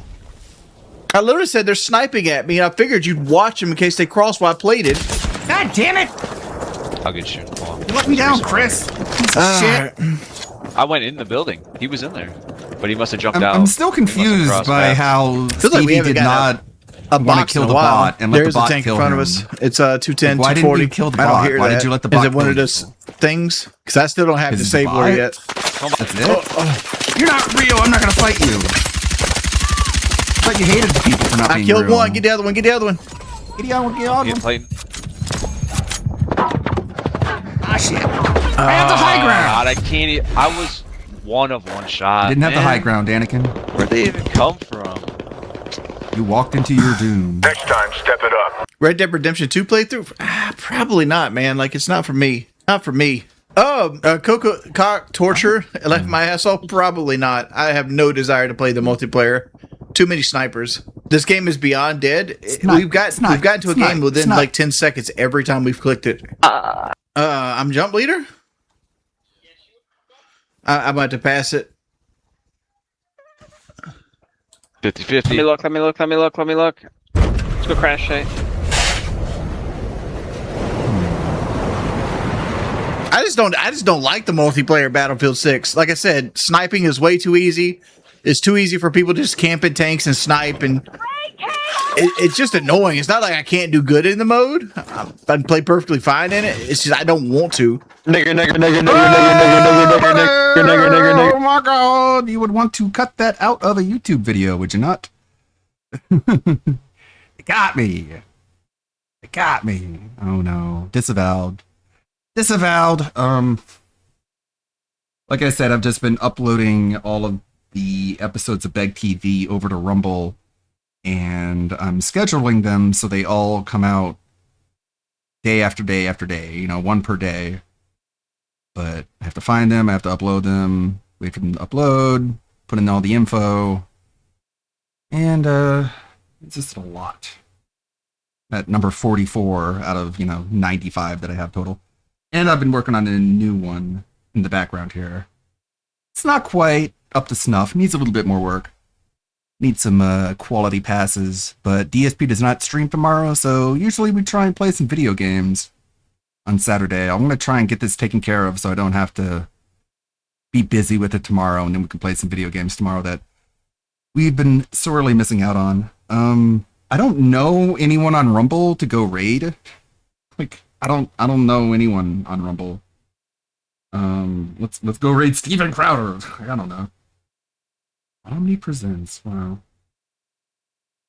I haven't been to this website in a long time. I haven't been to this website in 2 years, actually. Do I still have the Tamir Sora videos? Yeah, I have them all grouped together. I don't know any of these people, so I'm not going to raid anyone on Rumble. Instead, I'm going to raid people on Twitch. Let's see, we're going to be here tomorrow. No pre-stream tomorrow. raid quartering. No. I need to build up a Rumble circle of people on Rumble. Does William Glory Hole stream? I don't know. I'm gonna have to do some research. Be seeing you around then. Bye-bye. Kershey! Who else? Chibi, Pippa, Shroom, Kevin, Markman. What's Markman doing? I don't know what that is. How about... Hey. How about Lindo Muse? Why not? Let's get ready to DoorDash! Nice ad. What I'm seeing. Ooh, full contact delivery right there. You. That's what I got so far. This ad is playing. Come on, audio.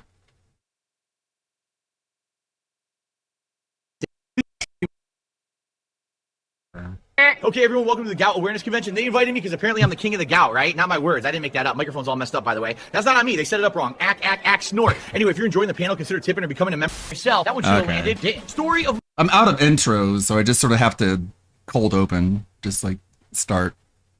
Lindo is playing Dead as Disco. Seems like a fun game. Let's go raid. May the good blood guide your way. I'll see you again tomorrow, same time. Let's go say hi to Lindo.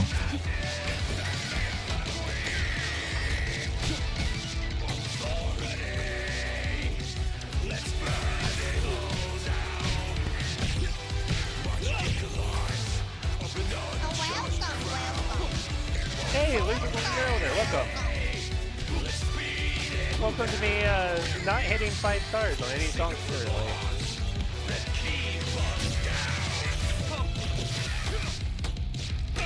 How you guys doing?